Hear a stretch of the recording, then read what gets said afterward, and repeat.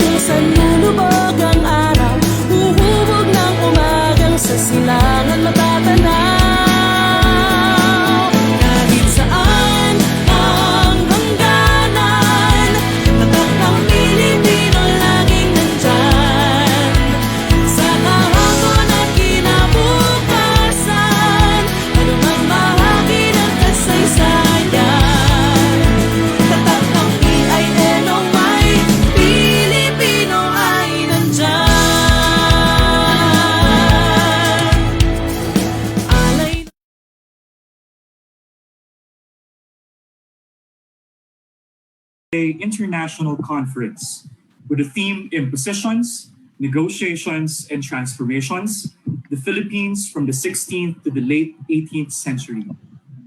This year's conference is a different experience for all of us, as for the very first time, we are conducting the Fil-Span conference remotely and online.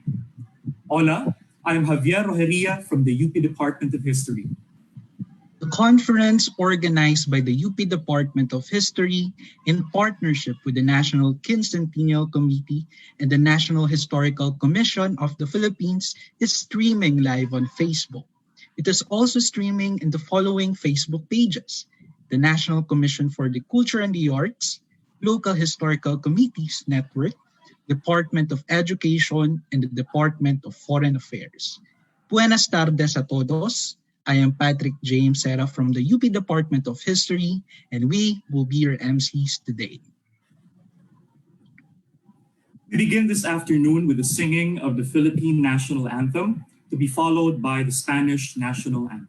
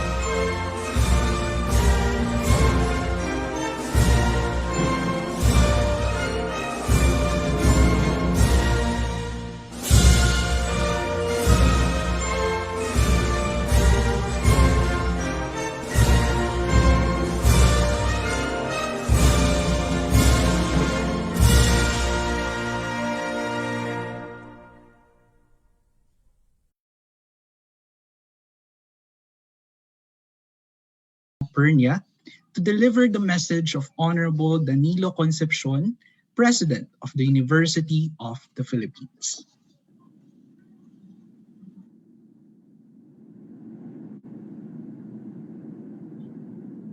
Can you hear me? Yes. Saludes desde President Danilo Concepcion. Buenos días en España y buenas tardes en Filipinas. Somos hermanas y hermanos después de 3 siglos debajo de España. Bienvenidos a todos. Vamos a comenzar nuestra conferencia. For 18 consecutive years, the UP Diliman Department of History has hosted the Philippine-Spanish Friendship Day Conference.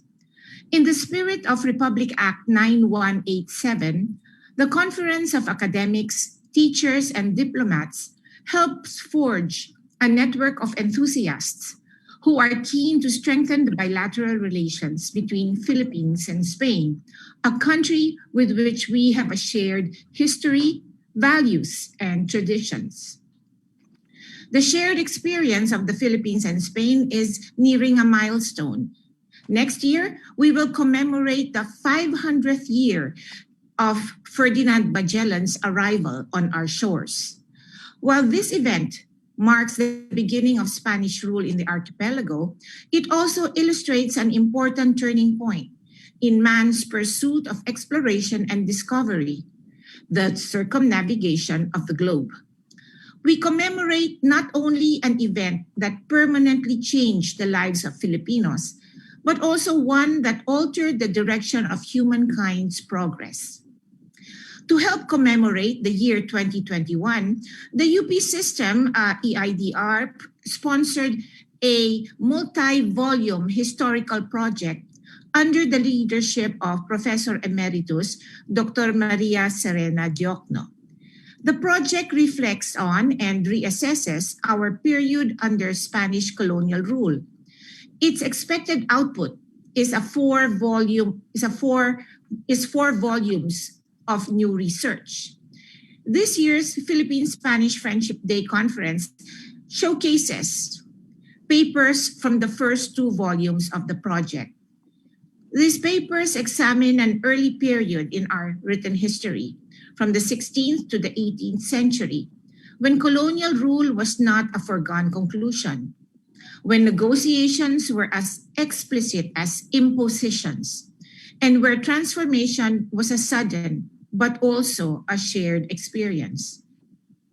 Today and tomorrow, we listen to the products of continuous conversations traversing geographical boundaries.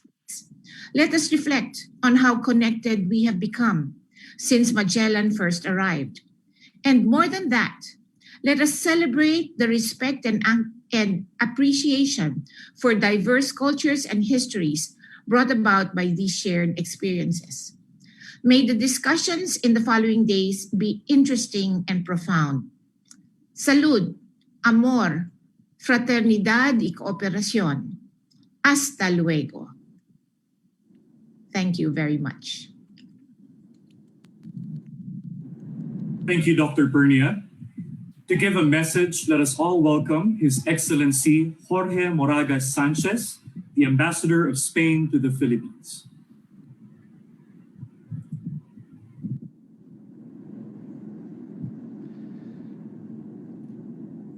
Honorable Danilo Concepcion, President of the University of the Philippines, Honorable Rene Escalante, Chairman of the National Historical Commission of the Philippines, Distinguished Professor Maria Bernadette, Dean, College of Social Science and Philosophy, Distinguished Professor Emeritus Maria Serena Diokno, Project Leader 2021, Ana Hernández Callejas from Archivo General de Indias in Seville, Carlos Madrid, my friend, Director of Research at Guam University.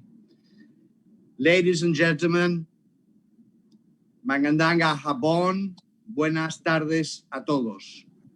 It's a great pleasure to address you again on the occasion of the opening session of the 18th Philippine-Spanish Friendship Conference. This year, Due to the pandemic, we are compelled to gather virtually in very different circumstances to previous years when I had the honor of addressing you at the 16th and 17th conference as well. As you all know, the Philippines has a very special place in my heart. Since my arrival, I've enjoyed thoroughly seeing many of my relatives from the Philippines that I hadn't seen for years and rediscover the immense beauty of this country with them. To those who doesn't know, my mother was born here. My grandparents are buried here. I have first cousins, so I have a special tie, a very special tie with this country, apart from being the ambassador of Spain in the Philippines.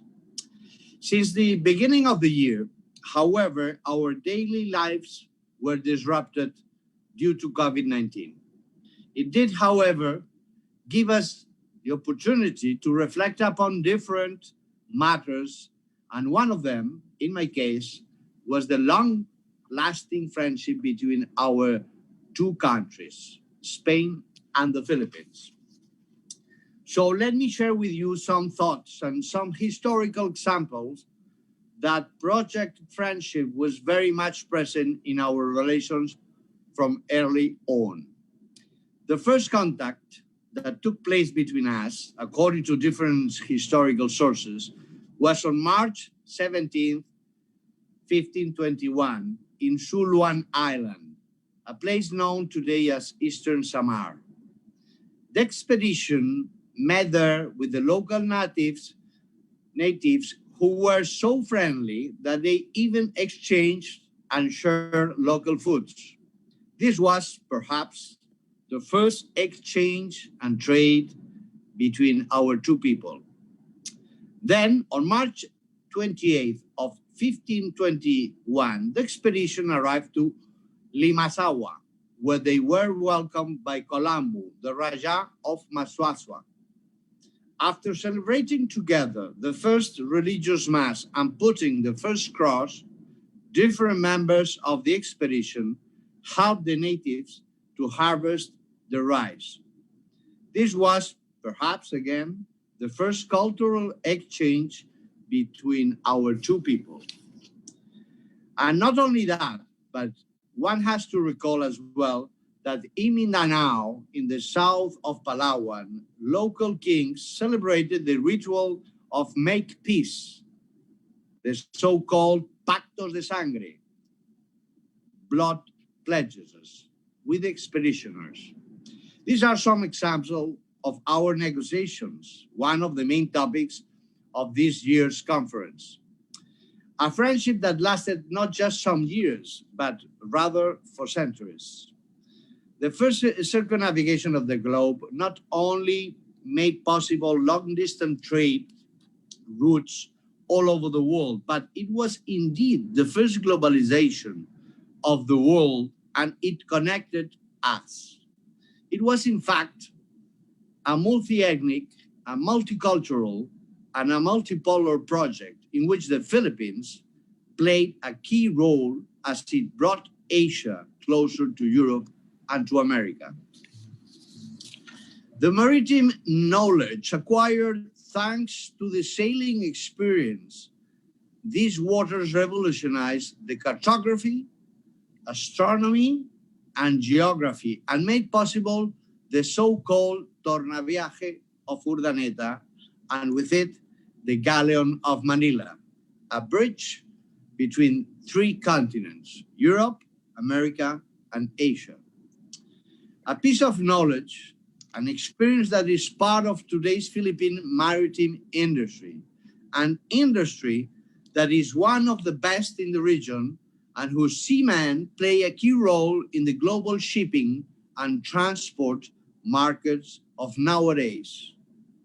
1 out of 3 sailors or seafarers in the world, 500 years later, is a Filipino. So that means 1/3 of the world. But there was another realm in which friendship was also present, and that is education and the creation of universities. is sure that we could have done more and better, for sure. But one of those universities, in fact, the University of Santo Tomas, is not only the oldest university, 1611, in Asia, but it has been a cultural and a historical reference for the entire region. Its library is probably one of the eldest in the country, and its archives are of great historical and cultural value, a good witness of centuries of common history between our two countries. Last but not least, architecture.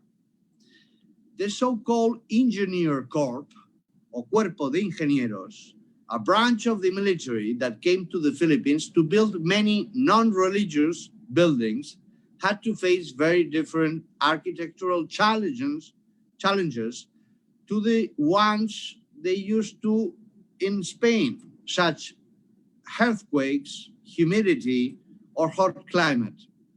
A unique knowledge that explained why the Philippines developed the first anti-seismic construction, a model that was later implemented in many countries in South America.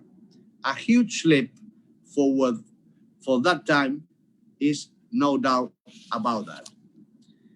To conclude, I want to thank you once more for your invitation, and I wish you all enjoy very much the very interesting and qualified panels and speakers that will intervene in this year's conference. So from the Spanish Embassy in Manila, Ako din maraming salamat po.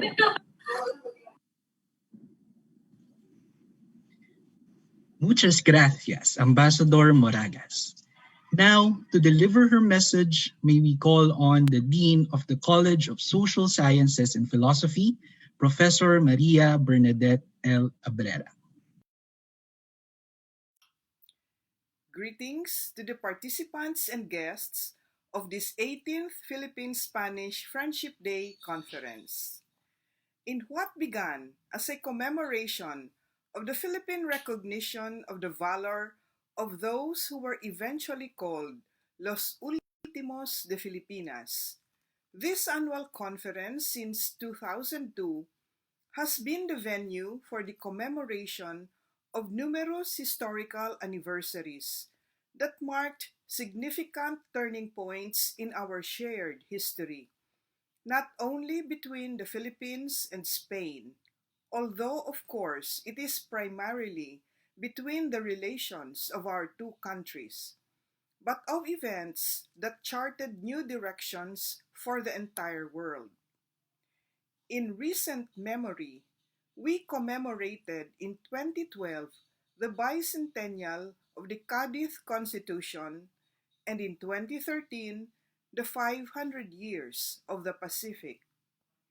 In 2017, we began the countdown of 5 to 500, 5 years to the 500th year anniversary commemoration of the first encounter between the Philippines and Spain and the world events that unfolded after that. This conference contributes to the re-examination of the massive changes that occurred since that contact, using historical perspectives and methodologies that continue to provide us with new insight and understanding, not only about that encounter, but more profound discoveries about ourselves. In the 5 centuries since first contact, our knowledge and appreciation of each other and of our own history, our contexts, cultures, conflicts, and concurrences have deepened and in other instances changed. We continue to accumulate knowledge of events and cultural diversity in order to help us examine that encounter, stimulate more research and exchange, and lead us to a clearer understanding not only of our past, but of our future, both in our diverse and shared journeys. So therefore, may I congratulate the organizers who put together this first series from Project 2021 and welcome everyone to the 18th Philippine-Spanish Friendship Day Conference. Mabuhay!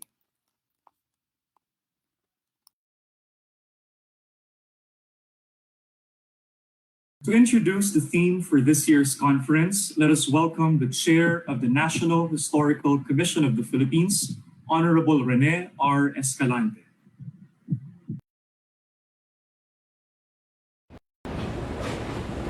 Good morning, everyone. The National Historical Commission of the Philippines extends its appreciation to the University of the Philippines, Diliman, for once again holding the Philippine-Spanish Friendship Day Conference, despite the difficulties faced by our nation because of the ongoing COVID-19 pandemic. With the quincentennial anniversary of our first encounter with Spain and its culture drawing ever closer, it is indeed prudent to reflect upon the influences of our former colonizers. The Spanish way of life constituted not only a significant portion of our history, but a better part of those 5 centuries, 333 years in fact. More than enough time, in casual parlance, to rub off on us. Their colonization and cultural transmission, from the Christian faith to the integration of our country, to the system of global trade in the age of mercantilism, has not always gone over smoothly, starting from the events leading to the following the Battle of Mactan itself. Conversely, Hispanization as a process did not rest on a bedrock of violence and oppression, as attested by the baptism and willing Christianization of Raha Humabon and his clan. The scope of this year's Philippine-Spanish Friendship Day covers the 16th up to the late 18th centuries, a road admittedly less traveled with regard to the mainstream Philippine history, with few standout names and events such as Miguel Lopez de Legazpi and his conquest of Manila, the respective rebellions of Francisco Dagohoy in Bohol and the Silang Couple of Ilocos, the British occupation of Manila, and the Manila-Acapulco galleon trade. They permeated our national consciousness and educational system, yet even these historical events are not tackled in depth to contextualize the importance of our nation to Spain and to the rest of the world. As an example, it was through the galleon trade that Chinese goods crossed the Pacific, one of the embryonic stages of the redevelopment of global trade, this time through the Pacific Ocean rather than the Silk Road. With this, once again, the National Historical Commission of the Philippines is extending its appreciation, this time to the participants and presenters of this year's Philippine-Spanish Day Conference, for shedding light into the formerly obscured epoch of our nation's intertwined histories, using yesterday's records and chronicles to debunk what has been today's myth and giving us a look into the condition of the day, good or bad, for judgment and vindication with the benefit of hindsight. With so much unknown about these 2 centuries now coming to light, may this conference help the Filipinos and the Spanish people as well reach an understanding rather than animosity in reflecting upon the more than 3 centuries of coexistence in the Philippines. And in line with the quincentennial celebration, may your pioneering research lead us to the road less traveled, like Magellan's expedition, sailing and braving into the vast, uncharted ocean of unknown history, and making world-changing discoveries that will be appreciated by generations to come. Thank you, and let us take care of our health, and let us all pray that this COVID-19 pandemic will be over soon.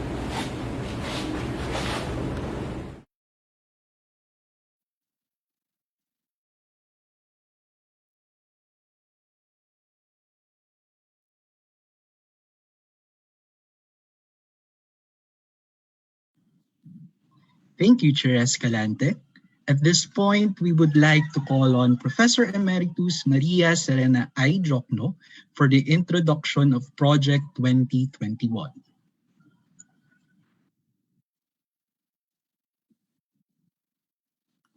Thank you. His Excellency Jorge Moragas, Vice President Elena Pernia, NHCP Chair Dr. Rene Escalante, Dean Bernadette Abrera, colleagues, members of Project 2021, fellow historians and students of history. The 500th anniversary of the arrival of Ferdinand Magellan on Philippine shores is a wonderful occasion for history to take its place of prominence in the public sphere. And with pride, I say that the University of the Philippines is engaging fully in the writing of this important part of our past. I wish to thank UP President Danny Concepcion, the Board of Regents, and Vice President for Academic Affairs Cynthia Bautista for providing us a grant to undertake the research that will support the publication of 4 volumes about the Philippines from the 16th to the late 19th century. This is the first grant from the UP system for a social science and specifically history project, and a project of this magnitude. We are about 28 academics from UP and other universities in the Philippines and Spain who are writing for this project. Interestingly, not all of us are historians.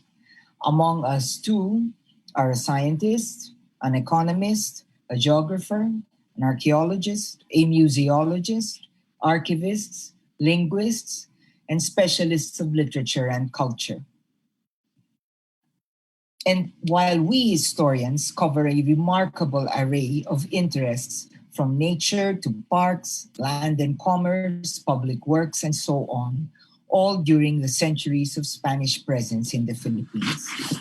As you can see, our project, which we have nicknamed Project 2021, spans the length of centuries.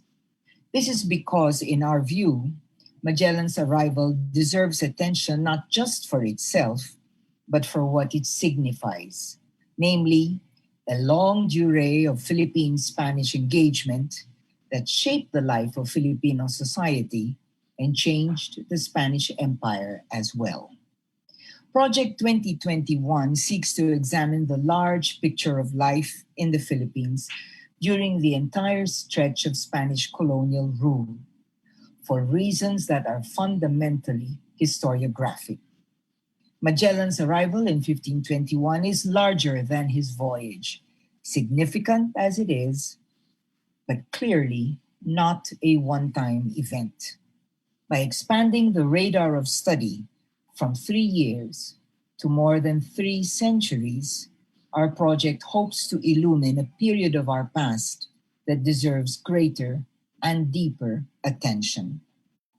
The hundreds of years that followed Magellan's voyage are of immense interest to us, also because they expose a weakness in Philippine historical writing, namely the neglect by Filipino historians of the 16th to the 18th centuries. Access by Filipino historians to Spanish archives is costly, time-consuming, and so, understandably, limited. Spanish paleography poses another challenge, as those of us who have worked with early archival sources experienced.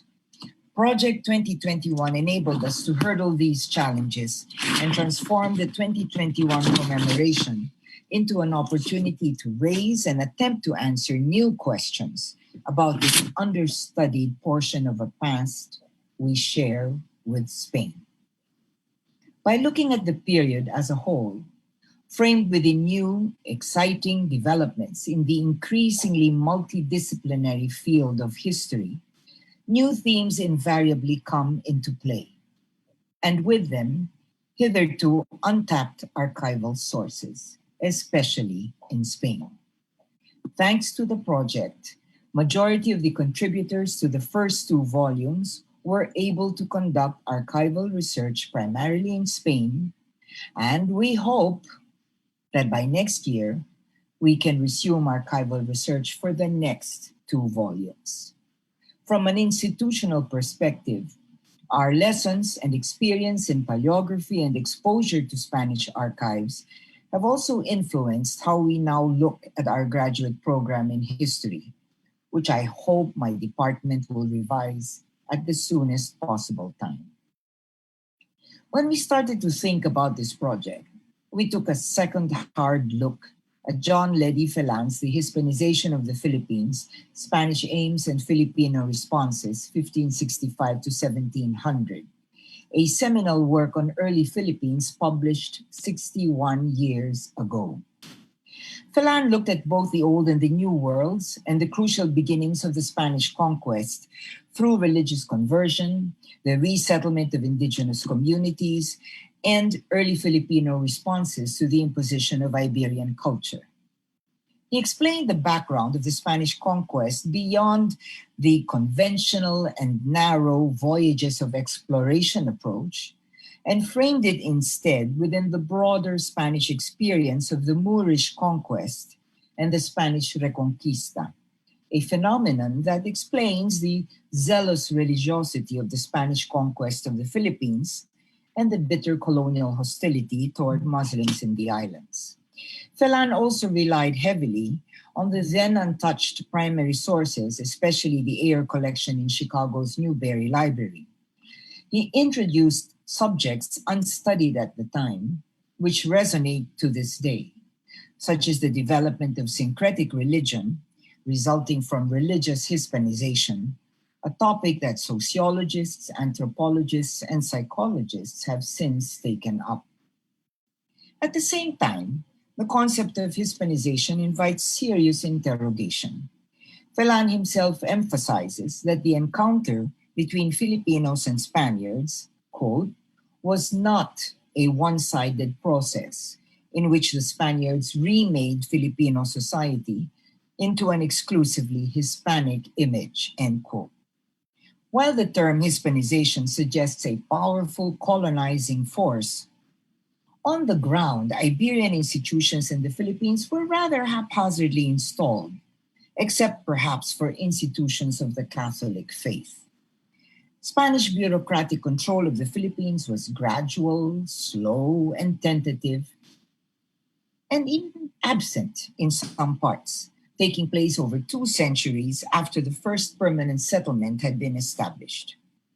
From a spatial standpoint, moreover, the word Hispanization also implies that the Philippines was firmly and dominantly tied to the Iberian world, when in fact, the Philippines was the locus of dynamic global interconnections in the 16th century, as Flynn and Giraldes maintained. Based on its relationships with the Americas in the period 1565 to 1700s, for example, the Philippines could well be considered an integral part of the Pacific world, the Lago Indiano, as Bonialian puts it. Interrogating the term Hispanization thus permits a departure from the conventional metropole-colony binary and opens the world of polycenters in Asia and America, with the Philippines being one such important center. Freed of this long-standing binary, Project 2021 offers the possibility of studying our past from different lenses. And what might these lenses be? Well, you will see some of them in this conference, for all the papers here are products of Project 2021. The first 2 volumes of the project cover the period from the 16th century to the 1780s and will feature 26 papers. This conference presents only 14 of them, across 4 major themes, namely indigenous communities, nature and early colonialism, the production of historical knowledge, structures of the Spanish colonial state, and faith and colonial society. All the papers are original and archive-based. Many of the sources we use have not, in fact, been previously consulted. May I say on a personal note how absolutely thrilled I was to spend nearly 2 months late last year in the archive in Sevilla. This was a lifelong academic aspiration, which I was able to achieve after I retired from UP. My young colleagues who were able to do the same by means of this project are fortunate, for they enjoyed a blessing I did not have at their age. And here emerges my final agenda in proposing and acquiring this grant from UP to build up the strength of my department and of historians working on this project about this neglected period of our history, to create a pool of historians conversant with foreign, especially Spanish archives, and able to produce new knowledge about our past. This collective project will be UP's contribution to the commemoration of the Quincentennial of Magellan's coming to the Philippines. We hope to launch the first 2 volumes next year. The last 2 volumes will cover the late 18th and 19th centuries through another 28 papers. But let me tell you about them next year so that you will join us again in the 2021 Philippine-Spanish Conference. Before I end, may I thank Dr. Jelly Galang for organizing this conference on behalf of our department. Jelly is also a member of Project 2021, and I know he has a battery of colleagues, young instructors in the department who have been working with him. Thank you for your effort. And I wish to welcome all our presenters to this conference, especially our friends from Spain, and I wish you a very successful presentation. Thank you all.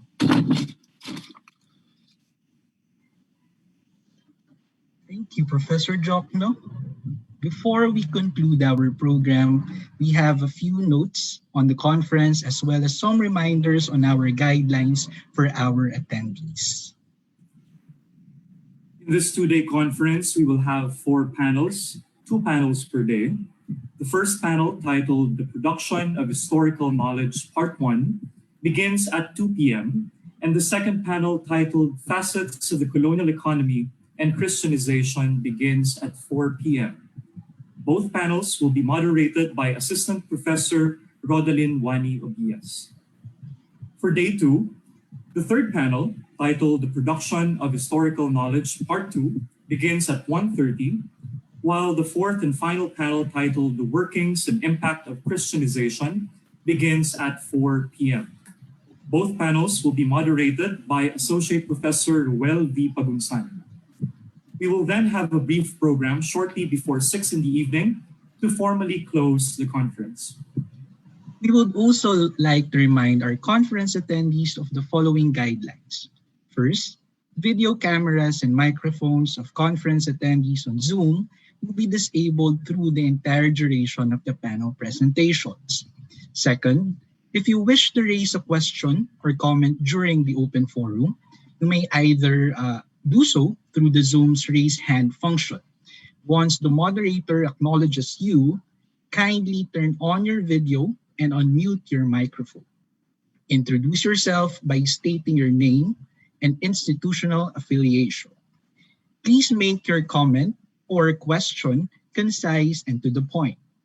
Turn off your video and mute your microphone once you are done. You may also do this via Zoom's question and answer chat function.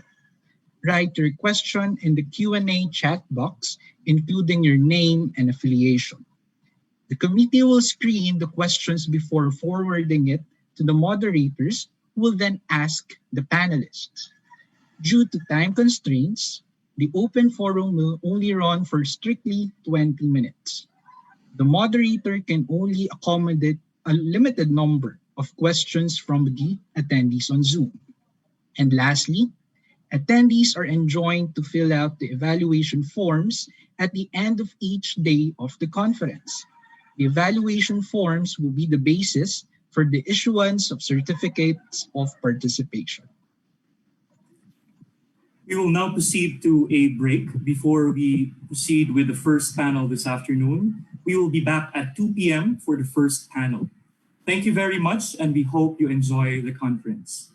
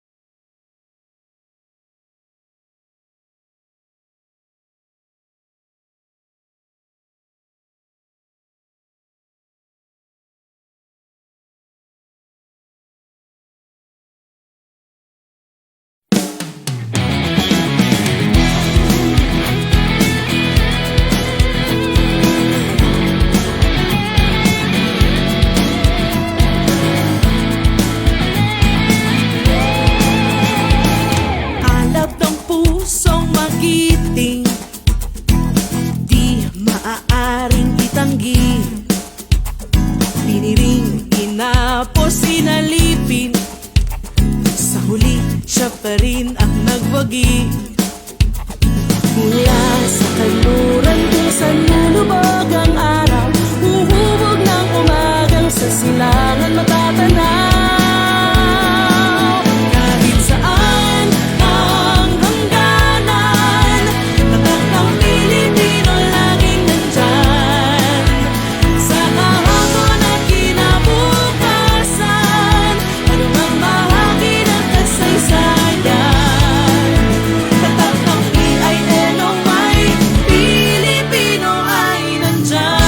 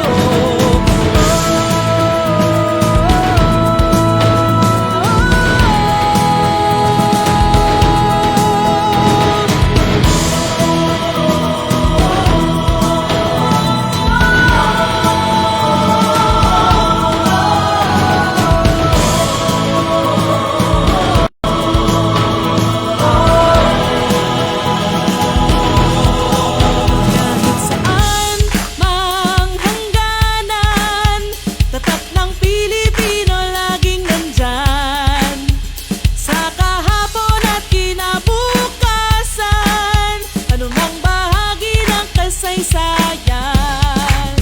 Tatak ng PINOY, Pilipino ay nandyan.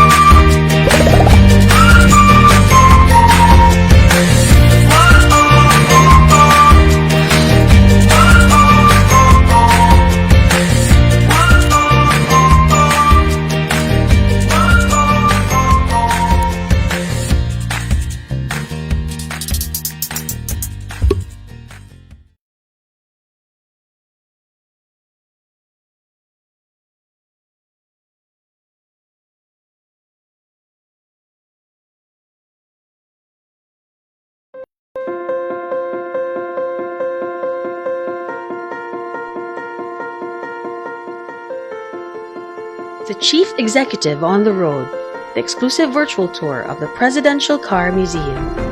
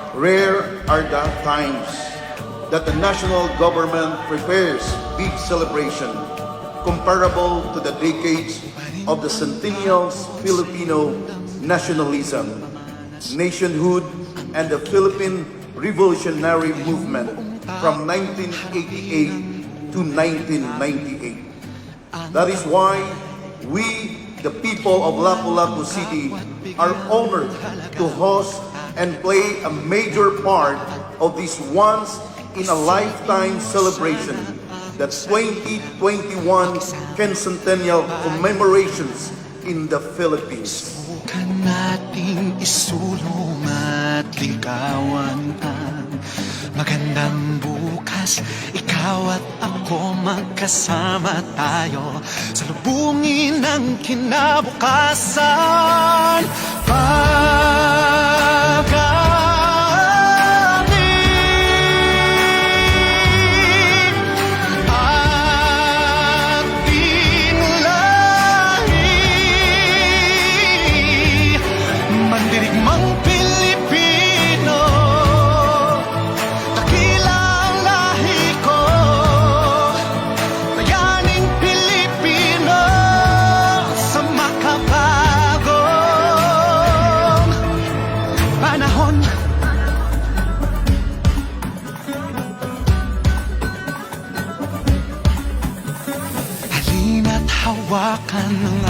This is an opportunity to look into the past and discover the extent of richness of our pre-Hispanic civilization.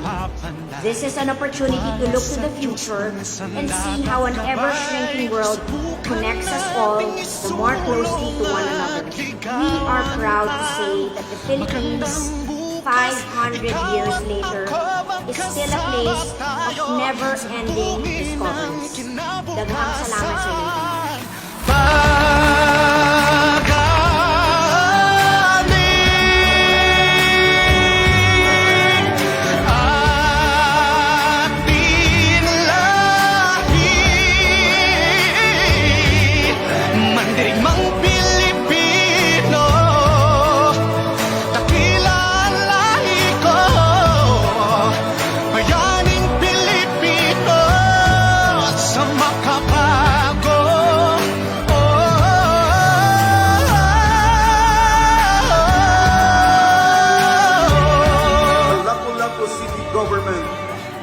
National Historical Commission and the National Quincentennial Committee is preparing a world-class presentation using the state-of-the-art technology to depict the reach of cultural heritage of our ancestors prior to the coming of the colonizers, in order to educate our youth of what truly transpired in the past and dispel the notion that we are a bunch of savages during the pre-colonial times. Once again, good evening and mabuhay ang Pilipino!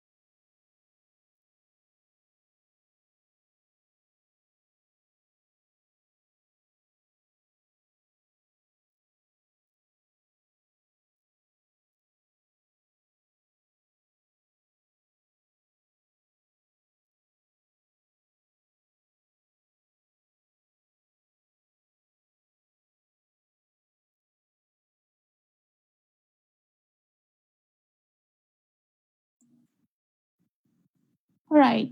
Hello, good afternoon, everyone, and welcome once again to the 18th Philippine-Spanish Friendship Day Conference. I am Rhoda, and I will serve as your moderator for this afternoon. So we begin with the first panel, the title of which is The Production of Historical Knowledge. So we have three speakers for this panel, and before we start the panel, I would just like to give a few reminders. One, if you are not presenting a paper, may we ask that you turn off your audio and video to ensure that the quality of sound within the webinar remains clean and crisp. If you have any questions during the presentations, please hold off from asking them until the end of the whole panel when an open forum will be conducted. Now, let me begin by introducing our first speaker. Our first speaker is an archivist at the Archivo General de Indias and in charge of the Audiencia de Filipinas section since 1995. She spent several years assisting at the National Archives of the Philippines in Manila under a grant from the Spanish Ministry of Cultural Cooperation. In the past year, when members of Project 2021 went to Spain to do archival work, she was extremely gracious and helpful to those who researched at AGI.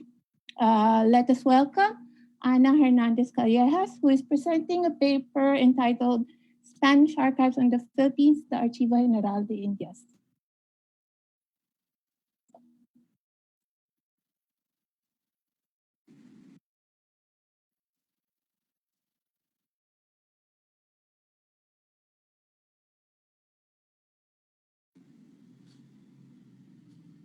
Can you hear me? Yes? Yes, Ana. Okay, then I'll start. Well, good morning. In Spain, it's 8 a.m. Or good afternoon to you all.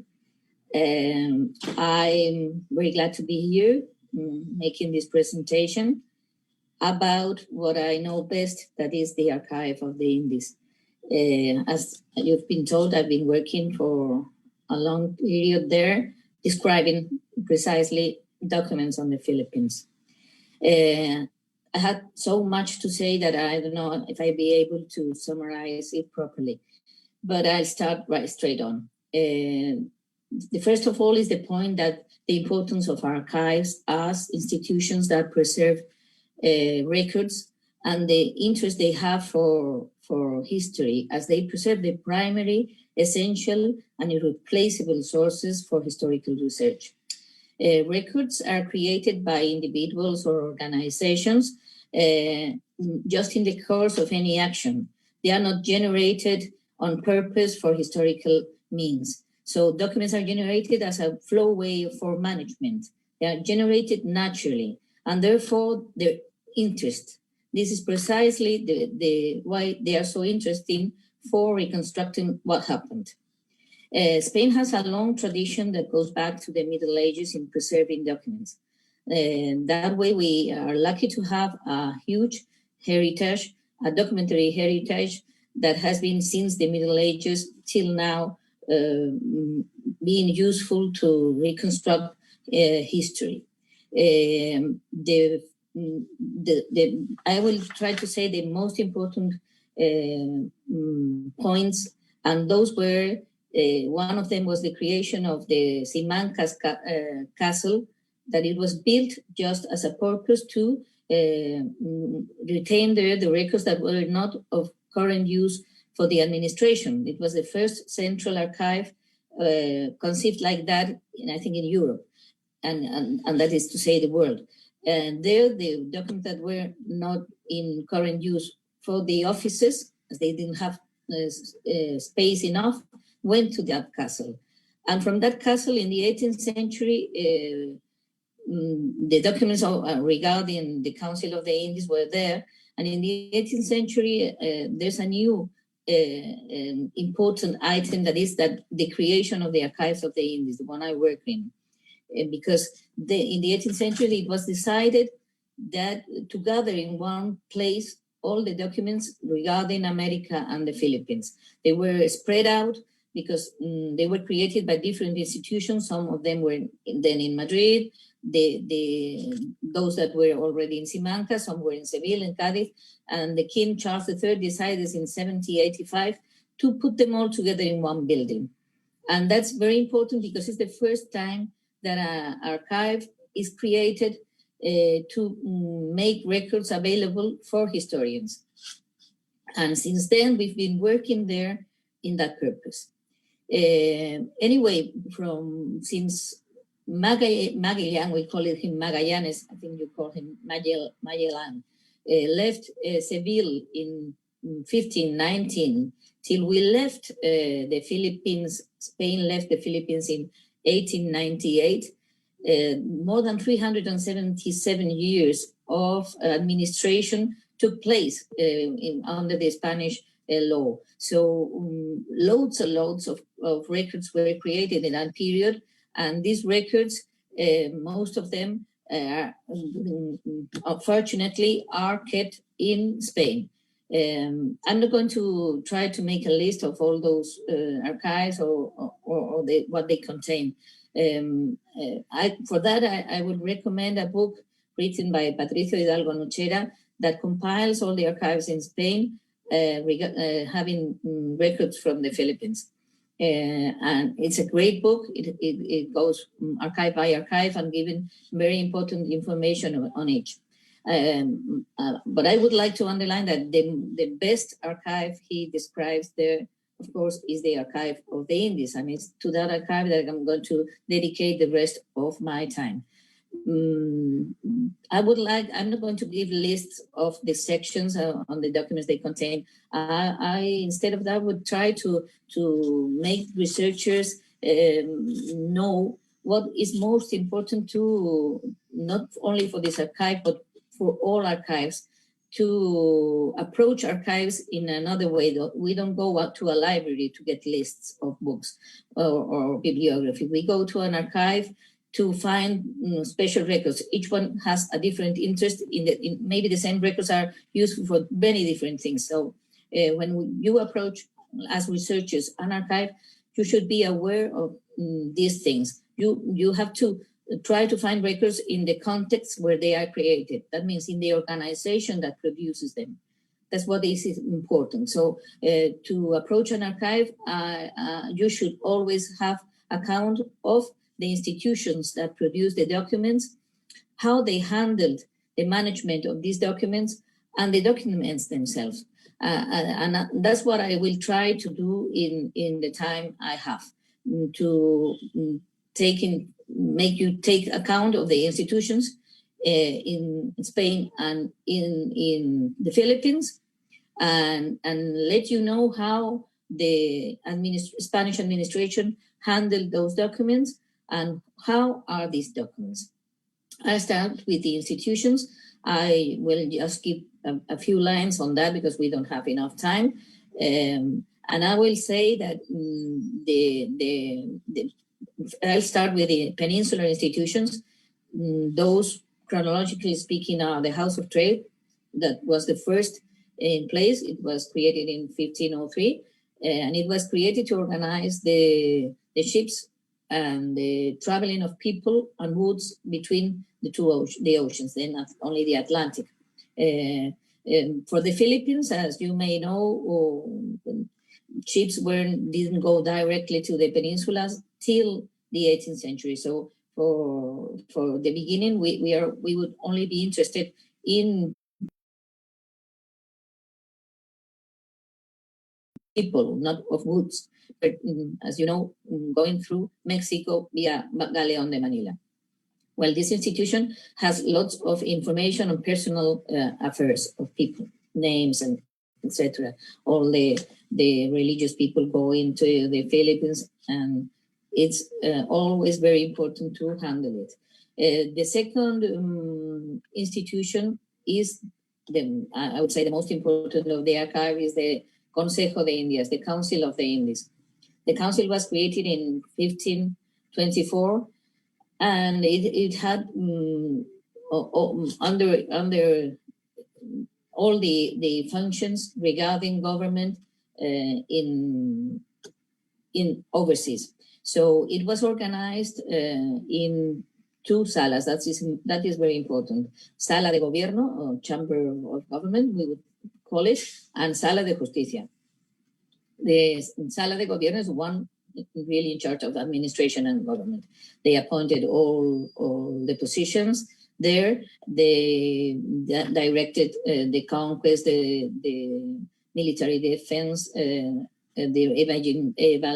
evangelization. Everything you can imagine was done through the Council of the Indies. And the Sala de Justicia, instead of that, was the High Court, where all the trials would go in appeal from the overseas territories. And besides that, it also had the function to control the trials that were done in special occasions, comisiones, or visits. When something was needed to inspection, they sent it another judge, which made a visit. Those documents are also in Sala de Justicia. And finally, the Juicios de Residencia.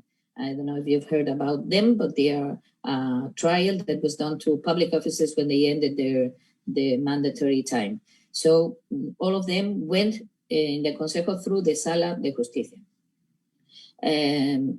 After the Consejo, in the 18th century, it is introduced a new way of governing through the Secretaries of State. And the council didn't disappear, but it was only devoted to what the Secretary of State wanted them to control. They had all the other had to go through the Secretary of State. That's what we call via reservada. They would call they did call that way in that moment. Well, that's for the peninsular institutions. For the Philippines, we can say that in the Philippines, they established the same system that it had been previously established in the rest of America. And it was based on the territorial basis of audiencia. The audiencia had both functions of governing and justice. And it was the president was also the governor and captain general with military functions. The territory spans in the foundation of towns with a cabildo, and the territory is divided into encomiendas that were given to the conquerors, and the naturals were organized in doctrinas, according to the division of provinces of the religious orders. And also in provinces under an alcalde mayor.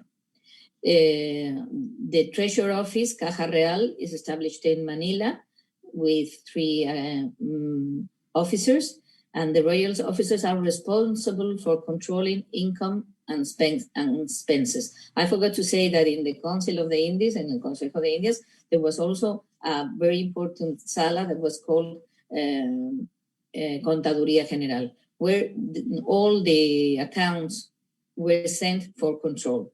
So these officials, the Treasury Office, Caja Real, had to send all their books to control to the account sala. The military organization was established in fortifications when needed, and the religious organization is based on bishopric first, and then with 3 suffragan bishoprics, Cebu, Nueva Cáceres, and Nueva Segovia. In the 18th century, and it's also established a new way of administration called intendencias. Well, that's in a short view of what the institutions are. Now we are going to talk about how the council starts managing the records.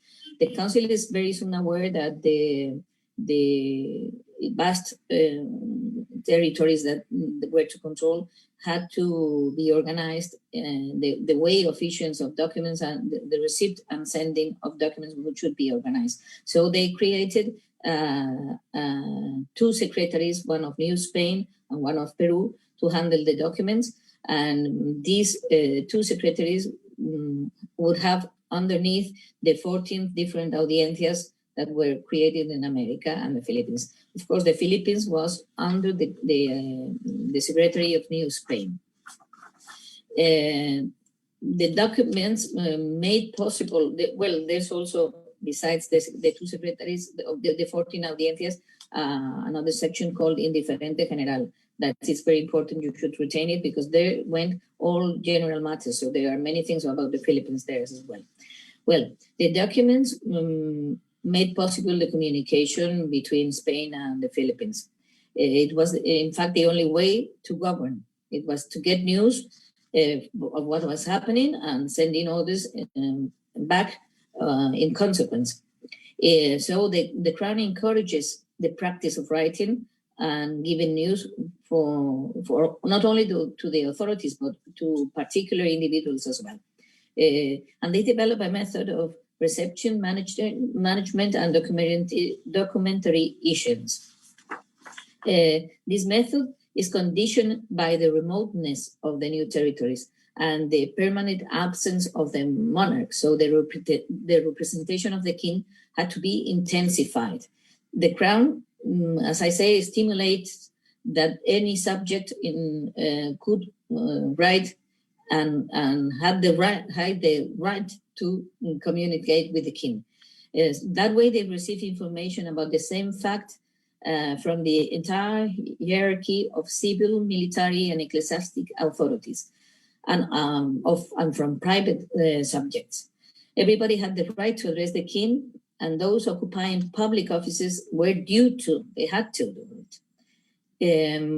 I'll explain that the basic way of communicating was the letter, a simple letter, and it was sent in a formal way to the Council of the Indies. At first, letters communicated all type of issues and created a great confusion.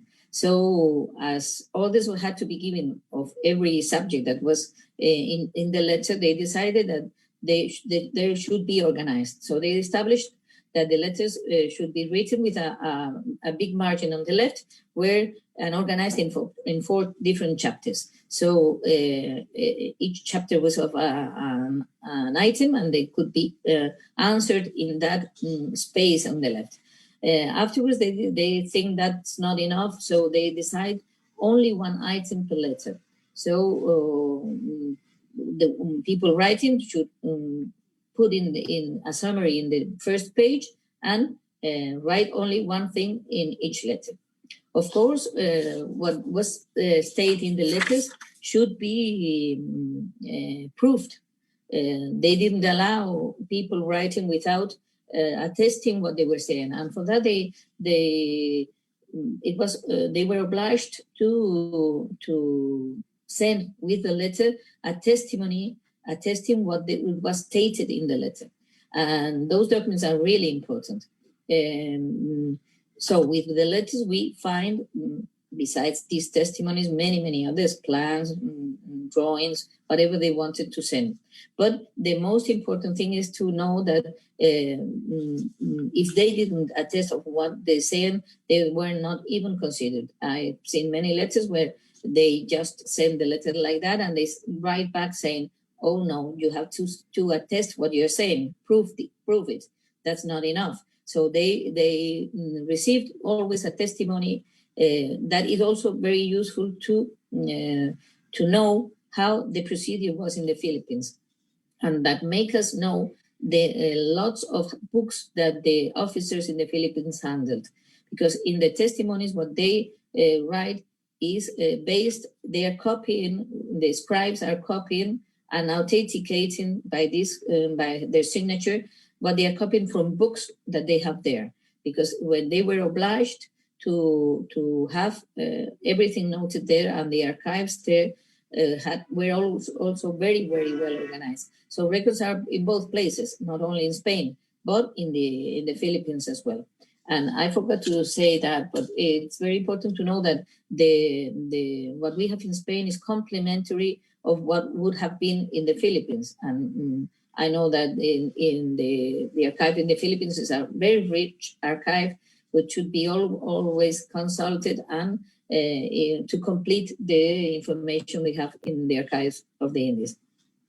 Well, and now I would like to to speak a bit of how they handled these documents when they arrived in Spain.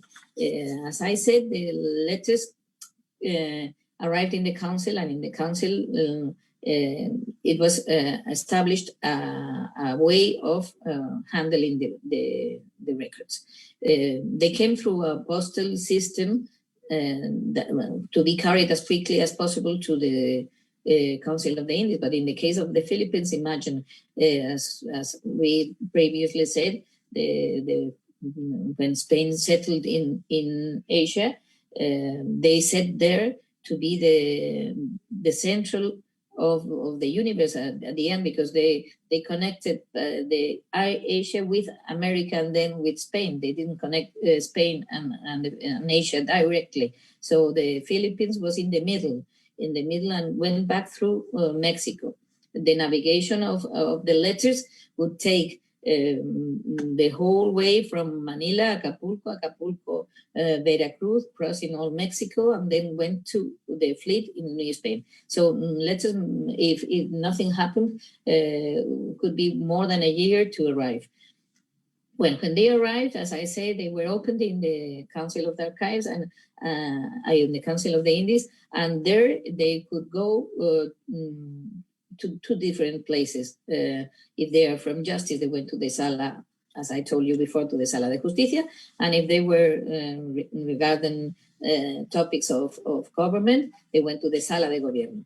In the Sala de Gobierno, I'm going to talk especially about the Sala de Gobierno because it's harder to handle. The one of the justice is easier to find things, but for researchers, I think it's harder, the one of Gobierno. The first thing, and I'm going to give you some tips that I think would be useful for you. The first thing they did when a letter arrived was to write in the backside of the letter when the letter was written, by whom, and when the letter arrived. Because as I say, the collage of time, I only have 5 minutes left and I have lots of things to say. Well, they start annotations that are very, very important to know how they handle documents. And because there, they with these annotations, you can know the date of arrival, the backgrounds, the search for all the documents, and you know how the technical report that was made, because on the backside, the prosecutor wrote a report saying what they stating the important formal things for law to decide on that topic, and it allows us to look for some other documents. After all these annotations were done, the letter would go for a query, consulta, to the Council of the Indies. The whole council with the king will decide, and there it was written the order. Before sending the order to the Philippines, that was registered in books, and we have all of them. So there's a circle, the letter that was received, all the annotations that were written in the council and that are very important for the researcher, the consultation, and the register, and the final order. The final order is in the Philippines, but we have all the orders registered in here. Well, unfortunately, I think I've lost most of my time and I have so many things. I hope you will be able to read when this is published. I would just like to make now then give you some news of how to approach the contents of the archive, because we have the description of all these documents now in a database with a digitalization, and you can fortunately go straight from the Philippines and from your houses to the documents and to the images in these documents. There's much left to do, but it's a website that is quite easy to handle. It's called Pares, and I invite you to try and find things there, and if I'm of any use, I can explain what has been done. I've been working, as we said, from a long time ago in these documents, and we have advanced quite a lot in the Philippines documents.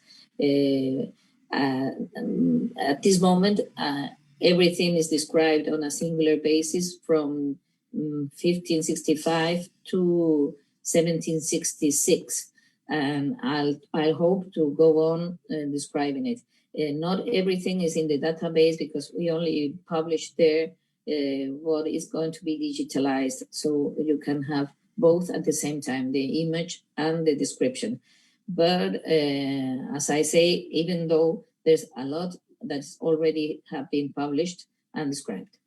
And I think that's enough for me because I've skipped quite a great part of my speech because I didn't have time enough. Well, thank you very much, and I'm over. Thank you, Anna. Your paper was quite enlightening in showing just how integral institutions are in the care and management of archives. So let us now proceed to our second speaker. Our second speaker is an associate professor and director of the research of the Micronesian Area Research Center of the University of Guam. He holds a PhD in contemporary history from Universidad Complutense de Madrid. He has conducted research projects about the Philippines in the Pacific since 1996. He co-authored the book The World of the Manila Acapulco Galleons in 2017. And Dr. Madrid has given lectures in the University of the Philippines, Keio University of Japan, University of Guam, and the Diplomatic School of Madrid. He has also authored the books Flames Over Baler, Serafico, Beyond Distances. He was co-founder and editor-in-chief of Filipiniana.net, a division of Vibal Publishing House, and was director of Instituto Cervantes de Manila.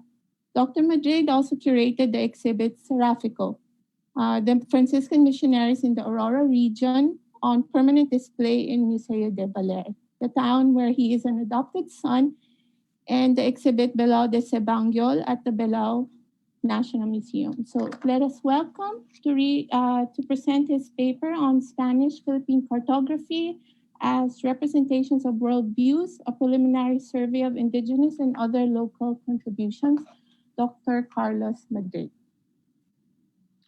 Maraming salamat po, Rodeline.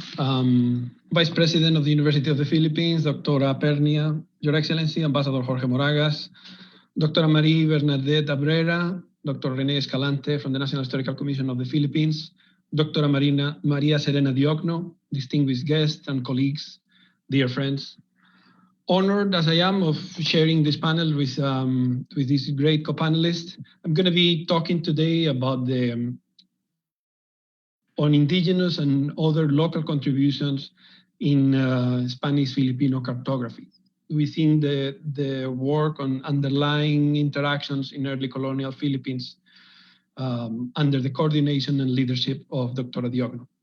So I'm going to be presenting a few cartographic records where the silent or anonymous indigenous or non-Spanish hands can be discerned.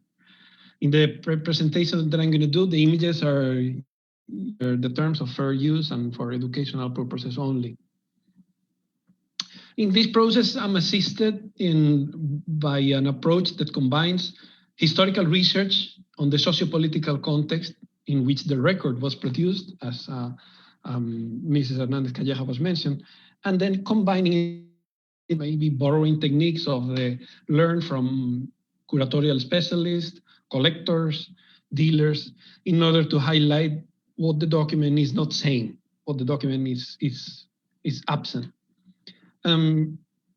Somehow, like what we see in the images, in medieval images of elephants, where we can tell that the person who did, at least in the Western tradition, the person who did this illustration of an elephant is not to draw, is that he had never seen an elephant himself, and is that the document is being prepared, is being made by someone about an elephant, by the actual witness, And that's where the distortion, a certain distortion in the elements, it's represented.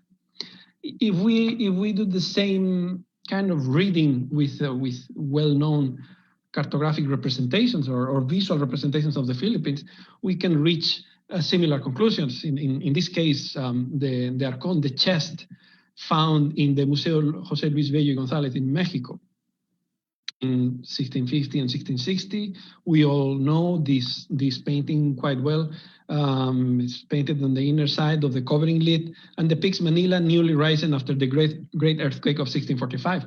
This scene represents Intramuros, the surrounding districts, and arrabales, with particular emphasis, as I highlight in yellow, to the Parian, to the Chinese trade market right across Puerta Real. Is there in that enclave where Chinese figures worshipping at the foot of an outdoor Christian cross, while others gallivant on horseback and they're accompanied by natives, by Chinese assistants? We can see how detailed is the representation on the tunics, on the payos or the umbrellas to cover from the sun, the actual distribution of the post that create the perimeter of the Parian.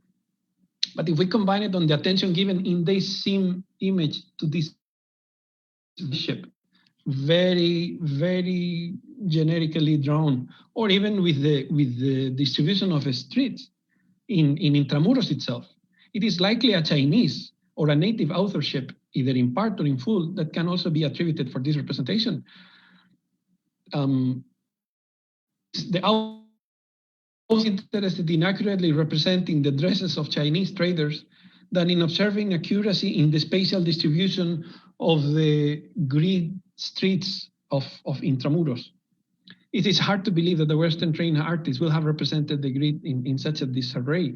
We can interpret that is most from the outside, from the point of view of someone who hasn't seen the streets and the distribution, the parallel. These details, among others, suggest that the anonymous author was a Chinese who had learned painting techniques either from the Spanish or from somebody else. Through the study of few representative maps, this presentation seeks the identification of knowledge exchange in early modern Spanish-Philippine cartography. These exchanges were unreferenced and are unattributable for the most part, with the most notable exception being the 18th century engravers Francisco Suarez and Nicolás de la Cruz Bagay, that we all know, that appear in this famous map, the Carta Hidrográfica y Coreográfica from 1734, the large map, and where the attribution for Nicolás de la Cruz Bagay appears in the lower right corner of the main panel of the map. Lo esculpió was engraved by Nicolás de la Cruz Bagay, Indio Tagalo, Manila, 1734. Also, Francisco Suarez, the other engraver, in one of the vignettes on the side, and the one that represents Manila, on the lower corner of this vignette, we can see Francisco Suarez, Indio Tagalo light. I'm pointing this out. I mean, we all know that they're recorded here. This attribution of this definition of them as Indio Tagalo, I don't think is attributed. I think it's the result of either the Murillo Velarde himself or the Jesuit order in order to highlight their own mission or their own quotation mark civilizing mission, and then they're highlighting how they command and they following the book, they elevate indigenous artisanship to the level of what they consider the high level of the Europeans. And that's why the emphasis on Indio Tagalog. What is interesting for the purposes of this presentation is that there's not the only times in which their signatures appear. And the other two are more significant in the other vignette where the India con Chinin is presented, and on the right side we see the Bisaya con Balarao. On the bottom corner we can see Nicolás de la Cruz Bagay, this time just his name, in which we can perhaps it's also a byproduct of the colonization process, in which there's a exchange of technology and also the whole idea of attribution of the work. And in this case, it could be self-decided. Like it could just be the two of them. The other one, Francisco Suarez, in the vignette about the Puerto de Cavite in the lower right corner, very little the signature of Suarez. It's in instances like these where we can see that this is a unique case actually, because for most of the instances, attribution is not given, is not provided, and if it's not because or is not only because of the colonial asymmetrical relation of power. It's also because in those days, and it's the person behind the project that gets attributed for the project. I'm saying this because perhaps in history, post-colonial theory can also be stretched too far, and we could be interpreting that the agency of non-Spanish hands is the result of a colonial contemptuous disdain for indigenous agency, when it's in reality, if we think about it, they're also anonymous. The contributions of Indian personnel, the Spanish crew, the soldiers, the assistants who participated in the preparation of these records, they're also anonymous, and we will never be able to tell who they were. So there's an overlapping of practices. I'd like to mention this other sample, the first view of the first map of Intramuros, properly speaking, from the 1671, found in Archivo General de Indias, that we can access as Mrs. Hernandez Calleja was mentioning, through Pares, that great portal where there's a constant flow of new materials being uploaded. Let me put it on horizontal fashion for our own convenience. This map was part of an effort of Father Muñoz to lobby for the recuperation of a hospital in Dilao. And so he's representing the location of that hospital. And when we analyze the actual style of the map, we notice some Western conventions, like a sandbank represented with dots, straight lines to signify walls. We notice that, true enough, it's a geographic description. There is certain mathematical in the streets. There's a lot of care in, for example, aligning the Puerta de Santa Lucia with Calle Real and eventually with Puerta del Parián, as it really matched. The same thing with the Puerta del Palacio and in front of in Plaza de Roma. In fact, the author actually had to stretch because there's a certain disproportion. He miscalculated, and that block in particular, where now Palacio del Gobernador stands, and it used to be the Hacienda the Audiencia and the Palacio del Gobernador, is not that narrow, but it was adjusted because of lack of space and in order to keep accuracy. Like there's the exact number of blocks in existence as this map represents. The other parts outside of Intramuros were not represented. Dilao, where the hospital was located, Dilao is not represented with such care. However, we see a number of plants that do not appear anywhere else in the map. I'm not saying this is evidence of any non-Spanish agency. I'm just saying it's interesting how there's a different, we can detect more than one pair of hands in elaborating this map, unless we were to believe that the same person who took great pains on numbering the blocks in Intramuros is telling us that there were around the hospital in Dilao, there was 21 plants in particular. No, it's probably more of an allegoric representation. There's a number of variety of plants. I will speculate that probably with pharmaceutical use, and that's where it is highlighted in the vicinity of the hospital. But going to the point is more on the entrance, the mouth of the bridge crossing the Pasig River. That bridge, Puente de España later, was defended by a fort. Interestingly drawn in this fashion, seemingly of non-Western style. It's a thin square tower, at least with 3 stories high, covered with a hipped roof, with an overall shape more consistent with an Asian pagoda than of a European fort. The bridge itself was built at the same time of the fort, and the bridge was completed in 1630 under the term of Governor General Niño de Tabora. We have later representations, and I'm sure we all have seen it, of the later fort on top of the bridge in the 1847 view of Honorato Lozano, where we see a completely Western fort defending the entrance.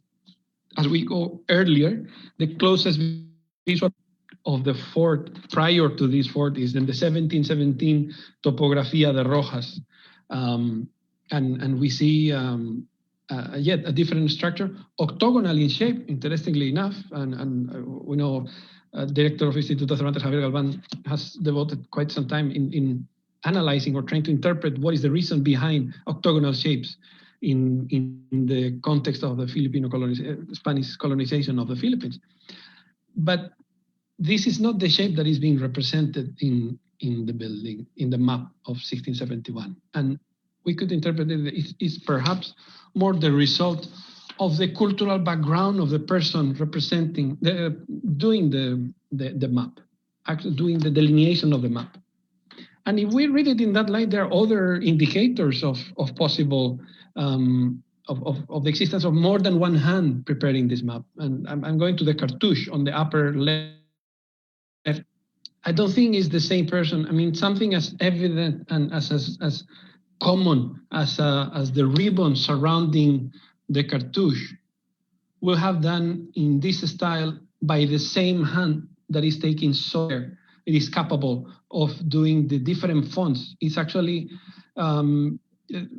elaborating like two different kind of fonts, one italics and the other one with serif, and it has full command on this technique. However, the surrounding ribbon, for which is using quite unique palette of colors, I will say, it's most likely the result of a different pair of hands, the same thing with the compass rose, in which perhaps the palette of colors, we could find similar instances. I would doubt it, but certainly there are similar instances, but not with the circles and the ovals distributed inside. It raises some questions about, yes, it could be that there is more than one person that has been preparing this map, and those are going to be not attributed inevitably. I have further samples to show, again, from Archivo General de Indias, and thanks to Pares, the map of Mindanao, 1683. This interesting manuscript map bears motifs that indicate similar underlying dynamics. Again, we see a map that is custom-made to serve one specific purpose, that is, inform the destinatary of the letter about the location and number of Jesuit settlements in Mindanao. I'm putting it in the right perspective, where Zamboanga would be here, Davao would be here, Cagayan de Oro, Ilagan, Marawi, Dapitan, etc. Now, most of the place names on the map are located along the coast, but there's no latitude or longitude indicated. The map itself has no use from the nautical point of view. The delineator of this map located a number of coastal Christianized settlements and missions called doctrinas in the terminology of the missionaries, while seeming to be unconstrained in representing any nautical information, otherwise indispensable. It was unnecessary for the missionaries because for transportation, they relied on local alliances with the communities and the different settlements. And maps, as we see, are as relevant for what they say than for what they don't say. But it's a different aspect of this map that I would like to call your attention. It's actually the two compass roses. Interestingly enough, this map has two, when it's, in theory, it would be unnecessary. These compass roses have two stars that bear multiple ornamental designs whose distinctive style indicate the intentional use of patterns strongly reminiscent of elements employed in Maranao calligraphic arts.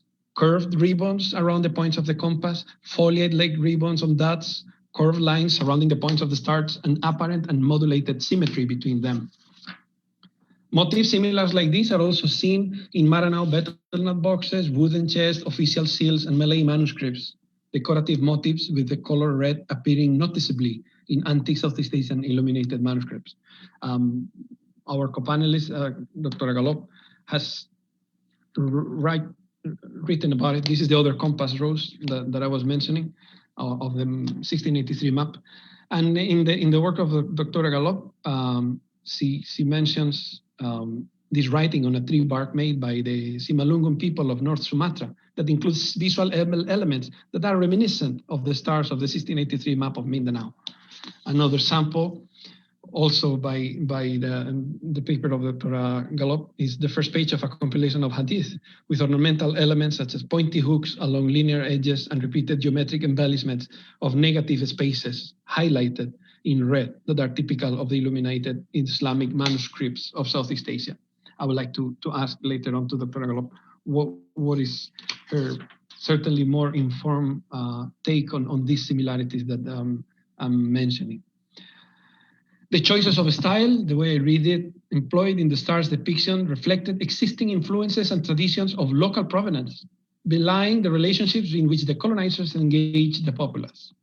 The inclusion of these motifs in the manuscript map of Mindanao, like the one I'm showing, provides evidence that such alliances and obligations remain strong enough to be acknowledged, even if only symbolically, as they were not ignored during the larger process of conversion that displaced the indigenous universe and their incorporated Muslim elements with Christian ones.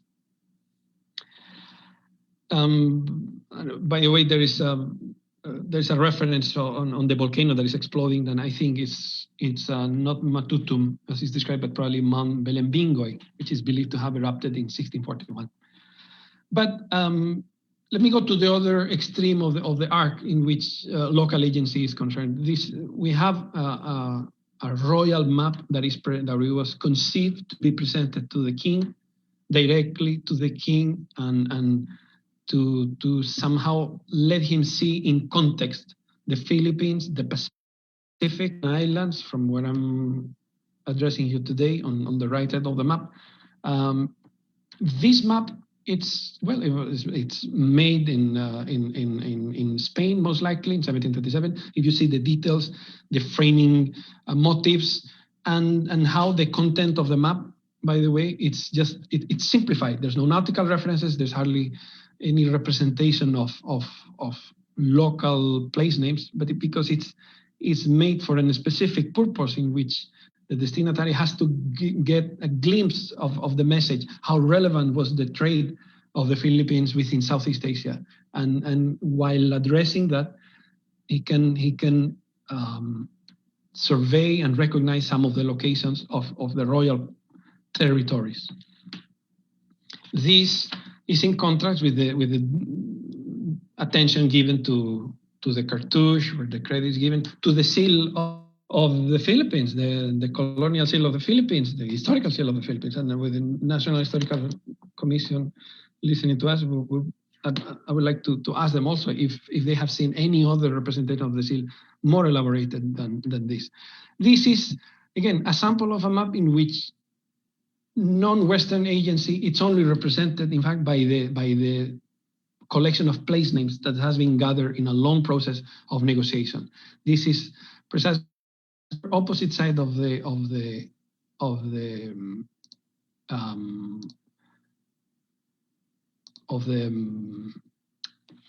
arch of maps that represent or that include indigenous agency. We have on maps like this, 1690, in which the Cagayan River, seen with Aparri on the left. This map was made in 1690, and I'm going to invite you to compare. Well, I mean, if I put it in vertical, we can see Aparri, Laloc, Tuguegarao, etc. But let's compare it, this map that I'm referring, with the map of the same area, and please let me know if you also discern what I'm referring as non-Spanish hand behind the creation of the record. This map. This is the Cagayan River, and it includes certain features that is indicating, letting us know of an Asian tradition in the elaboration of the map. The wavering and tortured shape of the rivers and the tributaries, the marking of the river banks in different color, as well as the shape and grouping of the hills and mountains, are indicators of an unfamiliar or an untrained hand in the Western fashion of elaborating of maps. There's a second version of the same map These are the grouping of mountains that I'm referring, that it matches with, for example, Chinese maps made about 100 years later. This map, even in the shape of the paper, uniquely long, 1 meter 30 centimeters, also preserved in the Archivo General de Indias. There is a second copy of it that is probably that goes first. I'm going to on this and just simplify summarize what I'm trying to address today, that how maps of localities were drawn in accordance to specific needs and were personalized to serve the interests, the priorities, and the methodologies of the cartographer. The assistants and informants involved in the map-making process remain anonymous, not only as a result of the existing ethnic prejudices, but also because of prevailing class relationships of the era. Everybody involved in the preparation of any given map remains unidentified to this day.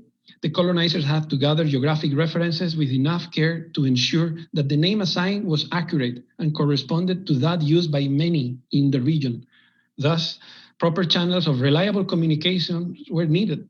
The name given to any geographical feature by one specific community would not have been of any use if it was not aligned with the original name given to the same geographic group of settlers in the area surrounding it. In other words, the cartographers needed not only the Western techniques of identifying longitude and latitude, but at the same time, ensuring that the place names are properly recorded, because they're going to have to be matched with local informants on the field that are going to have to be engaged in terms of alliance. The cartographic representation of a territory across centuries of colonial rule resulted in the recording and identification of multiple indigenous place names, as well as the replacement of others. Early European exploration recorded native names by adjusting them to Western orthography. From this survey, it can be gleaned that some of the delineators and engravers of these specific maps were artisans who crafted maps as actual, tangible representation of their perceived reality, and some of them may have not been Westerners, but Filipino, Chinese, or other indigenous. The various and complex needs of the colonial administration were transplanted into the cartographic records, and these reflected not only their biases and priorities, but also, most significantly, the constant negotiation between Western colonial technologies and indigenous priorities, knowledges, and responses. These evidences have to be factored into a larger multidisciplinary studies that can further corroborate further areas of intercultural exchange and communication in other colonial spheres of life. Maraming salamat po.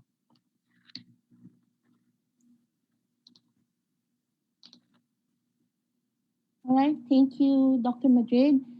Thank you for sharing such wonderful visuals showing us revealing traces of indigenous agency. Indeed, you have demonstrated quite skillfully how maps are significant, not only for what they say, but for what they also don't say. All right, let us proceed to our third speaker for the first panel this afternoon. Our third speaker is head of the Southeast Asian section at the British Library, London. Her main research interests are in Malay manuscripts, letters, documents, and seals, and the art of Quran across the Indian Ocean world. She was elected a Fellow of the British Academy in 2019. Let us welcome Dr. Annabel Gallup, who will present her paper, Malay Letters from Mindanao and Sulu from the early 18th century. Well, thank you very much indeed, and particularly to the National Historical Commission and to Professor Maris Diokno.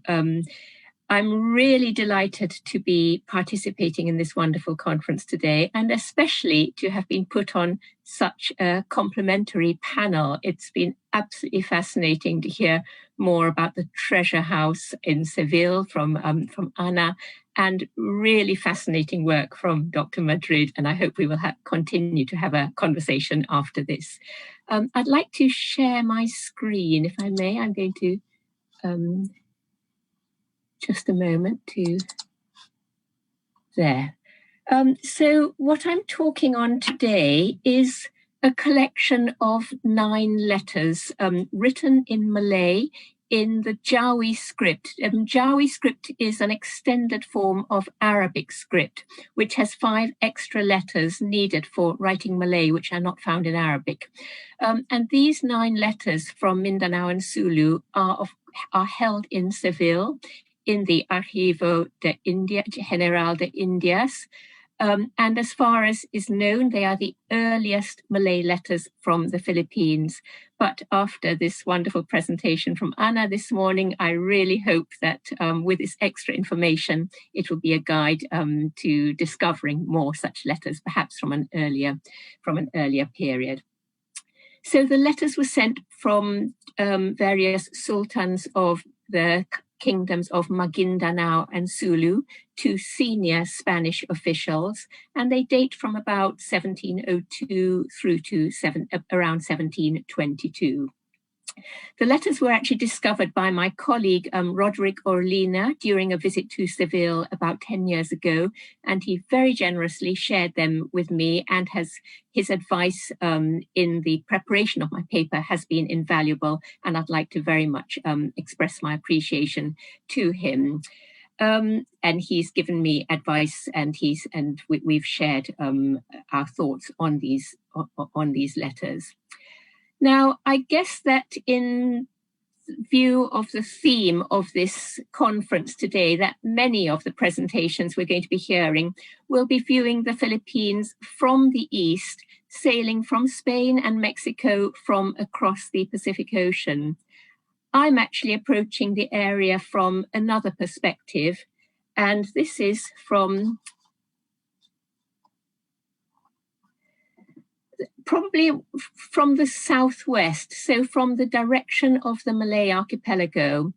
This is one of my favorite maps because I feel that the area incorporated or shown in this map effectively covers the entire area of my research in all the different fields I work on, whether Malay manuscripts or letters and documents or seals, or even in illuminated Islamic manuscripts such as the Quran from Southeast Asia.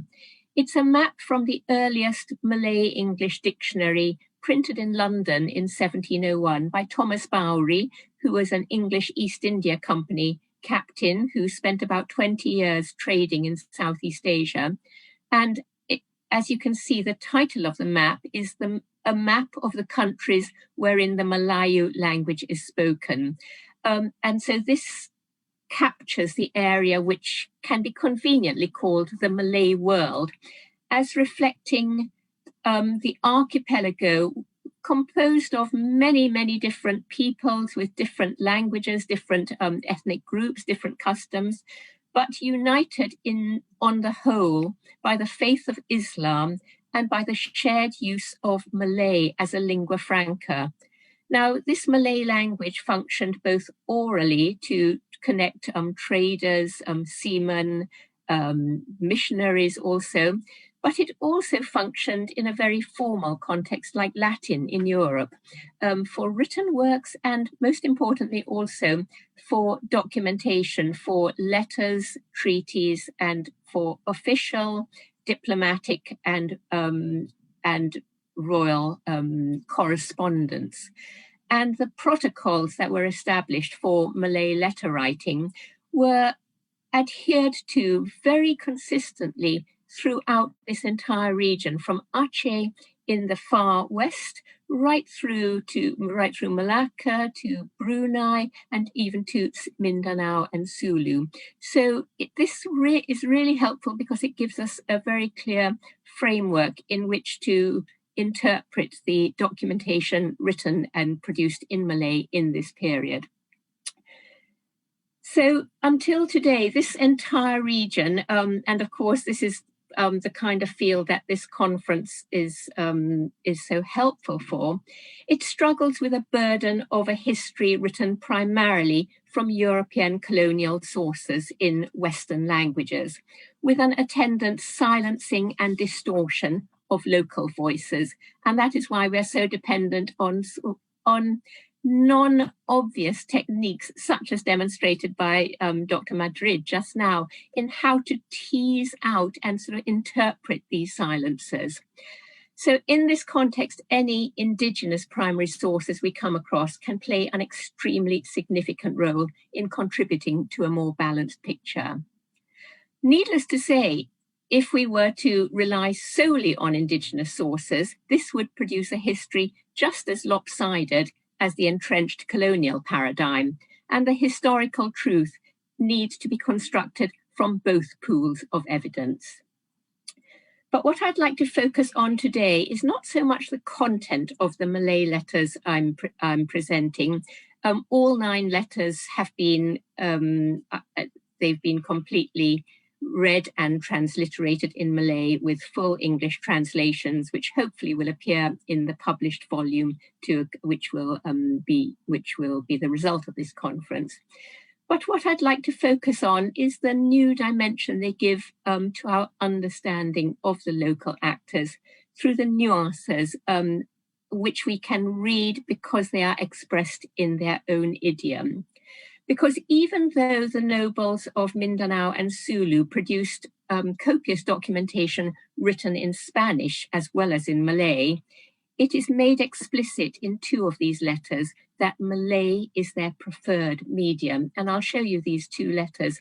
So of the 9 letters, 2 of them, I'm delighted to say, have been digitized on the wonderful Pares website, which has been an extraordinary sort of gateway to the treasure chest. And I hope that, with the others will join in due course. So this is the earliest letter in the collection, which is from Sultan Jalaluddin Bayanul Anwar of Maguindanao to the governor of and Captain General of the Philippines in Manila, dated 1703.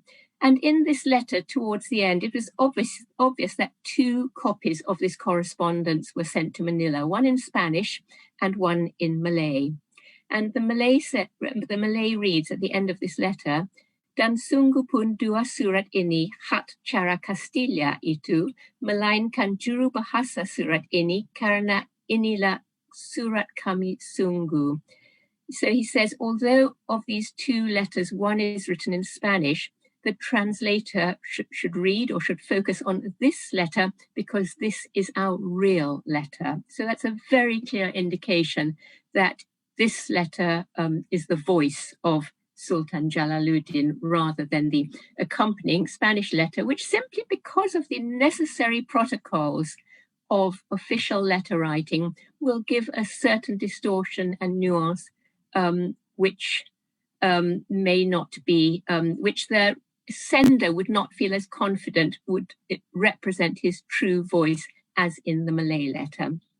And the other letter is from slightly later. It's from Sultan Maulana Jafar Sadiq Shah of Maguindanao to the governor of Zamboanga. It is a very friendly letter. And he says at the end, jikalau ada surat yang pembalas daripada sahabat kami, baik juga disuruh salin oleh sahabat kami pada surat Melayu supaya kami sesama muafakat mengerti. So if our friend is writing a letter in return, it would be best if our friend could order it to be written in Malay script so that we can be sure of the same understanding, so that to make sure that there's nothing that slips through, that gets lost in translation. So to look at the 9 letters altogether, in terms of content and date, they can be divided into 2 groups. The first are 2 letters, the 2 earliest letters, and they are 1 each from the sultans of Maguindanao and Sulu, and they're both addressed to the governor of Manila, who at that time was Domingo de Zabalburu. And they relate to one of the most significant and seismic events in the history of the region. And that was the killing of Sultan Kudayi of Maguindanao by Sultan Shahabuddin of Sulu in August 1702. This is an episode which is well documented in a number of sources. But to give you the background, 3 years earlier, the renowned and very strong Sultan of Maguindanao, Sultan Muhammad Shah, but who is known in Spanish sources as Sultan Barahman, and that probably derives from the Muslim name Abdurrahman. He had died in 1699, just a matter of weeks after his nominated successor, his son. And so after his death in 1699, there was a temporary power vacuum, and his youngest, Sultan Bahraman's younger brother, Sultan Kaharuddin Kudai, managed to have himself installed as Sultan of Maguindanao. Now, he was opposed by the late Sultan's son, Jalaluddin Bayanul Anwar, i.e. Kudai's nephew. So after the installation of Sultan Kudai, Bayanul Anwar took himself away to Sibugai, where he was welcomed and enthroned as ruler there, further to the north towards Zamboanga. So after some time, there was a lot of dissatisfaction with the rule of Sultan Kudai, and many of the nobles withdrew from his court and returned to the old capital of Maguindanao at Salangan and invited Jalaluddin Bayanul Anwar back as a contestant ruler. So at that point, Sultan Kudai turned to Sulu for assistance against his nephew. And Sultan Shahabuddin of Sulu, together with a large entourage, set sail from Sulu and arrived in Mindanao. They discovered that by this stage, Sultan Kudai was almost bereft of support. Nearly all his supporters, all the main nobles, had taken off and retreated to Salangan to give their support to Sultan Jalaluddin. And at that point, Sultan Shahabuddin decided to make use of the situation. He turned on Sultan Kudai, killed him, sacked the palace, and sailed back to Sulu with all the plunder of the court, including big guns. So this is the incident which spurred these two letters from each of the two opposing sides of the dispute to the governor in Manila, who up to that point, the Spanish had not been that involved in this particular conflict. Now, the letter from Sultan Jalaluddin on the left-hand side is very important because it appears to be the first communication after this event some months previously, because it gives the full historical background and a blow-by-blow account of all the events leading up to the murder of Sultan Kudai.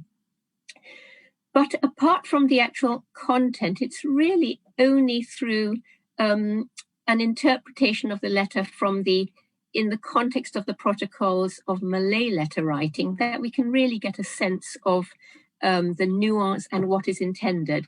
This is a very terse, stern letter.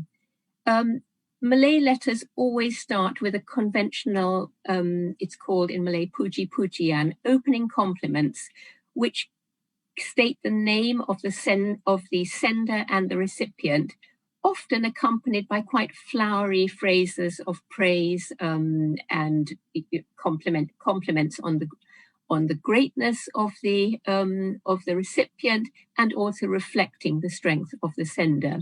But in this letter from Sultan Jalaluddin, the opening compliments are very terse. They simply occupy 2 lines and identify the sender and the recipient with no flowery compliments attached. And in Malay terms, this is brusque to the point of, if not rudeness, it's making a point. It's a very terse letter. And towards the end, indeed, Sultan Jalaluddin, he's writing as an equal to the governor of Manila. He cites earlier accords of friendship and amity to demand that Manila supports him in his attempt to regain redress from Sulu.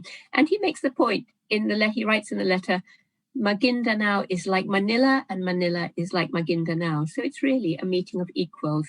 And another very conventional element of Malay letters is to send a gift at the end. Sometimes this might simply be best wishes, but in this case, it's quite interesting. He presents to the governor half of the island of Palawan, which he says was presented to his older brother on a visit to the Sultan of Brunei. So I know that the gift of Palawan is mentioned in other, perhaps Spanish sources, but perhaps not in this precise context that it had been received, that it had come into Maguindanao's sort of gift from Brunei. Now, the other letter on the right-hand side is from the murderer himself, Sultan Shahabuddin of Sulu, who killed Sultan Kudayi. As you can see from the image, the entire left-hand strip of the sheet of paper has been lost and repaired, which means that about 20% of the text has been irrevocably lost. It's very unfortunate because this is a densely written letter, which is quite difficult to understand, and the loss of the end of each line really does hinder a real understanding. But what it doesn't hinder is the fact that at least the first third of this letter, about 10 full lines, are devoted to showering compliments on the governor of Manila. And so this we can regard as a very sort of almost an apologetic letter. So there's something Sultan Shahabuddin knows that he probably doesn't look good coming out of this incident, and he is, I won't say abasing himself, but he's really trying to sort of calm the situation down. And this is not in his words. The word sorry is never used, but it's through an interpretation of the protocols of Malay letter writing, we can see that that is the impression which is given. Moving on to the second group of letters, these are slightly later in date. So after the death of Sultan Kudayi, Sultan Jalaluddin Bayanul Anwar took over the throne initially as uncontested ruler of Maguindanao, but he soon had a falling out with his younger half-brother, Maulana Jafar Sadiq Shah, who removed himself to Tamontaka, further upriver, up the Pulangi River to about 4 miles away, and set himself up there as a contender Sultan of Maguindanao. He uses the title Sultan Maguindanao. Just around that time, so this happened in about 1710, at the end of that decade, in 1718, the Spanish decided to rebuild the fort at Zamboanga. And Sultan Maulana Jafar Sadiq Shah evidently saw this new Spanish outpost as a possible source of support in his struggle against his half-brother, Sultan Jalaluddin, who was based at Salangan.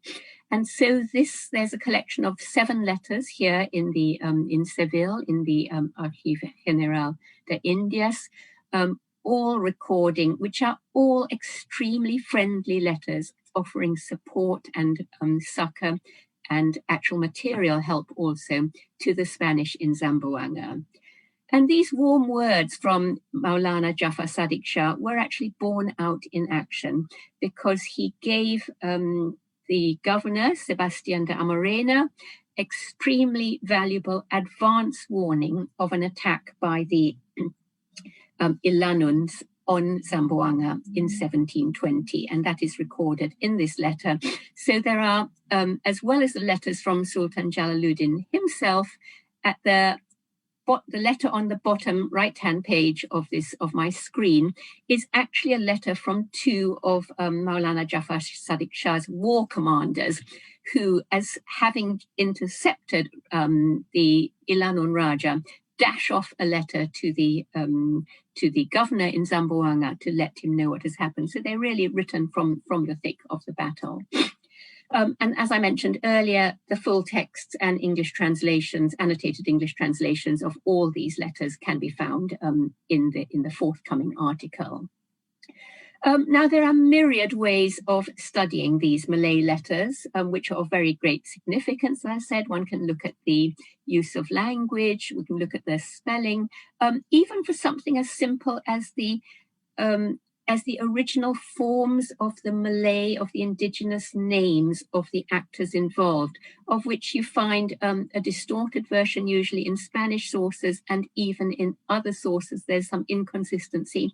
For example, Sultan Kaharudin of Maguindanao is sometimes called Sultan Kuda and others Sultan Kudai. Well, it's very clear in the Jawi script that his name was Kudai. That vowel at the end is written very clearly.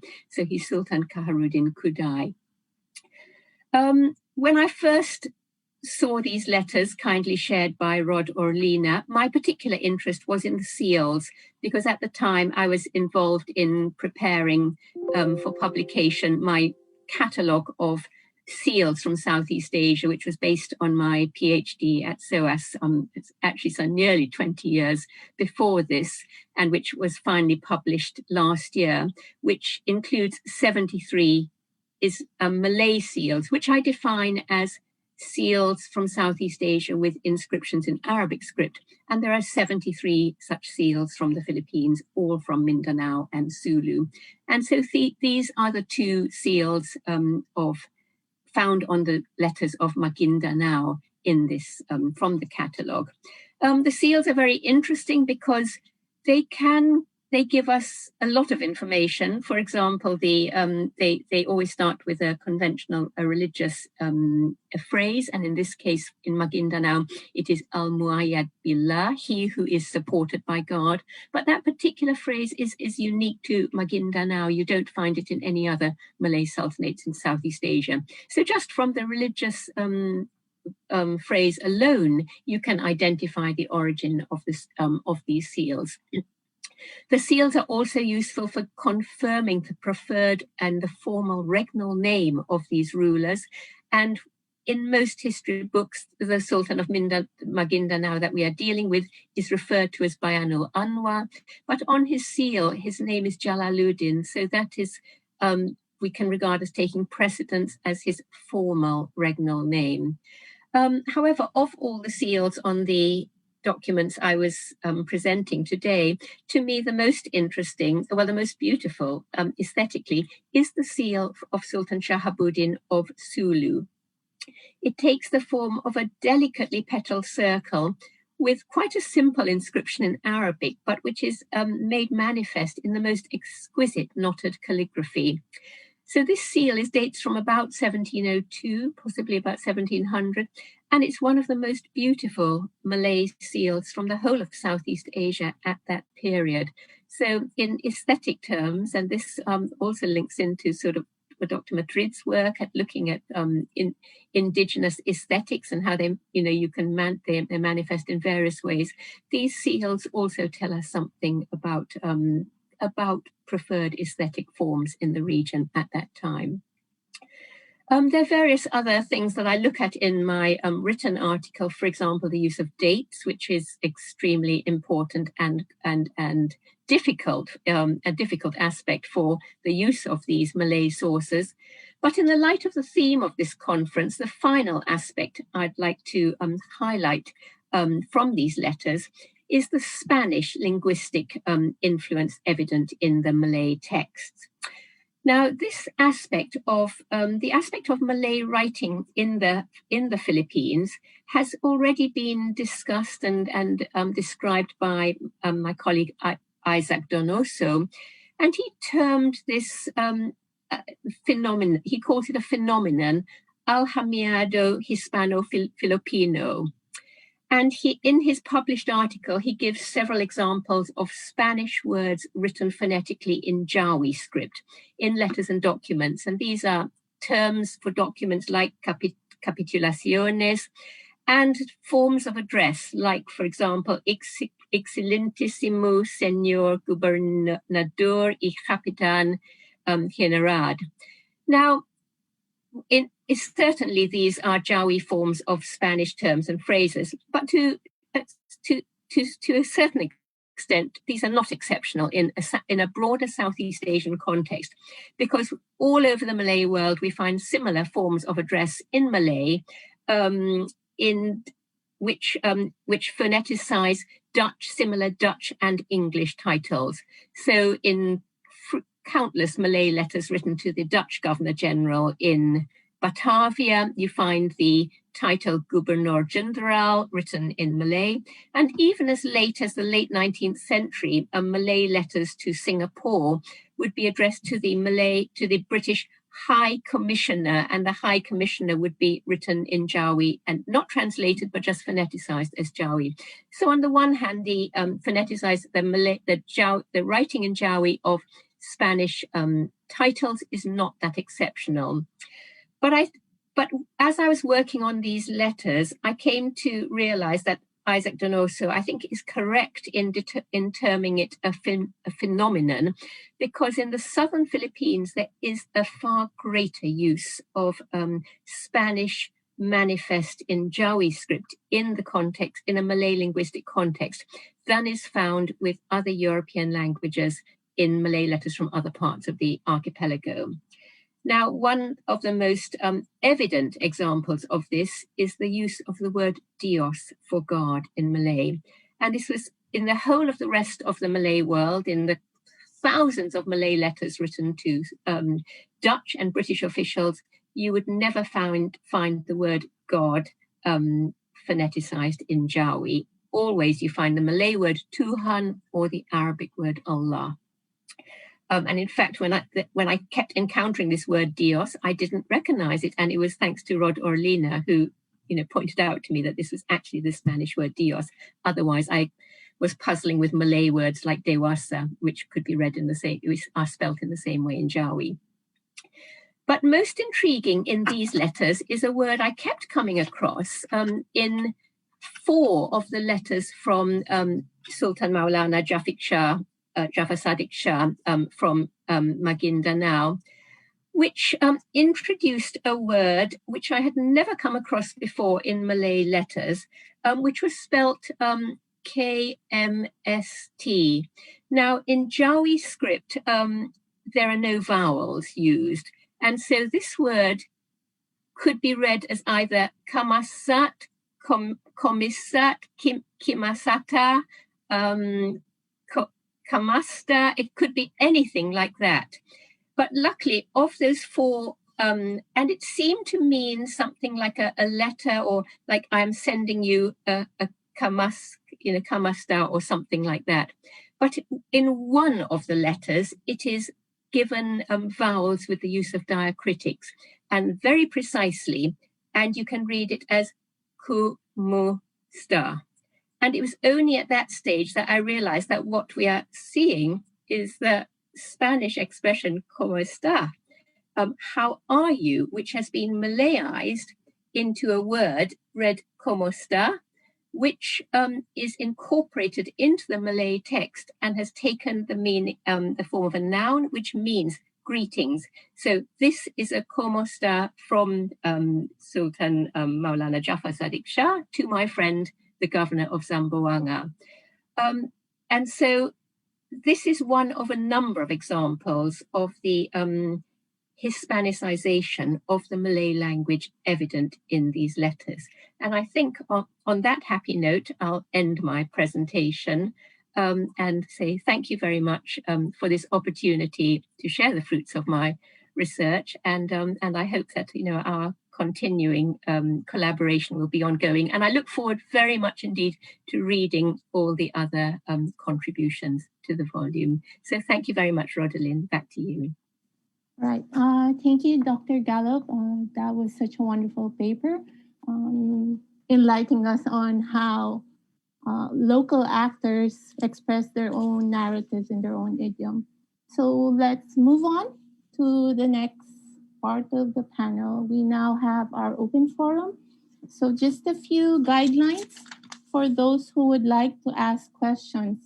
If you have any questions, you may either 1, raise your hand and wait for me to acknowledge you, or for our panelists in Zoom, you may use the Q&A chat box that you will find at the bottom of your screen. If you are watching in Facebook, you may also post your questions, as we have members of the Secretariat standing by there. Now, once you are given opportunity to post your question, may we request that you introduce yourself and your institutional affiliation, Please also indicate to whom you are addressing your question. Ensure that your question remains succinct and straight to the point, as we only have about 20 minutes for the open forum. All right, can we start? Yes, Dr. Madrid just messaged me and he has a question for Ana Hernandez Calles. Dr. Madrid, I think you can activate your video and your mic for this.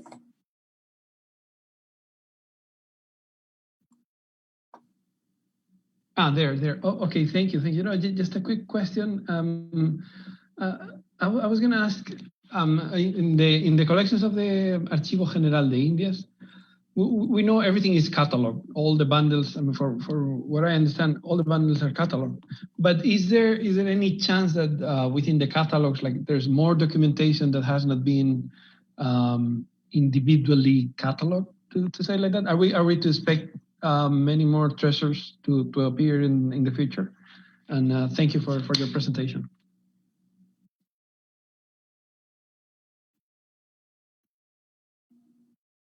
Yes, Anna, would you like to comment on that?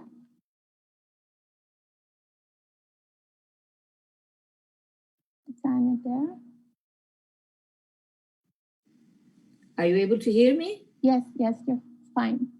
Well, the expression catalog is not very archivistic in the sense that a catalog is used to certain documents with described in a certain way. Not all the archive is catalog at all, because that would be document by document. More or less, I think it's very improbable to find more maps, designs, and the sort, because along the years, that those were especially looked for. In what regards the Philippine, the section I deal with is the audiencia. There are many other, I didn't have time to explain that records are not only in the audiencia, but in many other sections. For example, the maps that was showing the letters from Zulu were from Escribanía. I told you justice documents went in a separate way. This is another section. And they are also all described. And maybe maps from there, they're not probable.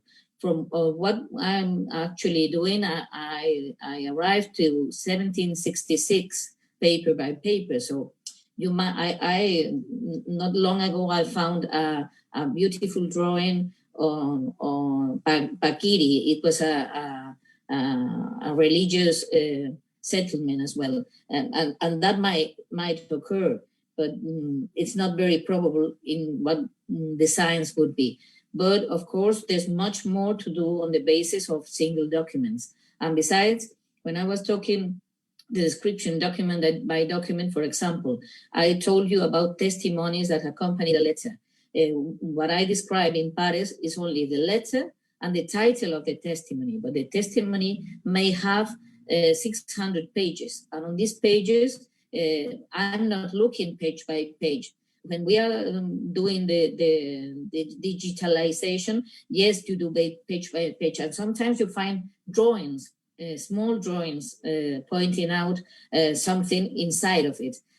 Only maybe even you are able to find a drawing for which no one has just detected, because it's only when you read page by page that you are able to find out all of it. And the information is so vast and huge that all the researchers are the ones that now have to work with those testimonies and all these details in documents to make richer information. We only can afford to give titles and hoping to reach the more people to then study the whole part of it. I don't know if I've answered your question, or you need any other acceleration. Right. Thank you, Anna. We have a couple more questions coming your way. The one in line now is from Veronica Season. Veronica, would you like to speak out loud and indicate whom you are addressing your question?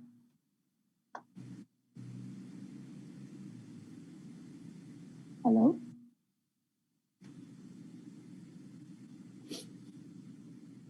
Veronica? All right. Can I get back to you, Veronica, while Dr. Jokno has messaged me and she would like to comment on the papers? Dr. Jokno, you may proceed.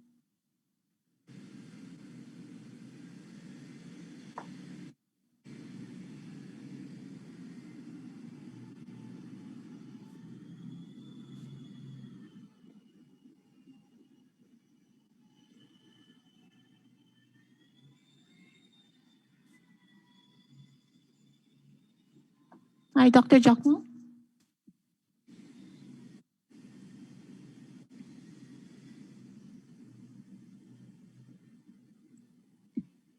Okay, thanks, Rhoda.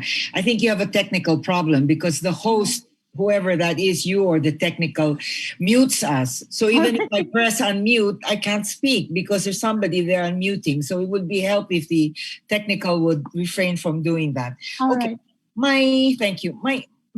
I wanted to make my comments at the end, but anyway, you called me. So actually, I have the large and maybe unfortunate task of putting all these 26 papers in the 2 volumes together in a single essay at the start, in addition to writing my own piece. So first of all, I want to thank Ana, Carlos, and Annabelle for such wonderful presentations. And I have 3 takeaways from the papers. Maybe what I need from the 3 is some affirmation if I'm putting the papers together correctly. My first takeaway from the 3 papers is that the 3 of you expose the nature of historical production, in particular, the making of sources. You have the broadest array, of course, in the Spanish archives, which includes all kinds of sources, written or textual, visual, maps, and in different scripts, not just Spanish, but as Annabelle pointed out, also in Jawi. That's important because we're trying to understand the process of the production of historical knowledge, and we have to go back to our origins, which would be the sources. The second point has to do with the method of dealing with these sources. See, at the most basic level, I mean, like if we struggled with Spanish paleography, I know Ana is an expert in this. When I would see her around in the archives in Sevilla, I could run to her and say, Ana, what is this word? It's confounding me. But looking at the Jawi scripts, what Annabelle has done, I think that's an even more complex form of paleography. That's at the most basic level of dealing with sources, the fact that historians need to develop these kinds of skills and competencies to understand the source. And maybe at a higher level would be actually how to read the source. Not in a literal way, but as you have all pointed out, to read the sources by unmasking the silence, maybe turning it upside down, finding ways. I think the way, for example, Carlos pointed out with the maps and Annabelle with the Jawi scripts, that pointers that creators of the source direct us to. They may not say it as patently or as outrightly as we might want, but you will see traces of where they want to take us to in the sources. And the third takeaway related to the second is really the question of the motor of history. Who drives history? If you listen to Ana's description, speaking of the Spanish archives, I mean, you have the powerful institutions of Spain, the Consejo de Indias, all the and quite legalistic forms of documents that you will see in the Spanish archives, which kind of suggest that, the real engine of history would be the colonial force, whether that was the Consejo or the Governor General here reporting to the Council of Indies. But that's at face value.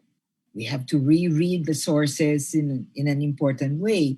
And if we look at Carlos' paper, you see the engravers who included Filipino engravers in map making or in the construction of the visual, which I think is very important.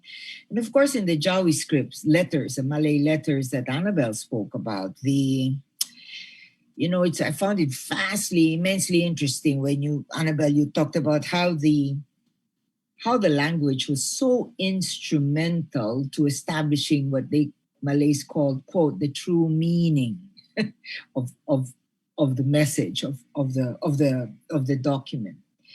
But what I also see in the papers is that the lines were not exactly blurred. For example, our conventional view, and this is where I need to get some enlightenment. The conventional view is that Spain didn't touch Mindanao very much, except for maybe the later Jesuit missions or the earlier missions. There was not much entry by Spain. And yet, if you look at the Malay letters in the 1700s, 1703 was the earliest, there seemed to be a world of translators, which I know next to nothing about.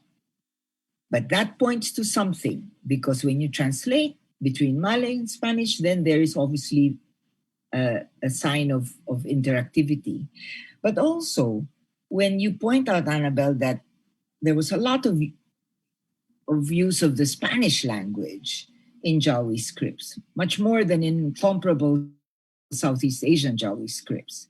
Maybe that suggests that the activity of quote Hispanization, was maybe more invisible, but certainly there, and might even be to a greater extent than we actually believe or know. But anyway, as I said, these are comments because I'm taking down notes. I have to put the papers together, and I'm fascinated. So much to learn from you. So thank you from all of you, and I would welcome comments from you on my comments. Thank you very much. All right, I think maybe ask the three speakers to comment on that. Maybe we could work our way backwards. We'll start with Dr. Gallup, and then Dr. Madrid, and then Ms. Ana Hernandez. So, just a moment. Sorry, Annabelle, yes, we will publish the original Jawi as long as the archives allow us to, and we will publish the transliterations as well as the English. So we will do that in your article for sure. Thank you.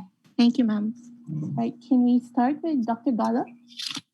Well, thank you very much, Maris. I mean, to be honest, I think you have pulled out exactly the threads I would want you to pull out to sort of, yes, this is what we are doing. We are we are both reflecting how, hopefully documenting and reflecting how history was created, i.e. the creation of historical sources, but also in each of us in different ways, teasing out, trying to read between the lines and read the narrative. But just one thing which might be of interest, and you unduly pay me a compliment, because the interesting thing about paleography is that there is very little difference in Arabic script, very little development from about the 12th or 13th century onwards. So anyone who reads Arabic or Arabic script can probably read a 13th, 14th century manuscript as easily as a 19th century one.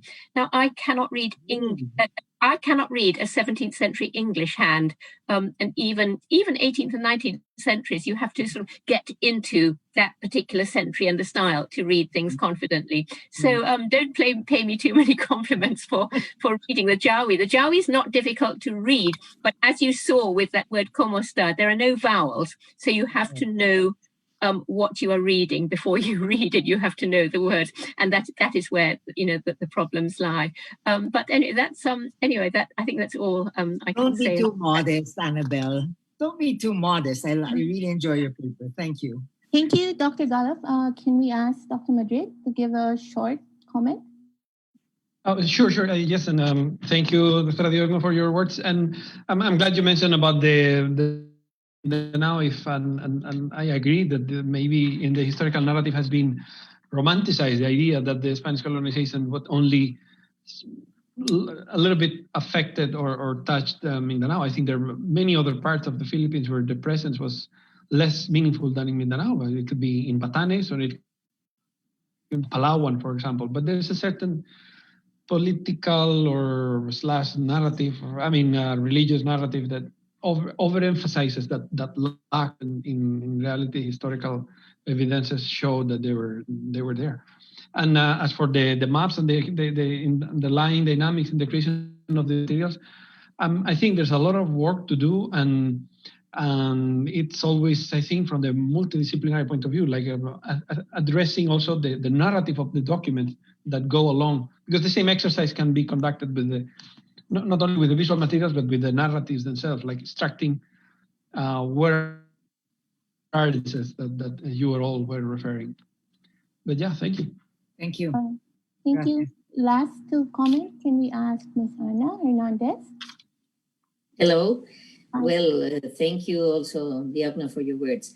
I didn't speak about the difficulty of people not speaking Spanish may have in our archive, of course, because that's evident. If you cannot understand Spanish and if you cannot read paleography, you won't be able to reach the original sources. You will have to take what others have already done on sources. So that is why I always encourage people when they arrive here in Seville that they have to handle properly the language, because it's hard for a Spanish actual student in university to read 16th century Spanish. So for a foreigner that doesn't speak Spanish, is even harder. I would say impossible. So the first thing I think that I would encourage all the Filipino students to make drills on paleography and on Spanish. So when they approach the sources we have, they are able to take profit of them. And besides that, I also want to tell you that you don't have to look for nuance in our texts. You have direct information, very, very direct information of local things happening. Because in many records, for example, I would say just paying taxes called media anata, the gobernadorcillos had to pay that. So some of our students and our researchers from the Filipino islands in Seville are studying those concepts. For example, they are able to know all the series of gobernadorcillos because of this tax that was paid. So then they are mentioned where they were, the local pueblo and their name, and they are all naturals from the Philippines. They are not Spanish. So there's so much direct information still to be brought out that our archive is immense. So you have to study Spanish and come over, or not, you don't need to come over, you can find it in Paris. Mm-hmm. And if we can be of any help, we are here for that. Anna, I wanted to tell Anna also that I noticed that more and more documents about the Philippines are digitized now and available in Paris compared to before. Well, and I hope there are about 249 bundles still to digitalize. And I hope your government and ours could carry out a project to make all these images go to Paris, because that would be a direct way without traveling that everyone could handle. Yeah. All right. Thank you very much to our speakers and Dr. Diogno as well. Our next question comes from Veronica Season. Veronica, are you there? Hello po. Yes. Please. Hello, good afternoon, Dr. Madrid. I'm Veronica Season, graduate MA student from the Department of History, UP Diliman. So thank you for your wonderful presentation. This is just a curious question because I have been downloading different maps from the Paris as well. And is it possible to go back to your Cagayan map, your slide, about the 1716? Sure. I'd like to ask you about this human figure represented in the middle portion of the map. It looks like a native Cagayan or a Dumagat carrying the paper, and his ribs are showing like it was very impoverished figure. He was lacerated. You're referring to the Cagayan River? Yeah. A ver, let me see.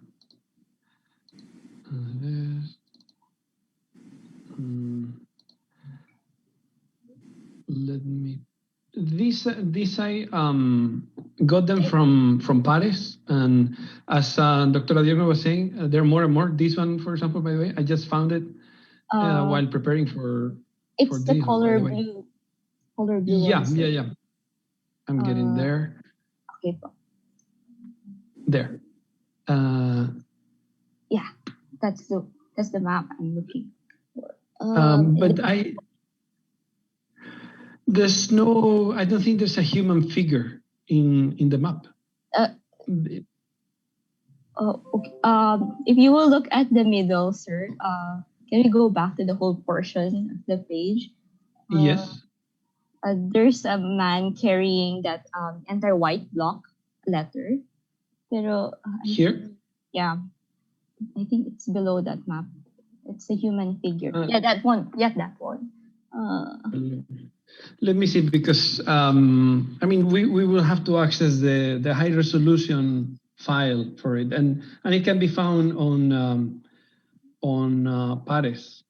If you give me a minute, if there's any other question, I will retrieve it and share it with everyone. All right. I think, Veronica, I think we're actually running out of time, but maybe you could get in touch with Dr. Madrid by email, and just in time for him to actually retrieve a high resolution of this map.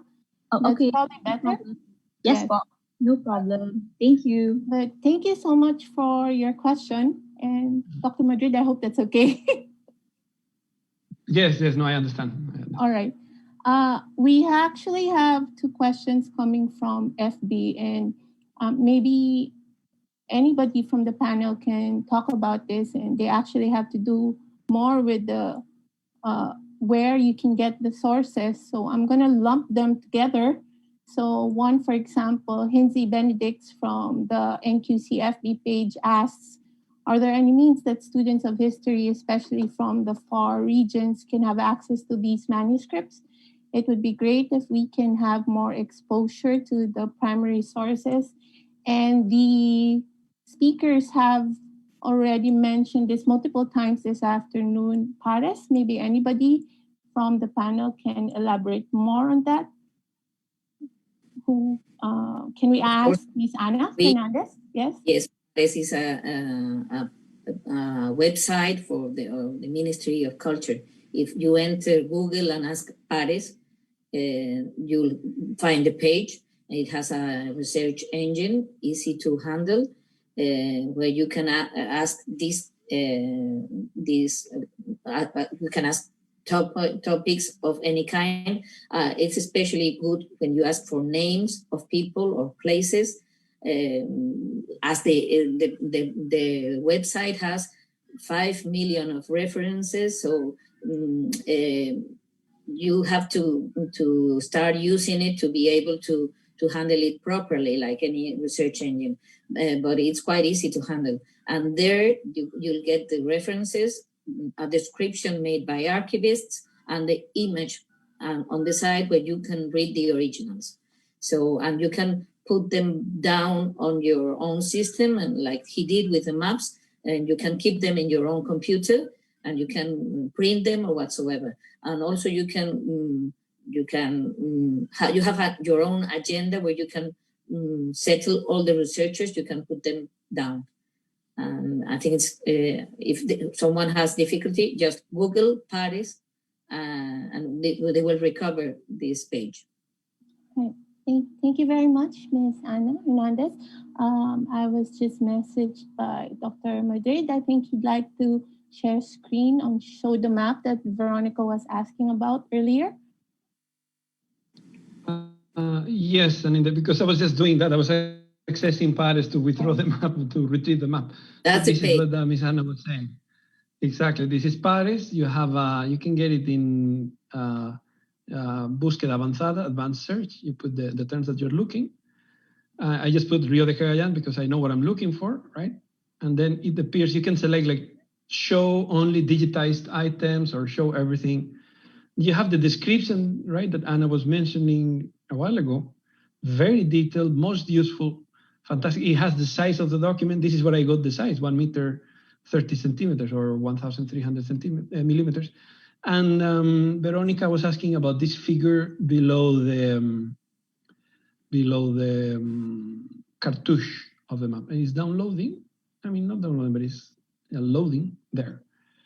And as you can see, the definition is excellent.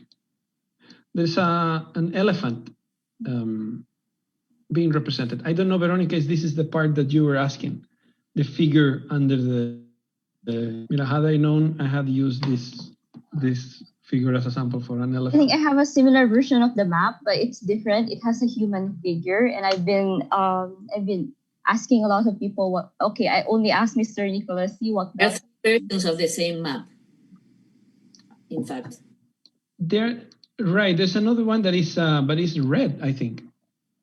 This is ter. Have you seen it says in the signature 22 ter. So there's 22 bis and 22 ter. There you go inside. I didn't prepare how to navigate through Paris, but you can also navigate and find the 22 second just pointing the signature and going upwards and find the 22 second. It's also an image. Maybe it isn't digitalized. I think it should be, but maybe it isn't written Rio de Cagayan, and that's why you didn't find it. Because sometimes you find the proper words to be able to recuperate everything. But when you navigate through, if you go inside any of them, go inside this one, for example. Oh. For example, and I'll show you. Oh, you lost it. I'll go inside this one, for example. Okay. No, but not the image. Yeah, here.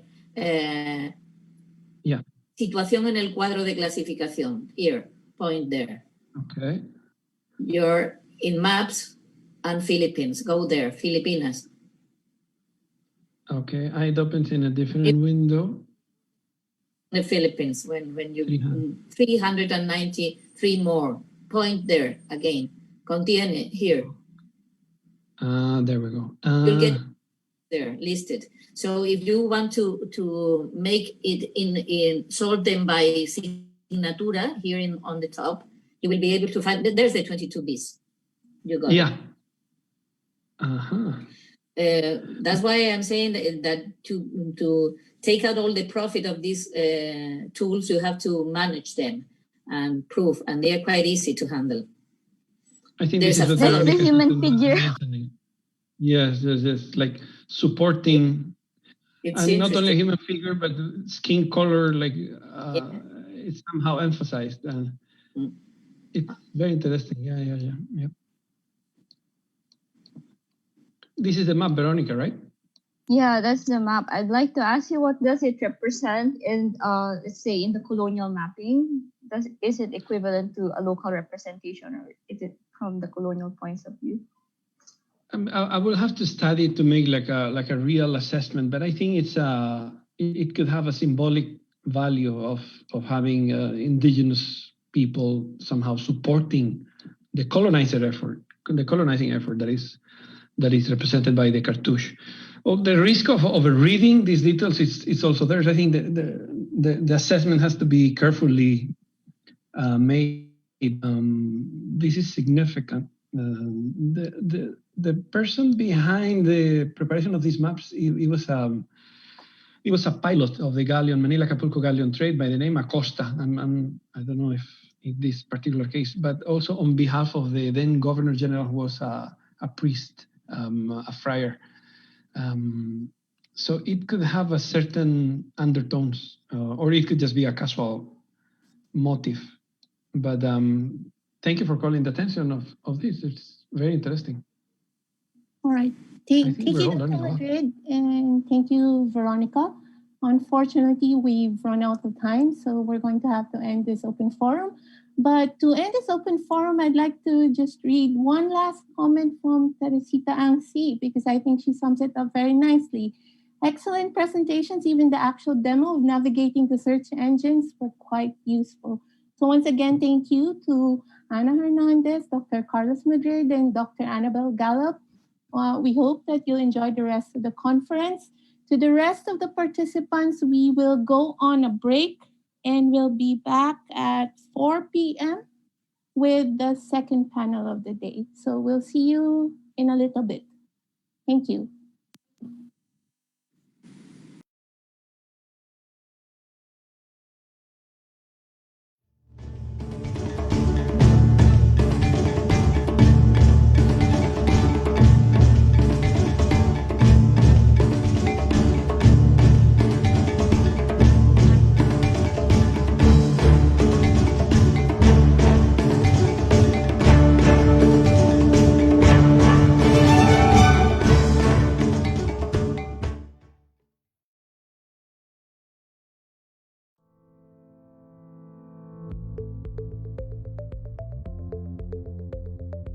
Ika-10 ng Disyembre 2018, namangha ang lahat sa pambansang kasuotan ni Binibining Catriona Elisa Magnayon Gray na ipinambato niya sa Miss Universe 2018 na nagkakaisa sa iba't ibang elemento ng multi-etniko, multilingual at multikultural na bansa na tinatawag nating Pilipinas. Luz Viminda, magdiwang, lumaban at pagyamanin. Pinagkakaisa rin nito ang iba't ibang talento mula sa iba't ibang panig ng bansa. Kung kadalasan ang naiisip lamang natin na pambansang kasuotan ay yung kilala bilang Filipiniana, inisip at hiniraya ni Catriona at ng kanyang trainer na si Architect Carlos Buendia Jr. na katawanin ang tatlong malalaking grupo ng kapuluan na bumubuo sa ating inang bayan. Para sa Luzon, ang diwa ng pinakamahabang Pasko sa pamamagitan ng parol ng Pampanga na may mga kulay ng ating pambansang bandila na dinisenyo ni na Gerson Dema Vivas ng Coronadal at ng manlilikha ng parol Pampanga na si Eric B. Kiwa ng San Fernando. Para naman sa Visayas, ang diwa ng kanilang mga mandirigma ang binuhay ni Dema Vivas sa bodysuit ni Catriona.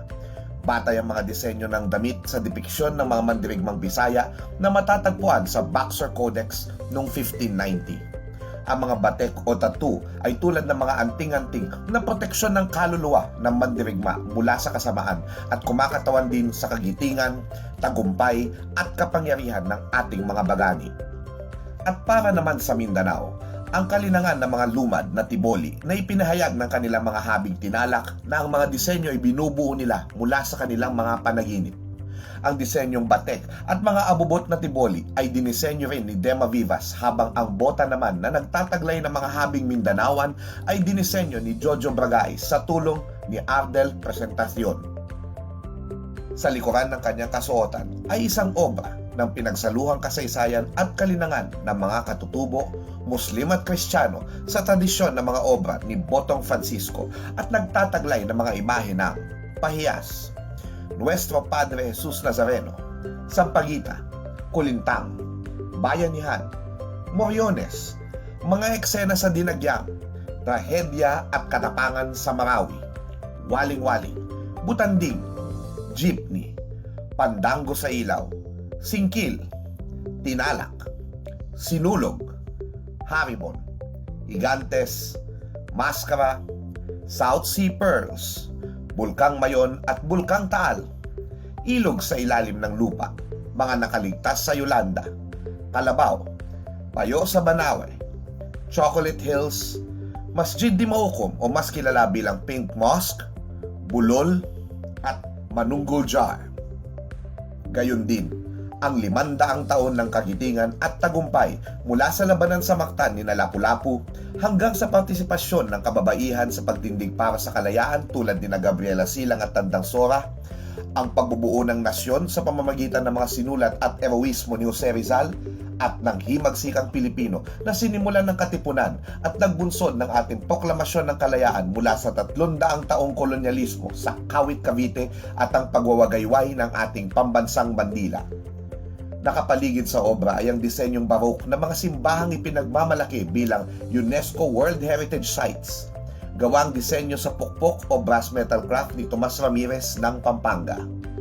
Nakapaligid din ng ilang kataga mula sa ating pambansang awit sa baybayin, lupang hinirang, duyan ka ng magiting, sa manlulupig di ka pasisiin, sa dagat at bundok, sa simoy at sa langit mong bughaw.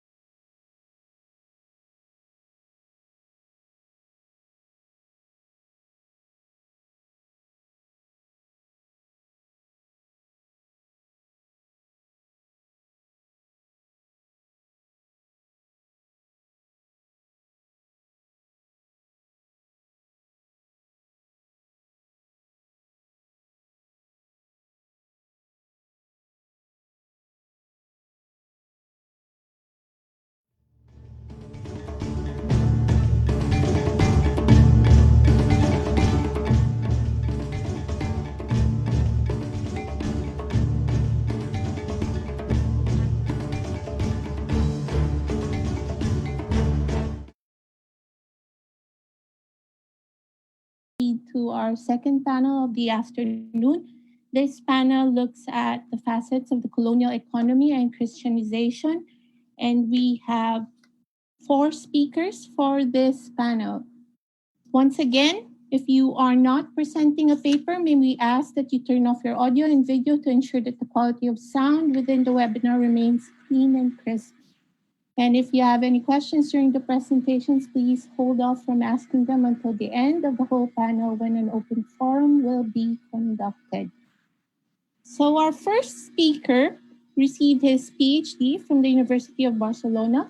He is currently Professor of Economic History at the University of Coruña.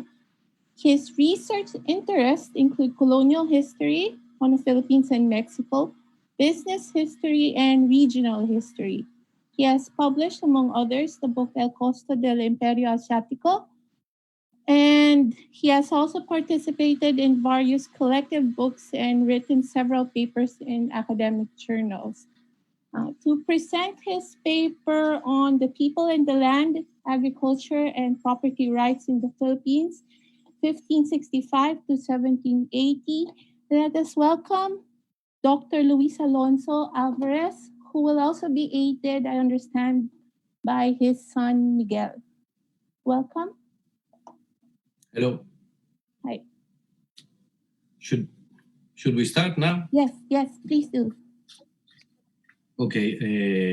Good morning to everyone, and good afternoon in the Philippines. My father has a little cough, so he has asked me to read his intervention. He would like to thank you, everybody, very much. His intervention will be about the Philippine agriculture during the colonial era, and more specifically will focus on the possible modifications that the agrarian landscape of the islands would have experimented, and the legal relationships between the people and the land among the 16th and the 18th century, as a consequence of the conquest and the colonization. These changes affected especially the areas that endure this process to a greater extent, the Tagalog Plain, Central Luzon, and Cebu, and this will constitute the main part of the intervention. In the first part of the research, Professor Alonso examines the impact of the conquest on Philippine agriculture and the imposition of the first forms of territoriality.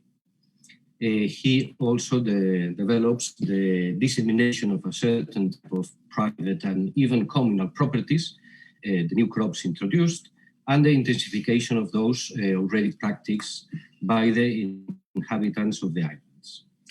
Legal systems and technical guidelines are in fact two sides of the same coin. Legal systems are developed due to the pressure of technology in order to produce more and better food for a growing population. in a process that is a double path and also affects the technology.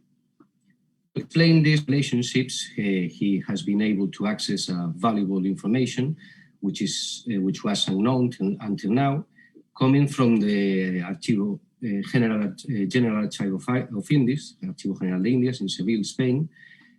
These are the Libros de Gobernación y Guerra, which in English translates as books of government and war, that have been destroyed, as is known, along with numerous documentation from the early colonial period during the British occupation of Manila between 1762 and 1764. Fortunately, a partial replica of these books had been sent to Madrid at the end of the 17th century in the periodically dispatched traslados, which were official copies, by the Audiencia, the court. It was included in these papers of the process held between the Juzgado de Indultos y Composición de Tierras, the Court of Pardons and Land Compositions, and the regular orders with presence on the islands in 1698. And the documentary corpus contains, among other testimonies, an extensive official account of the Mercedes, the royal land grants, granted by the Philippine general governors to the Spanish settlers and to their indigenous allies between 1565 and 1632, which is even more singular. We knew a part of this information from the 1978 work of Kashner and Larkin, but the one provided constitutes a reference of official character and relevance. This new evidence will thus establish the starting point that will evaluate and estimate, as far as possible, the impact of the introduction of the first Castilian agrarian spaces in the islands compared to those previously existing during the first years of colonial administration. In the second part of the work, the progress of the agrarian systems in the 17th century is analyzed, both in relation to the forms of property and to the introduction of agrarian techniques, diffusion of new crops, and enhancement of the existing ones. For this, there is a first-rate information source due to his relevance that has been scarcely disseminated until now. This is the already mentioned extensive judicial process undertaken by the Audiencia of Manila in 1698 at the request of the Juzgado de Indultos y Composición de Tierras of Madrid against rural owners. The particularity of this litigation derives from the fact that not only the states of the regular and secular clergy are listed, but also of the institutions linked to them, hospital, obras pías, and capellanías, and those of the Spanish settlers, in sum, the great latifundia. But there are also listed, and this is really exceptional, the small private properties of the Sangley mestizos, the Malay elites, and the indigenous peasants. Throughout more than 3,000 pages, very detailed references are collected, data such as the provinces and town where the properties were settled and the type of property, cattle ranches, landed estates or small plots are recorded.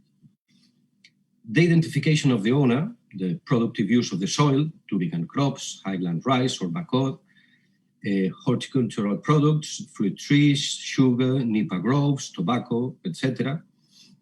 And the nature of the exploitation, owned or leased, are also documented. Last, its extension, expressed in some of the contemporary surface units, both Spanish and insular, are also recorded. In a final part, Professor Alonso studies the development experienced by forms of property and crops between 1699 and 1780. To accredit and measure it, he used various sources, also coming from the Archivo de Indias. First, the documentation emanating from the Royal Order of October the 15th from the year 1737 on composiciones of lands and collections of fines, which is at the basis of the revolt of the Tagalog people in 1745. This provoked, to a large degree, the expansion of the states of the religious order at the expense of the indigenous common lands. This required the measurement of ecclesiastical latifundia and the small states, which allowed him to know with sufficient precision the advances of the agrarian space introduced by the Spaniards towards the middle of the century. The agrarian picture is completed with the use of a second source, a questionnaire prepared before the founding of the Compañía de Filipinas towards the decade of the 1770, in which commercial information about the islands was requested.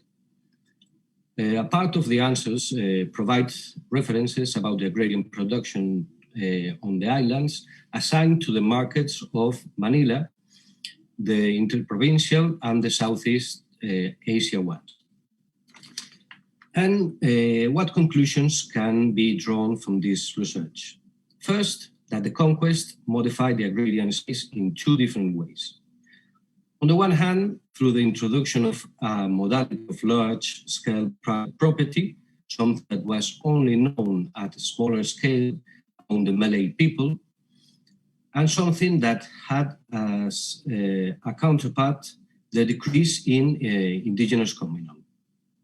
The beneficiaries of the emergence of large property were the Spanish military elites that since the late 17th century, attracted by the Italians, transferred the lands to the religious order, except for the Franciscans, whose evangelical poverty did not allow it. On the other hand, through the generalization of rice cultivation to all indigenous peasants and the diffusion of new crops imported from Mexico, such as corn or sweet potato, before the conquest, rice cultivation was practiced only by the Filipino elites, and it became necessary to pay the tribute and forced the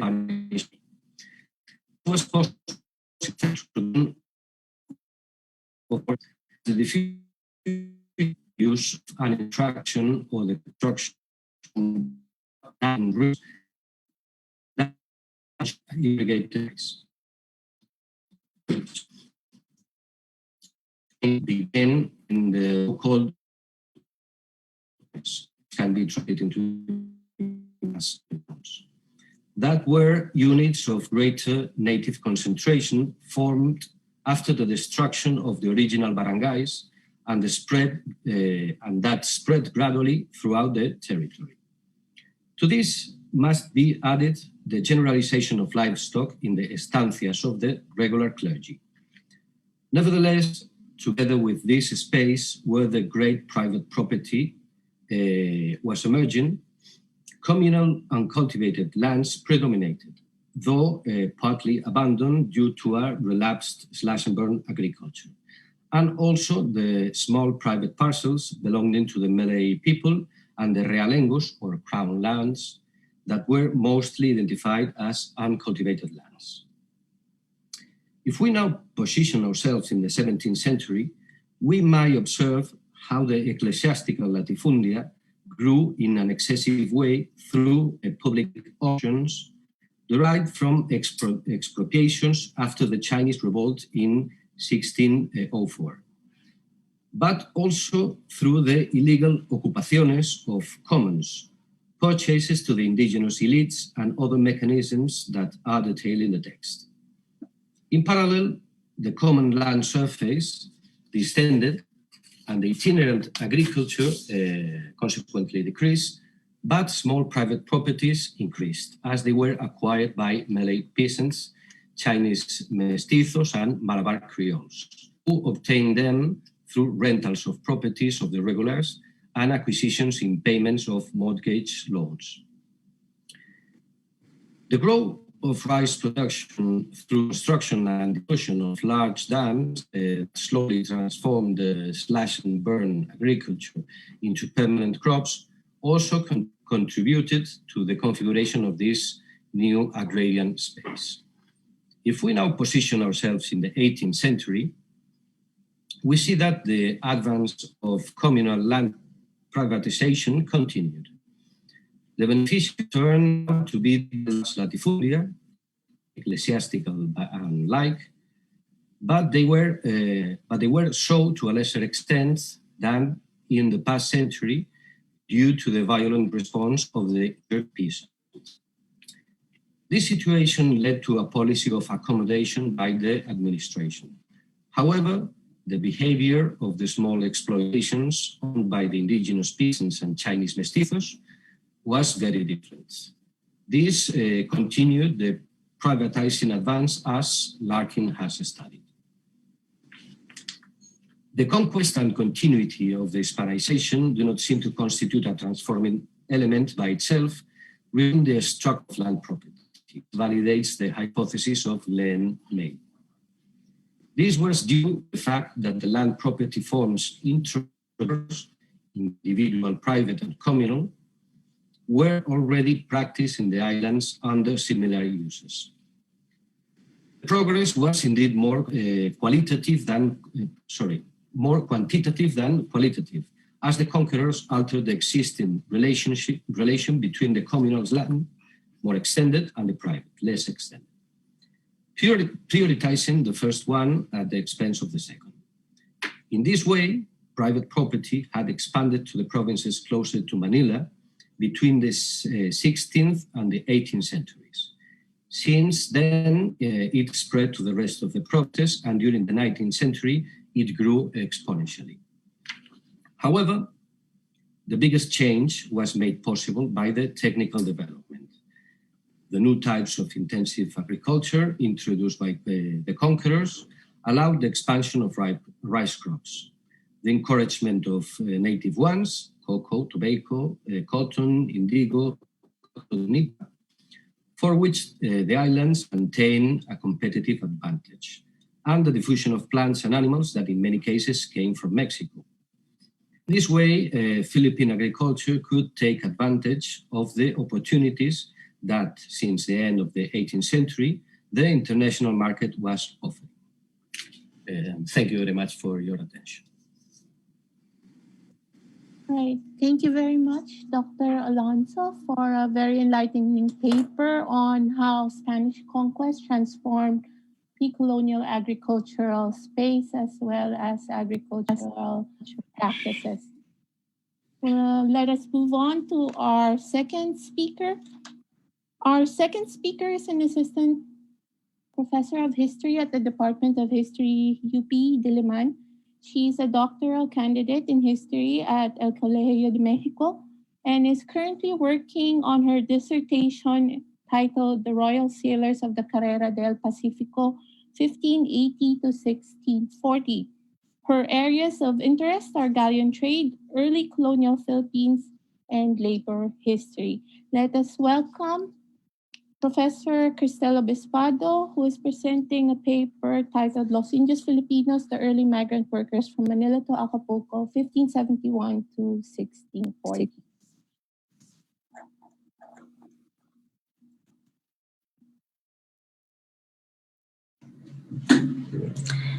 Sa ating mga kababayan sa Pilipinas, magandang tanghali po sa ating lahat.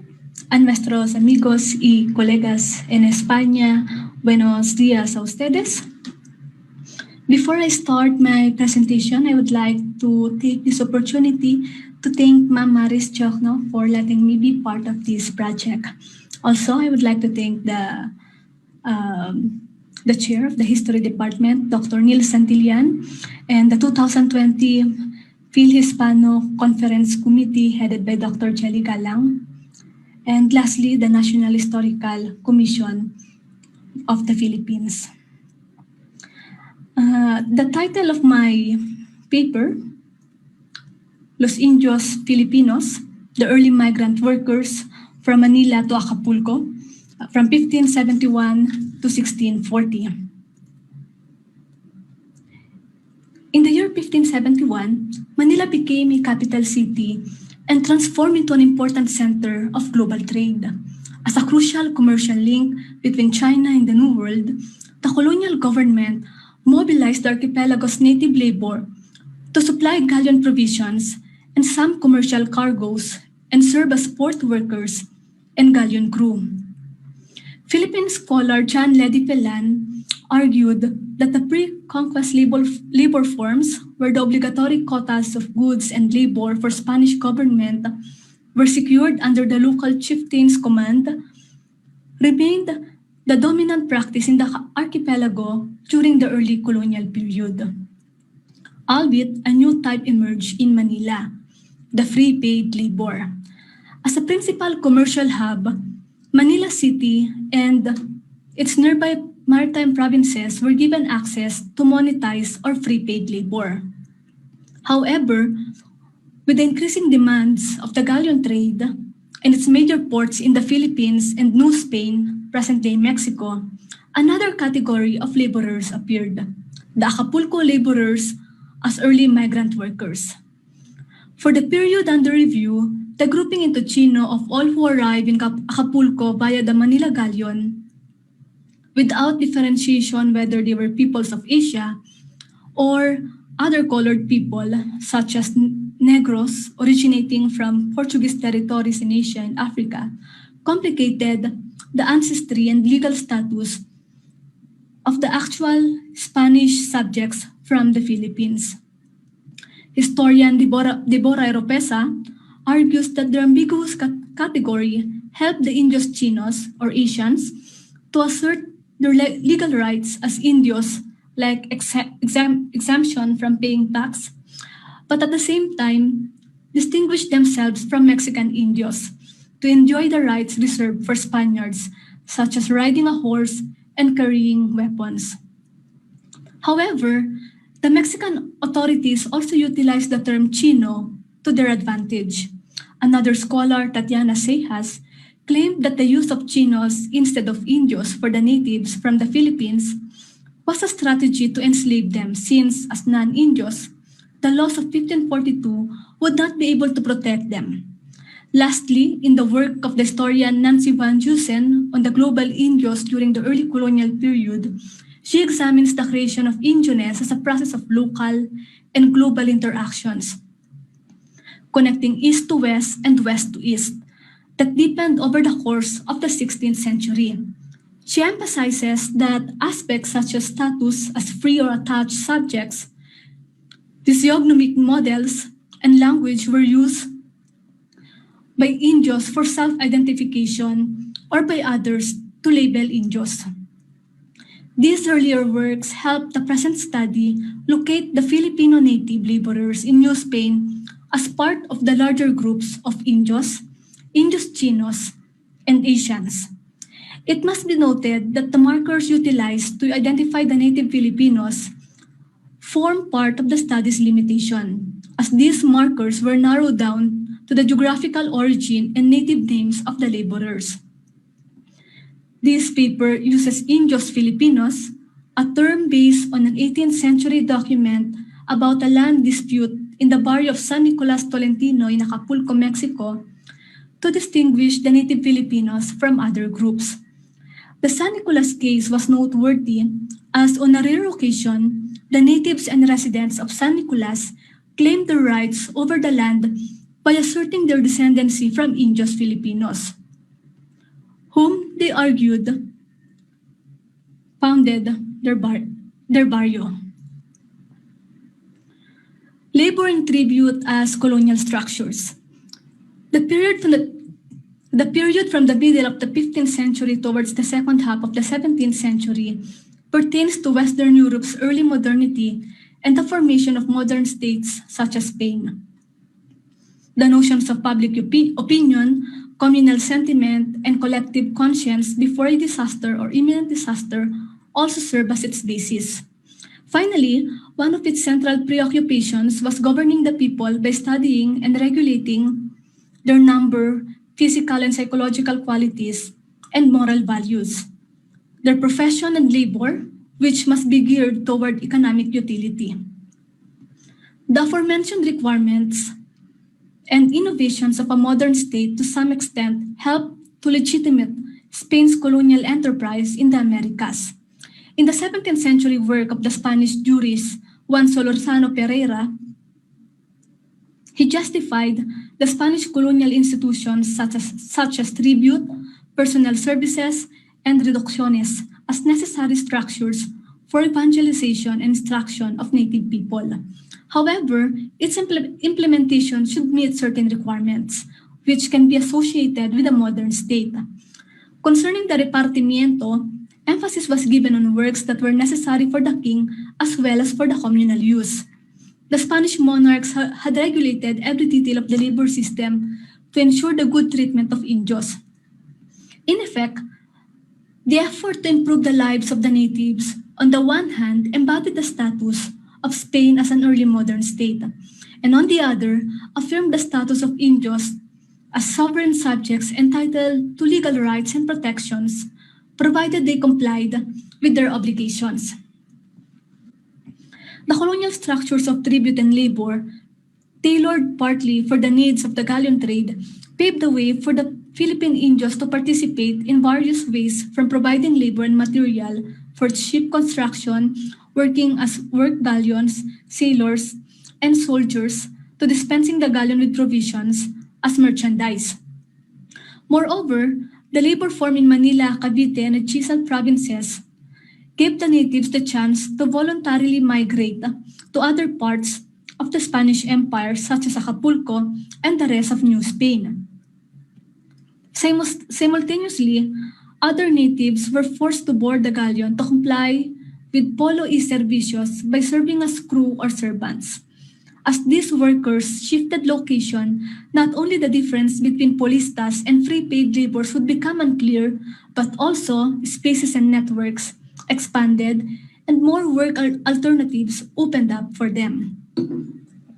Having a given or surname was not a widespread practice in the archipelago until the 1849 decree of Governor-General Narciso Claveria.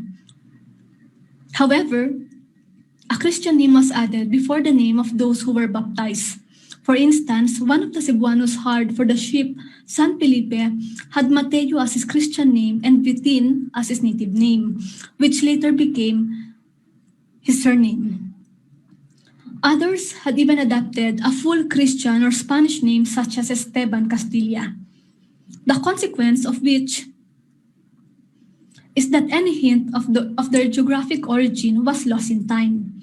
Despite reiterations in the Cedulas Reales, the colonial officials continued the habit of not registering the names of the natives, especially those who were forcefully uprooted from their villages and hurriedly boarded into the ship.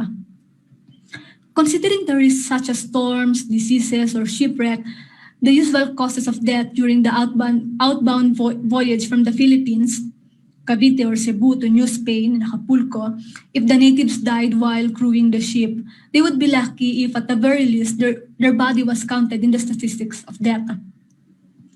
In the record, these natives who boarded San Felipe in 1594 were registered as Indios Chinos Grumetes or apprentice sailors and Carpinteros or carpenters, which was usually the case of the Asian sailors and the port's royal workers who were primarily categorized as Indio or Indio-Chino, followed by their job descriptions such as Grumetes.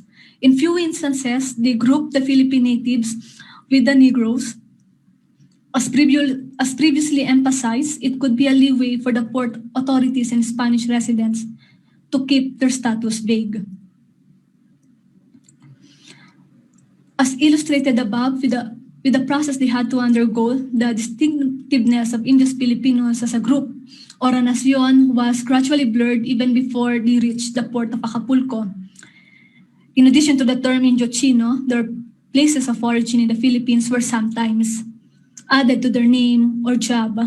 For example, Juan Malan de Pampanga or Chino Carpintero Bisaya, which can be classified into three groups: Manila and its suburbs, other areas in Tagalog, as well as Kapampangan provinces, and outside the Luzon region. Their surnames can also help trace their native places such as Agustin Longalo, Luis Pampango, and Miguel Bisaya.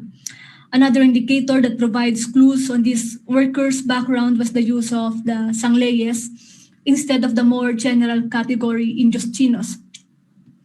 Although the Sangleyes originally came from Fujian, China, some members of this trading population permanently stayed in the Philippines and intermarried with its natives. Finally, the attachment before their names of some of these Indios Chinos of the term Don, which in the early period, an honorific title reserved for the native rulers. In the Philippine archipelago, it was observed that the descriptions of the color of natives viewed from the lens of Spaniards elicited subjectivity and contradictions, since the degree of whiteness or darkness of one's skin color usually depended on how sympathetic to the people the account was. It's interesting to note that at the port of Acapulco, the survey of workers' body indicated that the primary interest was its utility for labor. The depiction of two Indios Chinos, grumetes from Pampanga and Cebu are as follows.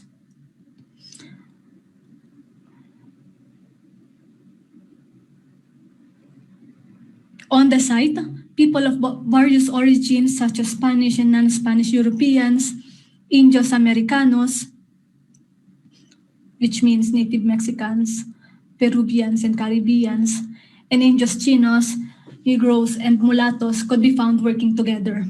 They had a standard body type and characteristics that corresponded to the labor demands of the galleon trade.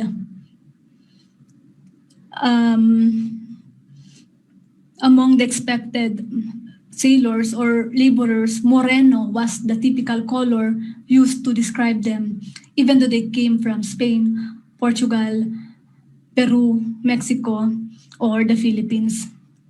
This complexion may have been due to sun exposure that came with their working environment.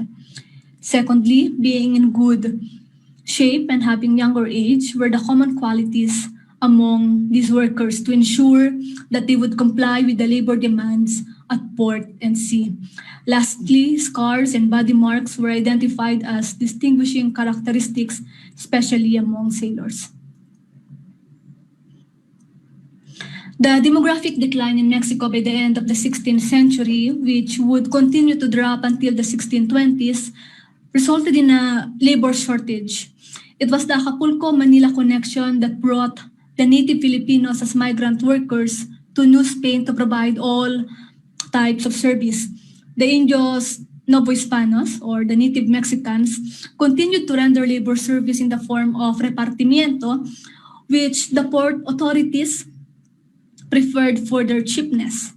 However, the constant work deficits owing to diseases, accidents, and desertion made free laborers such as the Indios Filipinos, who offered their service at a higher cost, a dependable alternative for the Mexican force workers. The occupational activities in Acapulco paralleled those in Manila and Cavite.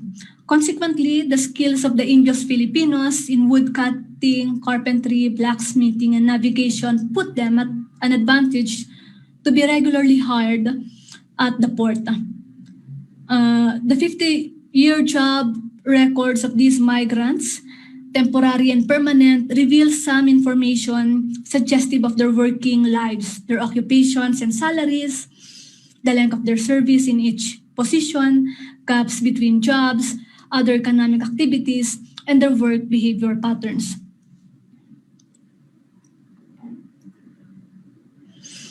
It also shows the favorable position of Indios Filipinos as port workers in terms of remuneration. To begin with, they receive a higher salary as port workers than as galleon grumetes. It was even higher than a salary of a Spanish sailor. Given the risky voyage they experienced, it would be hardly surprising if they chose to stay. The daily wage of carpenters, cookers, and masons in Acapulco was also comparable to, if not higher than, those in Seville, Spain.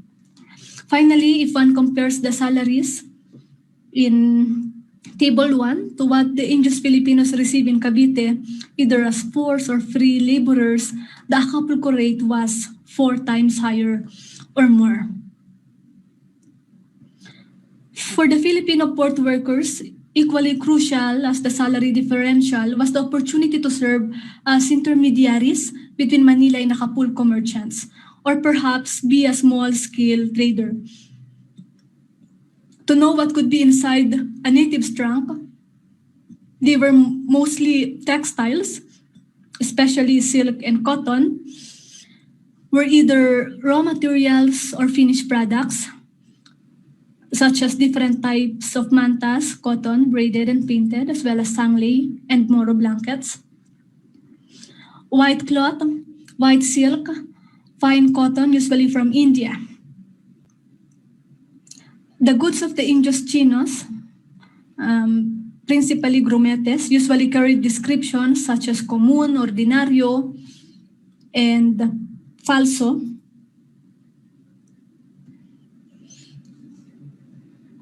Or imitation. Pacific trade expert Mariano Bonyalian argued that since the fabrics from Europe were more expensive, the raw silk and cotton made the clothing exported through the galleon sell massively, as it catered the needs of the general population in America.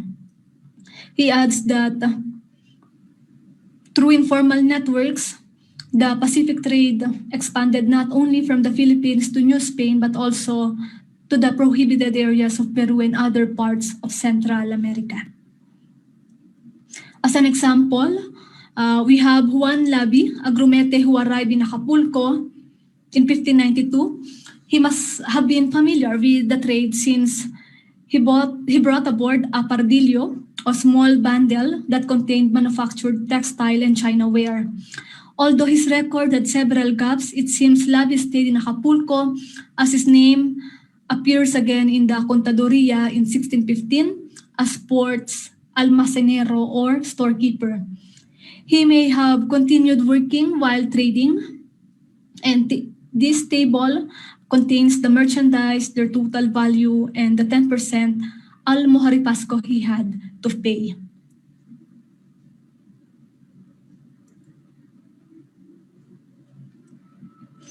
Due to the prospects of earning a higher salary, increasing revenues through trade, and better working conditions, some of the Indios Filipinos decided to stay in Acapulco.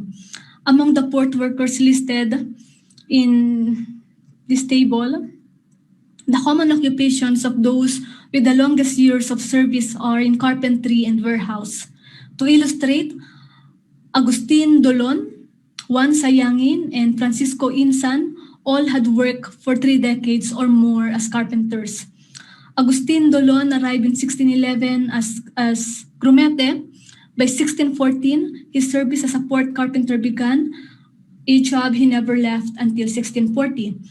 Since the present study only consulted the salary records until 1640, his employment might have exceeded this year. Juan Sayangin is another carpenter who continuously worked for 32 years between 1608 and 1640, with only a gap year in 1611. Lastly, Francisco Insan started working as a carpenter in 1599 with an annual salary of 100 pesos.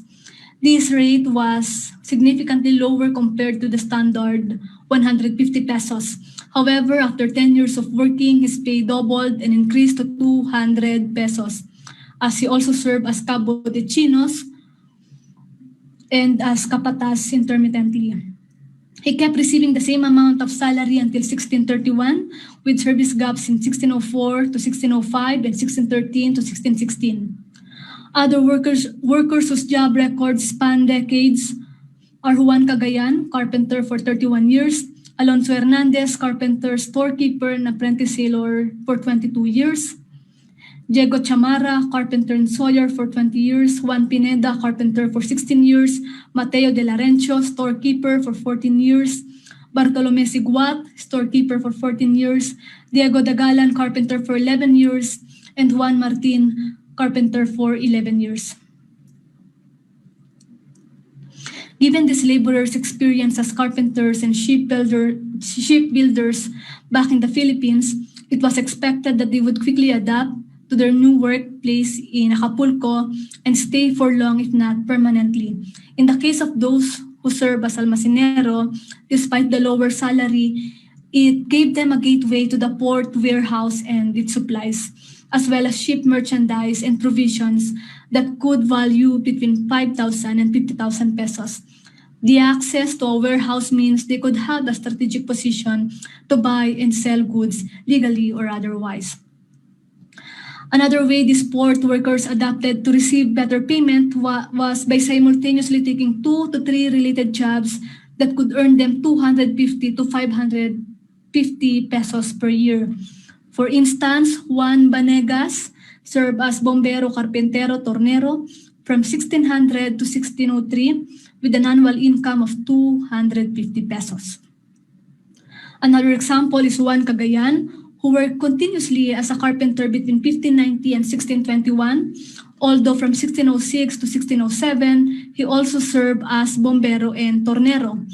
Lastly, there was an opportunity to take a single high-paying job such as serving as a sacristan at the port's parish church. The chaplain appointed this position in virtue of the Viceroy's order. The sacristan's assignment was to assist during the church service.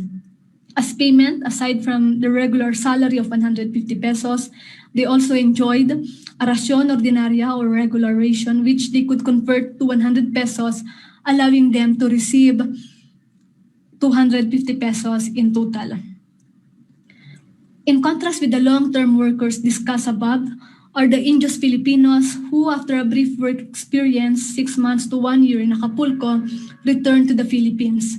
We have Agustin Bogay, who had only been employed for a year as storekeeper when he embarked on now as grumete and went back to the Philippines. Agustin Banbalas, who also stayed in the port as a warehouse worker from 1614 to 1615, then left as a ship grumete.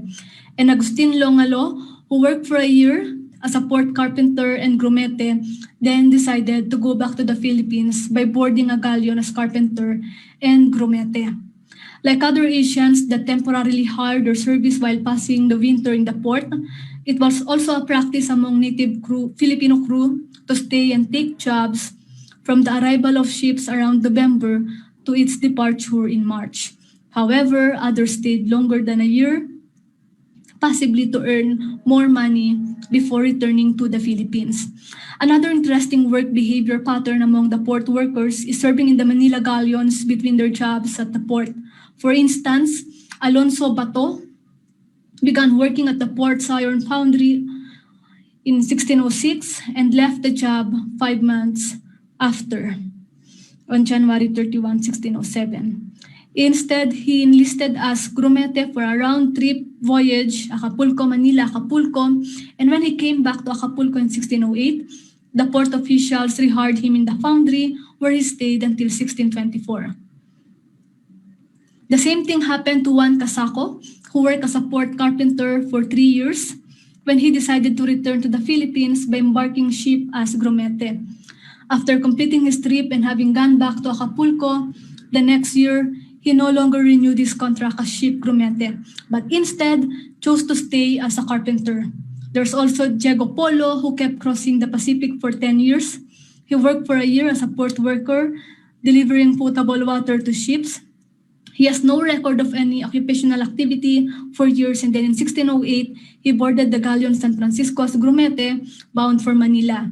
It is uncertain when he returned to New Spain, but it is documented that from 1611 to 1612, he had been working at the port's warehouse. In 1612, he was aboard the ship Nuestra Señora de Guadalupe as grumete on his way back to the Philippines.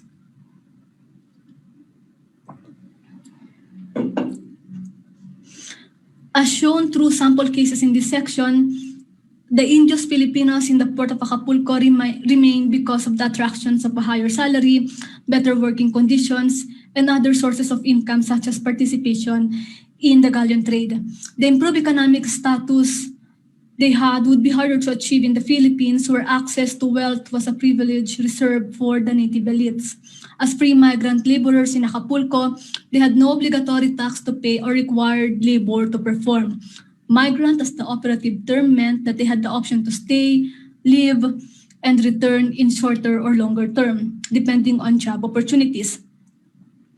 An observed work behavior pattern shows that some regularly crossed the Pacific and spent 1 or 2 years in Manila and Acapulco.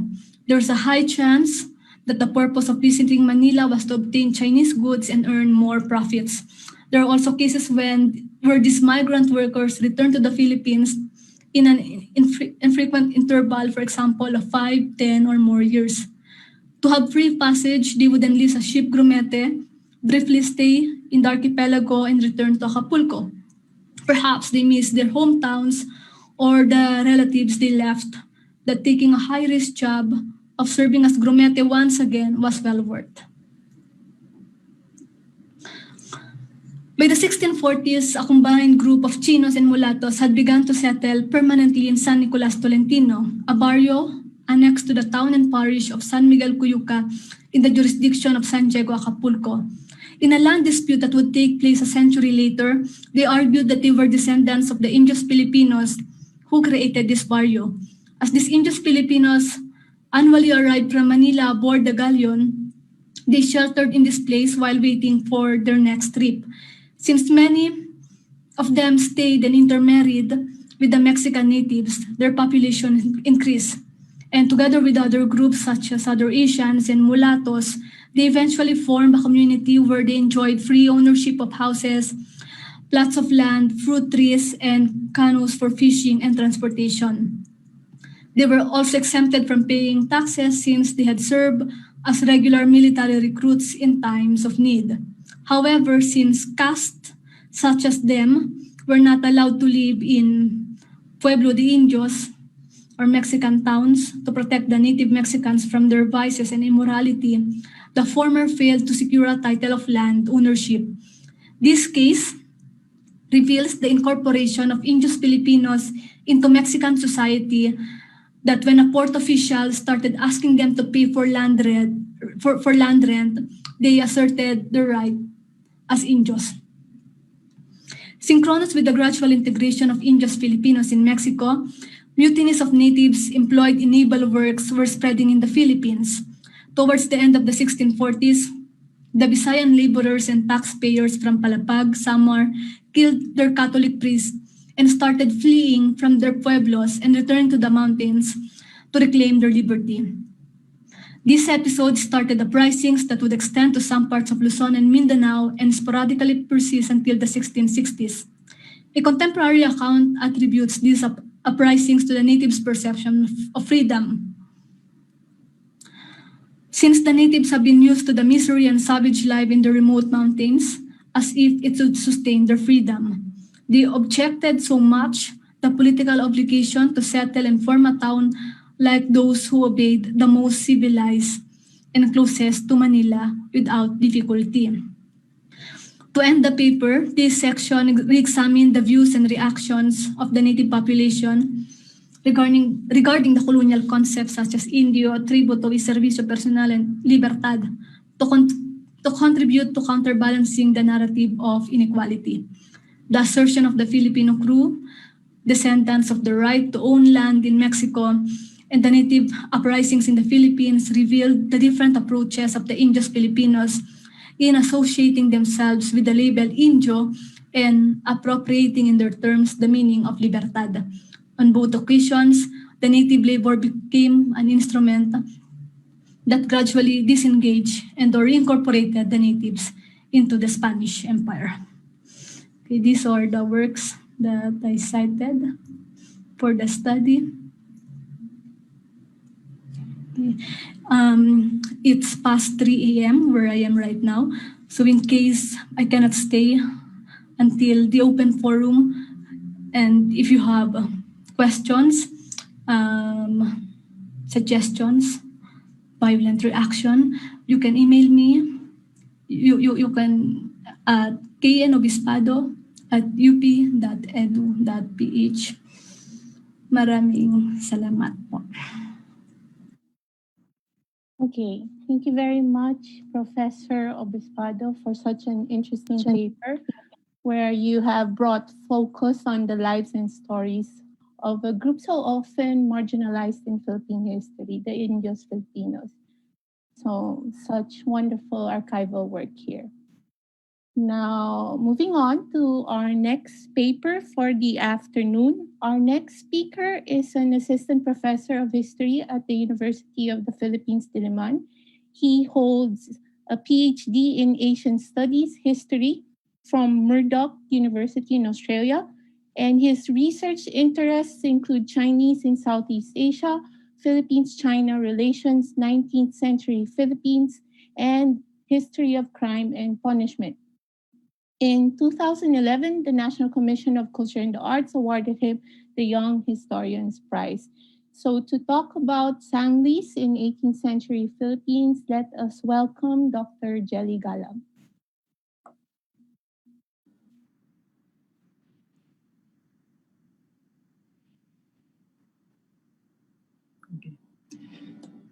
Magandang hapon po sa lahat. Good afternoon, everyone, and thank you for attending our panel.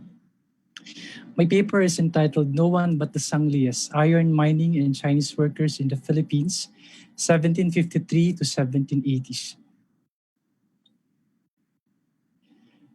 In November 1753, Francisco Javier Salgado, a resident of Manila and pioneer Spanish industrialist, applied for a license to open the mines he discovered in Camarines and Tondo.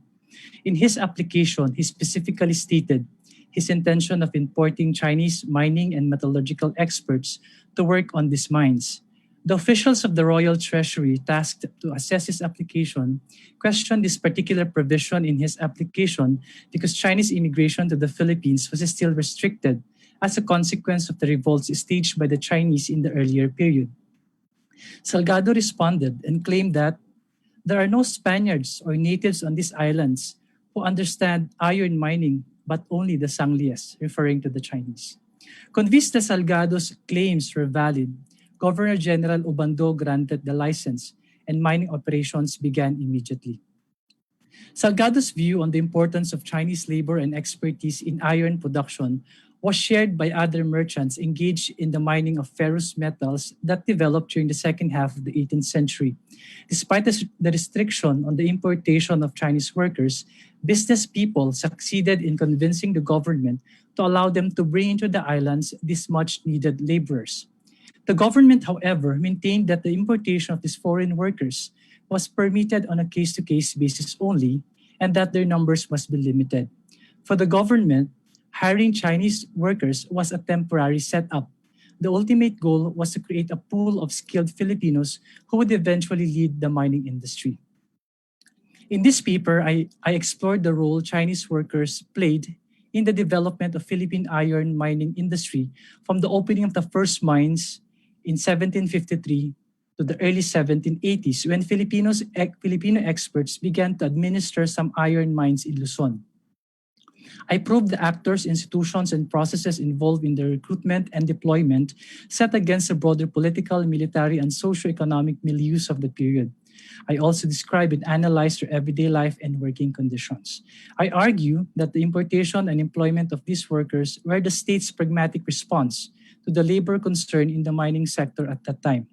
The state's dependence on Chinese labor led the government to adjust its Chinese immigration policy while maintaining policing and surveillance practices of Chinese workers on the mines.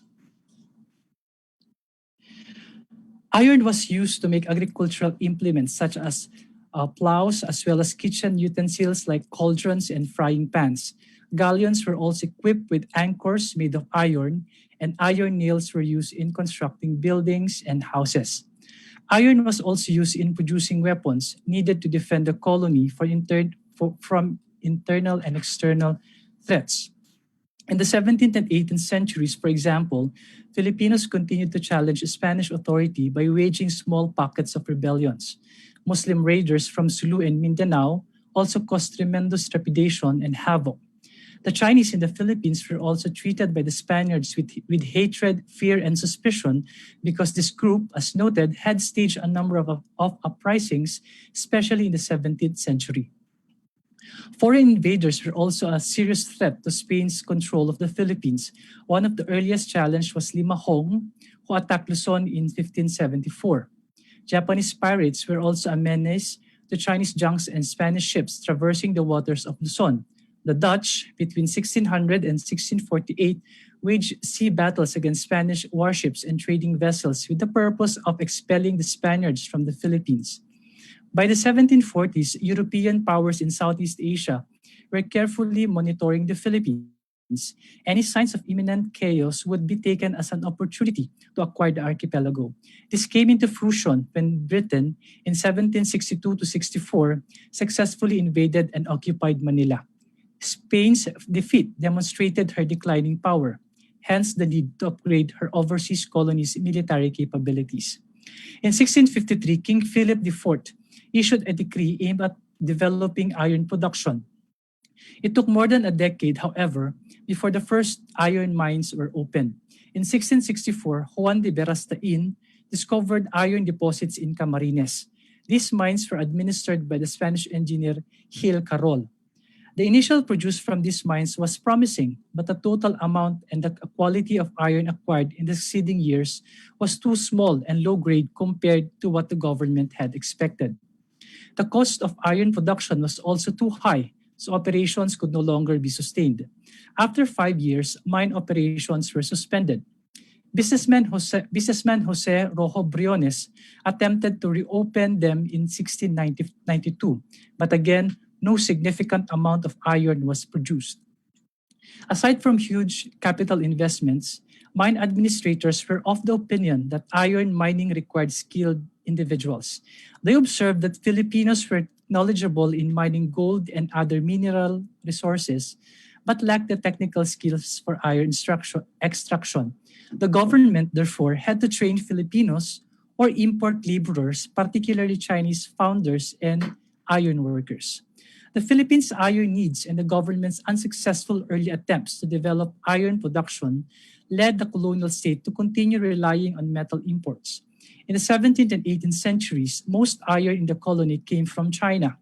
The colony also depended on iron from Spain, Bengal, Siam, Mauritius, and Batavia.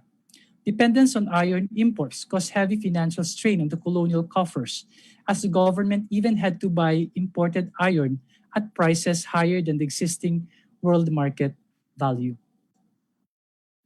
During the second half of the 18th century, explorations in potential mining sites were undertaken in various mountainous areas of Luzon. Although the main purpose of these reconnaissance activities was to find areas with iron deposits, other important factors also had to be considered. An area must be secured from Moro raids or surprise attacks of natives living nearby. It must be accessible to allow the movement of supplies, machineries, people, and produce. Reliable sources of water, firewood, and timber were also necessary. Finally, investors had to have dependable people with mining and metallurgical expertise. With regard to technology, there were two major methods of iron mining employed in early colonial Philippines. The first was the European style, or usanza europea, or more specifically, the Vizcaya method. As its name implies, this method originated and developed in Vizcaya in northwestern Spain. Between the 16th and 19th century, Vizcaya served as one of Spain's major iron-producing areas. The Vizcaya method used bloomery furnaces with two openings. The opening on top was used to supply materials such as iron sand, while the one at the bottom created airflows and was used to remove a porous mass of iron and slag called bloom. The product obtained could then be molded and forged. The second method was the Chinese style of mining, developed in China and was used by Chinese experts from Parian, the Chinese enclave in Manila, as well as those from Guangdong and Fujian, China's two main iron-producing provinces. In this method, iron ore and flux were put into small blast furnaces that had a nozzle at the bottom. Air was pumped or blasted through the nozzle using bellows to produce pig iron, which was then processed in fining hearths, forges, and foundries. In 1779, Governor General Vasco E. Vargas reported that this closed oven technique was extremely dangerous and could lead to severe illness and even death. He added that the Chinese regarded their method as an invaluable secret and would not divulge any information about it to anyone. During this period, a number of iron mines were discovered in different parts of Luzon, as you can see on the map. 6 of them operated full scale. The 3 earliest mines in Mambulao, Tondo, and Angat were established before the British invasion of Manila. Of the 3 sites, the largest mines were located in Tondo. Governor General Obando gave Francisco Javier Salgado a 6-year license from 1753 to 1759 to operate the iron mines in Tondo, which were later called Santa Ines Mines. Salgado tried to look for miners in Spain but to no avail. Aside from the fact that it was costly to bring in Spanish experts, no one wanted to come to these distant islands. So Salgado employed Chinese founders and iron workers. These Chinese workers were initially taken from Parian. However, since the number of Chinese skilled workers there was limited, Salgado imported additional hands from China. With these Chinese experts and Filipino laborers, the Santa Ines mines produced enough iron to cover all expenses and even brought some profit in their first 2 years of operations. Operations, however, were disrupted in 1758 when Governor General Arandia unexpectedly suspended the importation of Chinese experts, invoking the 1755 expulsion order imposed upon the Chinese. Originally, Arandia gave Salgado the permission to bring in Chinese workers on the condition that these Chinese, mostly infieles, must be heavily guarded and be indoctrinated with Christian teachings. Salgado believed that Arandia's action was politically motivated and was meant to cripple Salgado's economic interests in the Philippines. As Salgado could no longer import Chinese workmen, he had no choice but to stop operations. In 1759, he abandoned the mines and in an act of goodwill, donated them to the government.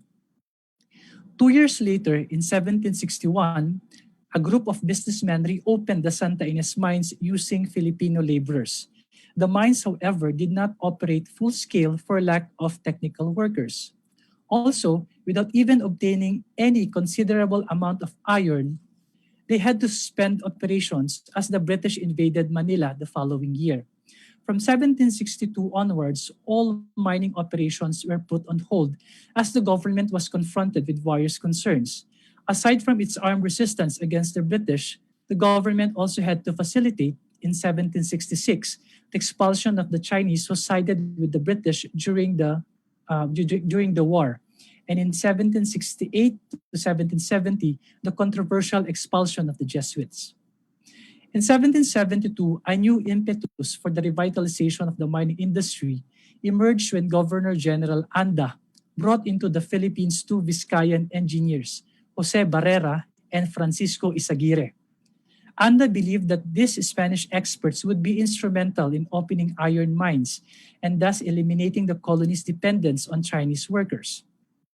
He sent them to Lanatin, Angat, Tanay, and San Jose de Ugong to check the possibility of reopening these mines. Interestingly, before any significant work could be undertaken on these mines, these Spanish experts suddenly died. Because of this, Anda and some private businessmen who later operated these mines had to rely yet again on Chinese expertise. Between 1772 and the early 1780s, at least 5 mines were opened by the government and some private individuals called asentistas, or those who were granted licenses to administer and operate mines. These mines were Santa Ines, Angat, Tanay, Marulas, and San Jose de Ugong. Chinese mining experts and laborers were employed in all these mines. The recruitment of Chinese workers in Parian was a responsibility of the Christian Chinese Cabecilla Principal, the highest representative of the Chinese community in Manila.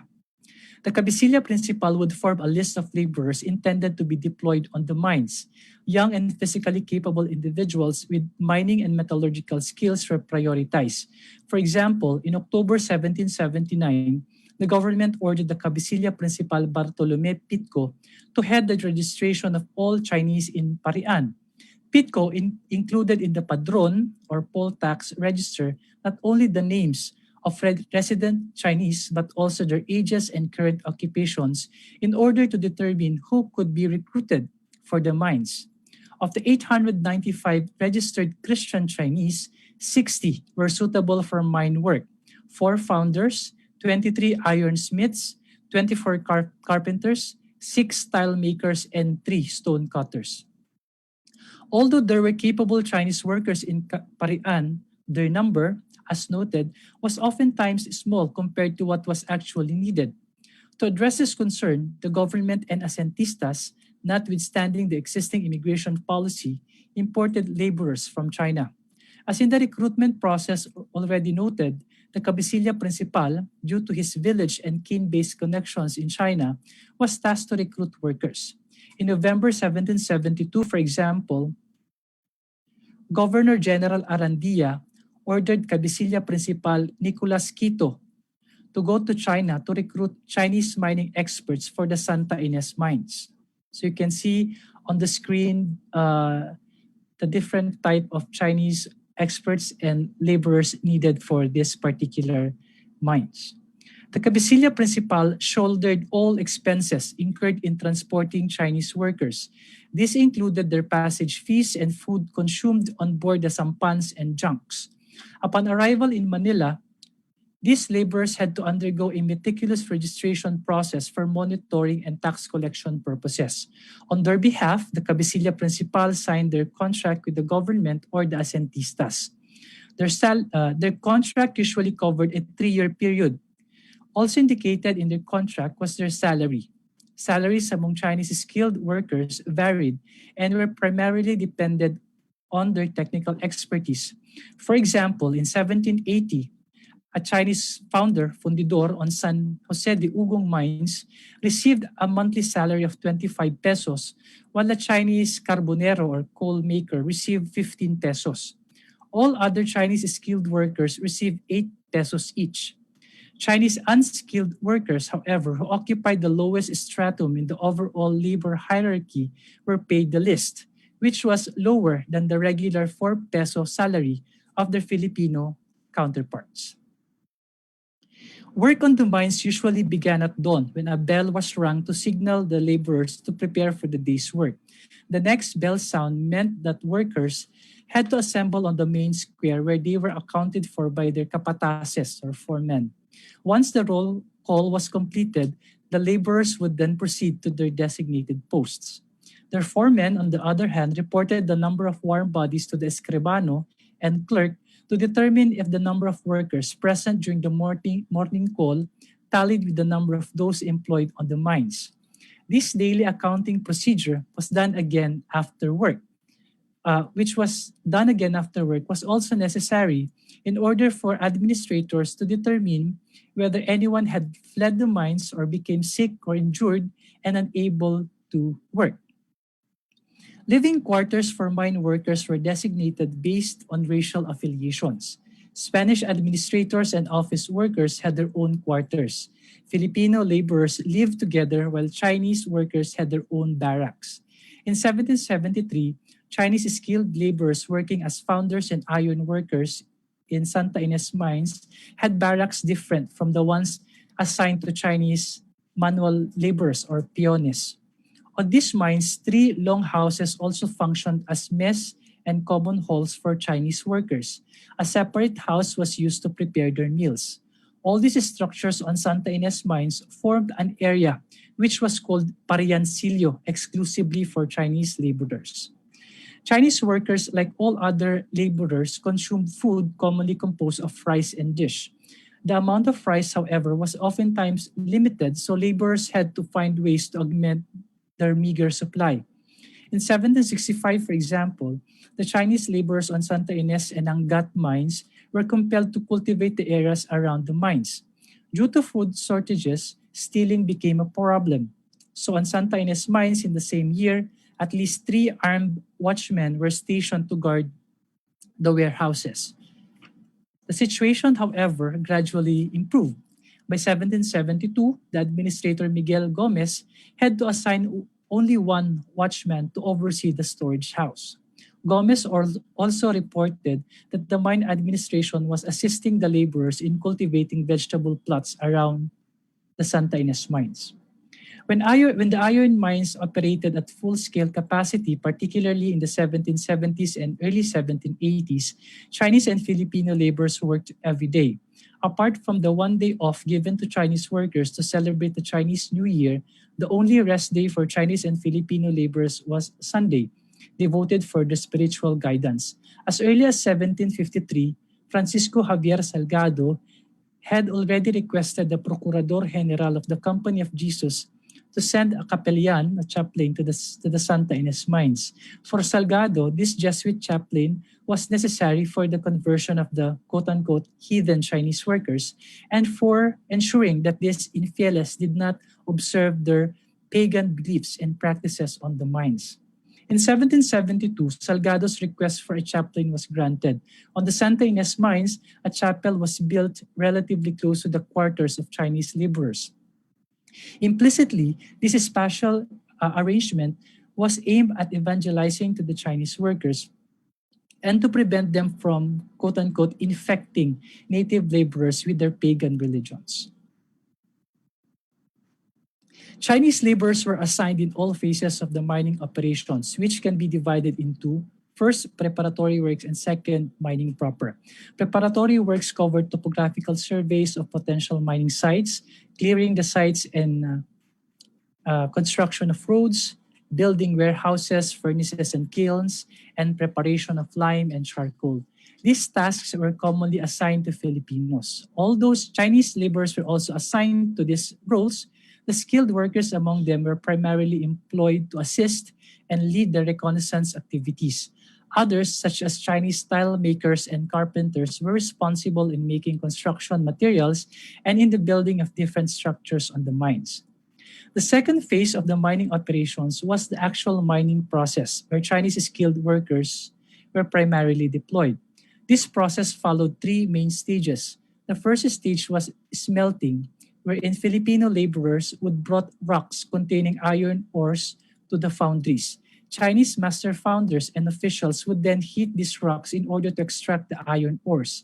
The result would be a crude form of iron which could already be stored and worked on.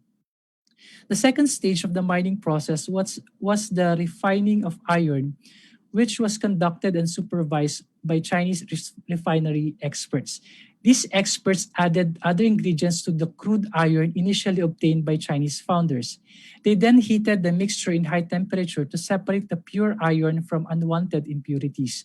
After the iron was refined to its desired quality, mine administrators could send the iron product to a nearby artilleria or to the royal warehouses in Manila.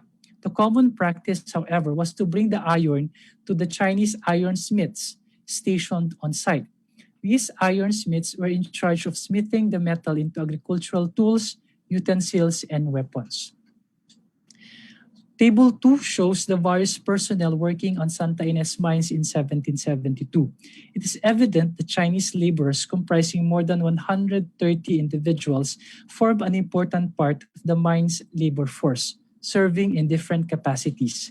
The table suggests that labor hierarchy was based on ethnicity and skills.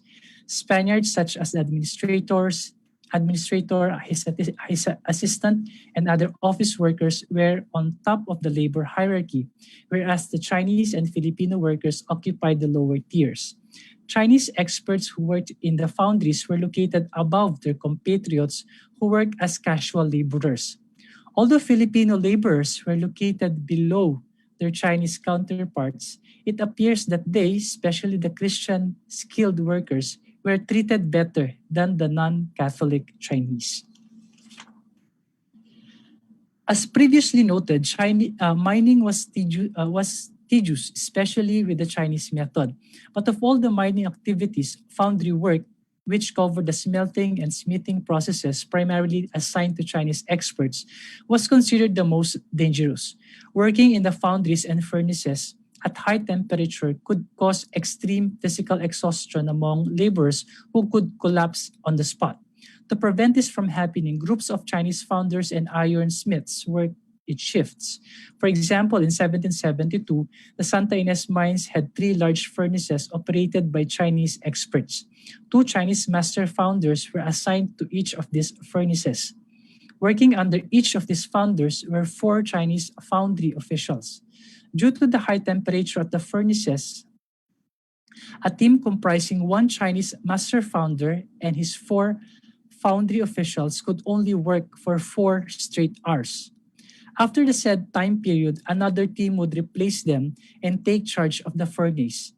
The two Chinese masters in charge of the bellows also had one Chinese official who served as their alternate.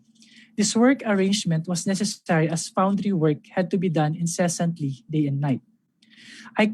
Available archival materials do not provide specific numbers of laborers who got sick or died on the mines. However, there were reports by administrators stating that the precarious conditions of mine laborers.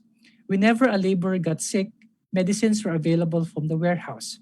In 1773, the administrator of Santa Ynez Mines insisted that a cemetery or camposanto had to be built adjacent to the mines to be used for the interment of deceased laborers. Chinese workers were deemed absolutely necessary in mining operations, mainly because of their mining and metallurgical skills.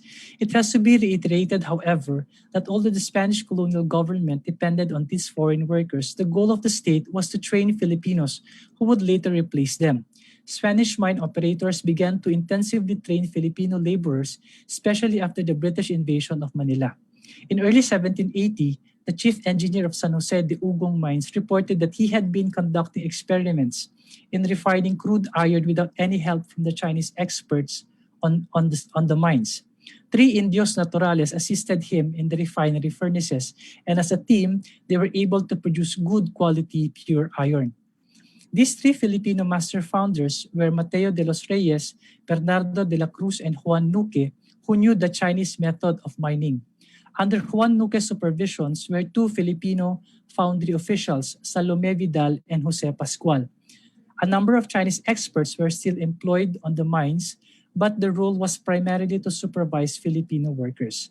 Maria Isabel Cariaga, owner of San Jose de Ugong, Santa Ynez, and Angat mines, was confident that in a short period of time, the early 1780s, Filipino miners would take over the mining operations in the entire colony and would not rely on Chinese experts anymore.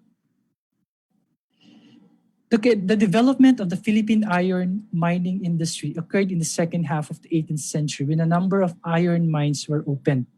According to Spanish officials, the colony had abundant mineral and metal resources, but Filipinos seemed to lack the necessary mining and metallurgical skills needed to exploit these natural assets. Hence, the Spanish colonial state and asentistas had to rely on foreign laborers and experts. For the government, Spaniards trained in the Vizcaya method of mining were the best people for the job, but bringing them to the Philippines was rather challenging.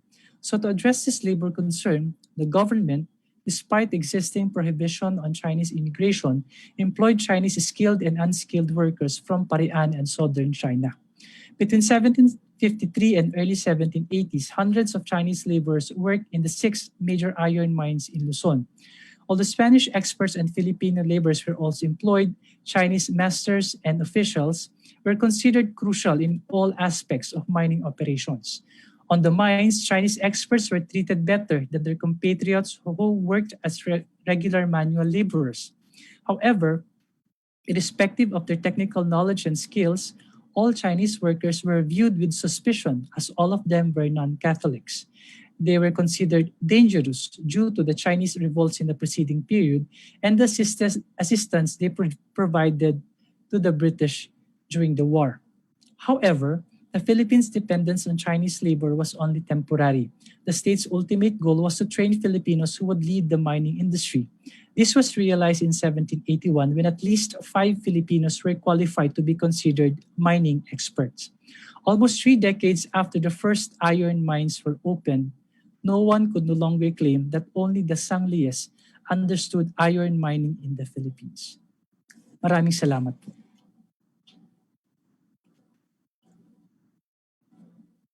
All right. Thank you, Dr. Galang, for a wonderful presentation. Your paper has driven home the point just how intertwined our history is with not only Spain, but with China as well. So we move on to our last paper of the day. Our next speaker is currently Associate Professor in the Department of History, University of Santo Tomas. Her research interests include religious history, history of education, and social history in the Spanish colonial period. In 2019, she received a research award from the National Commission for Culture and Arts. Let us welcome Dr. Maria Eloisa de Castro, who will present a paper titled Locating Indios and Naturales Amidst Royal and Religious Conflicts Over Philippine Hospitals, 1572 to 1782.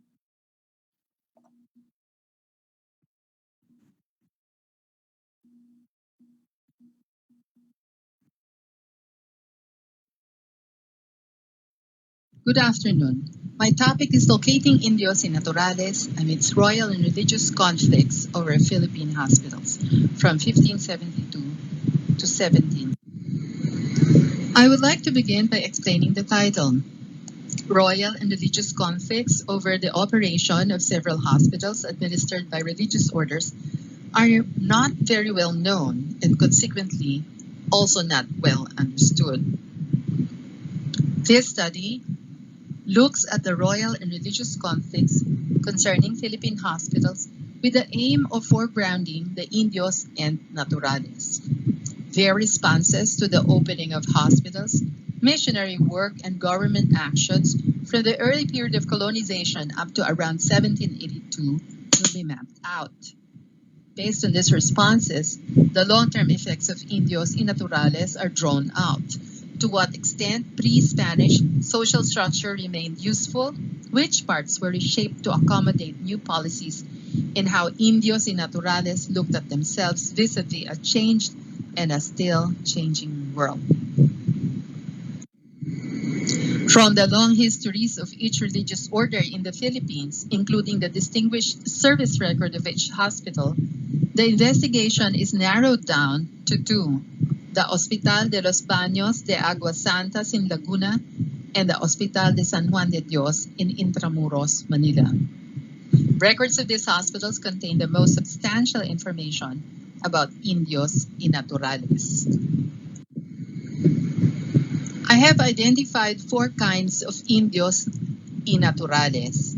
These are 1. Movers and enablers, 2. Belligerents, 3. fringe participants, and 4. beneficiaries. Let me explain movers and enablers first. I call them the people who make things happen. The success of Spanish colonization is largely due to the work of the missionaries who literally crossed seas and oceans, ravines and mountains, forests and islands to seek out widely dispersed Indio settlements and to bring them into the fold of Christianity. While cognizant of the missionaries' significant achievement and believing that they deserve their own share of well-earned historical space and memory, I would like to go forward to say that progress to the next step of conversion and colonization in the Philippines could not have turned out the way it did without Indios y Naturales who made them possible. These are the people who embraced Christianity in the early years, then used their status, influence, and skills to further advance evangelization and through it, Spanish colonization. The Indio had the skill of knowing exactly what his options are and choosing one which was the best for him and by extension to his fellow natives. The choice he made does not only make him a mover, one who makes things happen. More significantly, it also makes him an enabler, one whose choice has, knowingly or unknowingly, gained a much better position for the Spaniards with which they broadened their control to achieve their objectives. These are examples of movers enablers, which I further subdivided into donors, witnesses, and petitioners. I will briefly explain them, but will concentrate on the two highlighted examples to be explained later.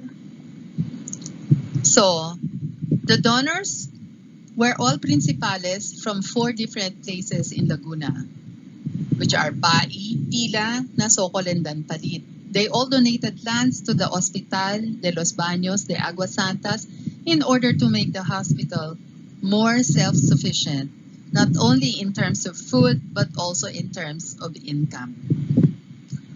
Now, for the witnesses, these were Francisco Liwag and Juan Macaspac, who signed a document dated 27 March 1627, affirming the provisions of 2 previous documents dated 5 April 1572 and 31 October 1572, respectively, where the towns of Mainit, Tabuco, Calamba, Bai, and Taytay were assigned a separate encomiendas under 2 Spaniards.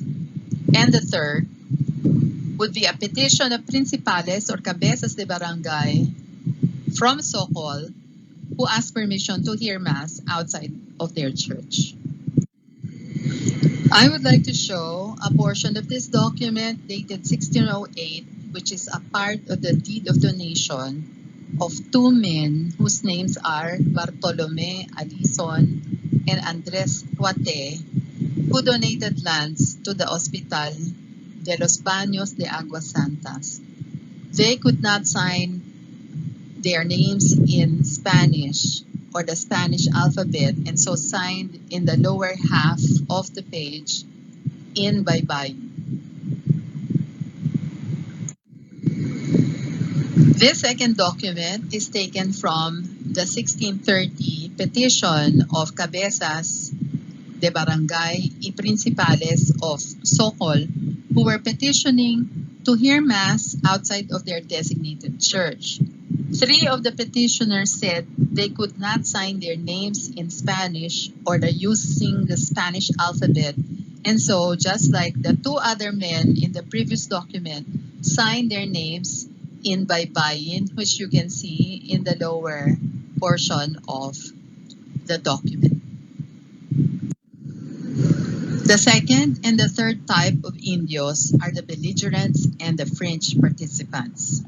They were mentioned very briefly and only as part of the explanation why hospitals suffer from a shortage of funds. The only other reference to belligerent Indios are the Moros, considered relentless enemies during the military assaults against them in 1754.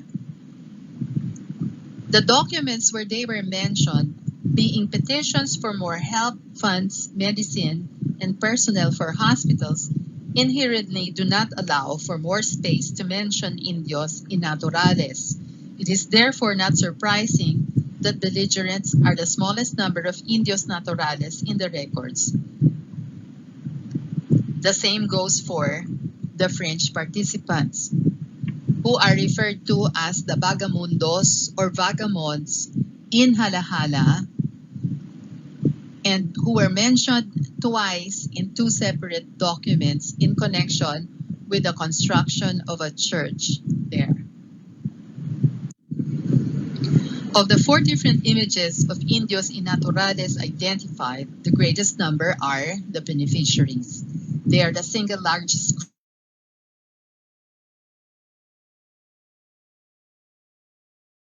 A very small number are servants assigned specific tasks like washing clothes, cleaning, and cooking under the supervision of the designated religious brother or friar. They experienced firsthand the medical services, nursing, patient, and spiritual care extended by the Franciscans and the Juaninos. Even before I can explain the 2 cases I mentioned earlier, there are 2 important events in Philippine history which cannot be overlooked in locating and assessing the place of Indios y Naturales in the period covered by this study. These are 1. The 1581 Synod of Manila, and 2. The 1599 plebiscite ordered by King Philip II. The first was the occasion when the King of Spain's legitimate right to colonize the Philippines was raised. Convened by Archbishop of Manila, Father Domingo de Salazar O.P., it aimed at developing a just and effective mode of evangelization in the Philippines, lasting from 1581 to 1586. The Synod's results had long-lasting effects on how the Philippines was governed thereafter. Briefly, these are that Filipinos, natives, were to be evangelized in their own languages, not only for practicality, but also because it was pastorally effective. And that natives have a natural right to property and the right to govern themselves. The second is an extraordinary event initiated by then Bishop Miguel de Benavides O.P. to complete Archbishop Salazar's unfinished work when he died. Both were steeped in Francisco de Vitoria's ideas on human rights and Bartolomé de las Casas' unswerving commitment to the struggle for justice for the natives of the Americas. The 1599 plebiscite answers the question of whether Spain has a legitimate right to rule the Philippines. It was ordered by King Philip II through a royal decree of 8 February 1597, directing Governor General Francisco Tello to hold the plebiscites in different places, allowing the natives to voluntarily and freely express whether they accept the king's rule. The 1599 plebiscite was held in Mangaldan, Pangasinan, and Cagayan. The first two resulted in the Indios' unqualified acceptance of the king's rule over them, but the third plebiscite, scheduled in Lumban, Laguna, did not take place because the Indios in the meeting wanted further consultations with other chiefs who were not there. No further evidence after the Lumban meeting is available. A 1631 petition to hear Mass in another parish by Indios Principales of Sokol and their respective residents may tell us what happened in Lumban after 1599. The Principales addressed the Archbishop of Manila in their petition as, quote, "Our head, Father, and our Lord, who is here through His Majesty for our protection," close quotation. These words are quite striking because they echo the meaning of the 1599 plebiscite results in Mangaldan, Pangasinan, where the Indios said, quote, "The people present gave many thanks to the religious of this order because they esteemed and acknowledged particularly this benefit of having given obedience to a good king and of being voluntary vassals of such lord. And his lordship the bishop, in the name of His Majesty, received them under his protection," close quotation. This is the closest indication of what decision Indios and Lumban may have arrived at after 1599, the acceptance of the rule of the King of Spain. For such a decision predicates the Indios' understanding of the role of the Archbishop of Manila as their protector representing the king, in the same sense that Indios in Pangasinan looked at Bishop Benavides as their protector and an extension of the king. The passing of 32 years separating the two events has not dimmed the message of the 1599 plebiscite. The Indios understood the implications of their being subjects to the king, the role of church prelates and missionaries as protectors, evangelizers, and as recourse to resolving ecclesiastical and civil matters. The case is not just about providing Indios the right spiritual and pastoral services which they were asking for. More telling is how Indios looked at themselves and what they thought was best for themselves. As Christians, they obviously want to fulfill their required duties and obligations using the right to petition based on Spanish legal and ecclesiastical procedures. At the same time, they are just as aware that going to court entitles them the presence of an Indio magistrate to secure their interests. They knew exactly what they were doing. Perhaps the most revealing case for Indios involved ownership and use of property. Lands donated to the Hospital de los Baños around 1608 could not support livestock raising, which is vital to hospital operations as it supplied daily meat requirements of patients and servants while augmenting income. No specific dates are in the memoria, but it is clear that the livestock farm in Halahala was claimed by the royal government at least 3 different times. Firstly, by an administrator who is known only through his family name of De Alcala. Secondly, by a military officer, General Don Tomas de Andaya. And lastly, by Governor Gabriel de Cruz de la Egui from 1684 to 1689. And every time a claim or occupation of the ranch was made, the Indios Principales of Pila filed a corresponding complaint in the courts. They even went to the extent of tearing down houses put up by De Alcala. The Indios Principales, however, proved that the land was their property, which cannot and did not belong to the royal treasury. They won their case a second time when General Andaya was the Alcalde Mayor of La Laguna de Bay and made the same claim to the lands, but falling with the same ending. The third claim was made by Governor Cruz de la Egui, who was the vice-real patron of the king in the Philippines. The final words of the memoria were very clear. Quote, as far as the Indios were concerned, the lands will be returned to them if the hospital should fail. Close quotation.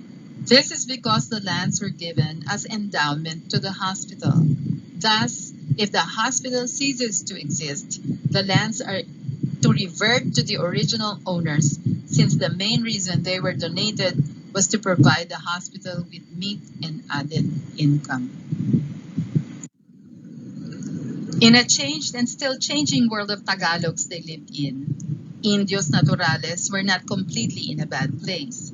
By the 18th century, a large part are Christian, mostly in settlements with their own church or chapel. Some have obtained education from a missionary or the parish priest through prayers, songs, ceremony, and scripture. Therefore, versus basic laws, especially those pertaining to property and government, are still in effect. Some may still have property dating back through several generations. They continue to elect their governor and cabeza de barangay. Depending on where they live, access to free medical care in hospitals is available. The most promising young boys may be sent to higher education, particularly when they have a vocation. However, incidents of abuse by civil, ecclesiastical, religious, or military officials never really disappeared. But faced by such a situation, the long experience of autonomy enjoyed by Indios Naturales from the 16th century qualifies the response. Steeped in the experience of self-government, they do not shy away from litigation against alcaldes mayores or the governor general. Clearly, from the seedbed of self-government sprout sprigs of unconscious self-determination nurtured by education over the centuries, no matter how imperfectly, until their full harvest in the 19th century. Thank you. Mute. All right. Thank you, Dr. De Castro, for your wonderful paper. And I'm glad that you're here to join us for the open forum. So this brings us now to the last portion of the second panel. We will have our open forum, and as earlier, may I just read out the guidelines? If you have any questions, you may either raise your hand and wait for me to acknowledge you, or use the Q&A chat box found at the bottom of your screen. If you are watching in Facebook, you may also post your questions, as we have members of the Secretariat standing by there. Once you are given an opportunity to post your question, may we request that you introduce yourself and your institutional affiliation. Please also indicate to whom you are addressing your question, and please ensure that your question remains succinct and straight to the point. Now, I see that we already have one question in the chat box. This is from Teresita Angsi to Dr. Jelly Galang. Were the imported Chinese workers in the mines of Camarines allowed to stay? And did they form the flourishing Chinese mestizo communities like those opened up Cannon Road and mines in the Cordilleras? Okay, thank you so much for that question, Ma'am Tessie. No, they were not allowed to stay on the mines after the contracts, at least for this particular period, at least from 1753 to 1754. All Chinese laborers had to leave the mines of Malaguet and Mambulao in Camarines, because all of these Chinese were in Fieles, so the government was wary that they might infect, quote unquote, the natives of Camarines. So after their contract expired, these Chinese had to go back to the Parian, or they had to be returned or transported back to southern China. So I think the flourishing Chinese mestizo communities in the Bicol region was a product of the was a product of the 19th century development, particularly when the Abaca plantation system developed in that part of the Philippines. But that was during the 19th century, but not in the earlier period. All right, thank you, Dr. Galang. Do we have any more questions for our other speakers? We have Dr. Alonso, Dr. Galang, and Dr. De Castro with us.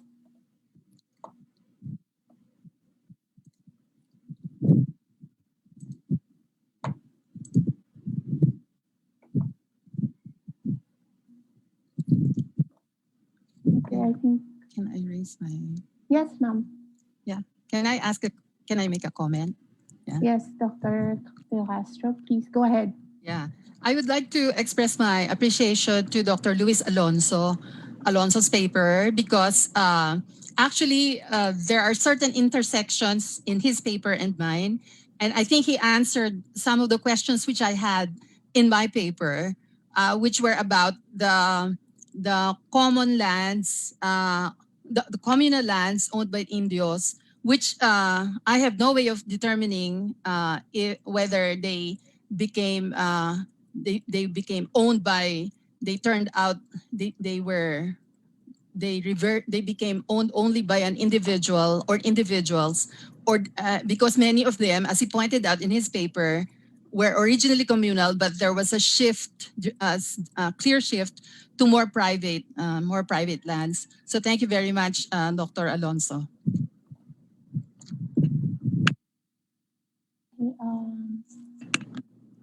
Dr. Alonso, would you like to comment on that?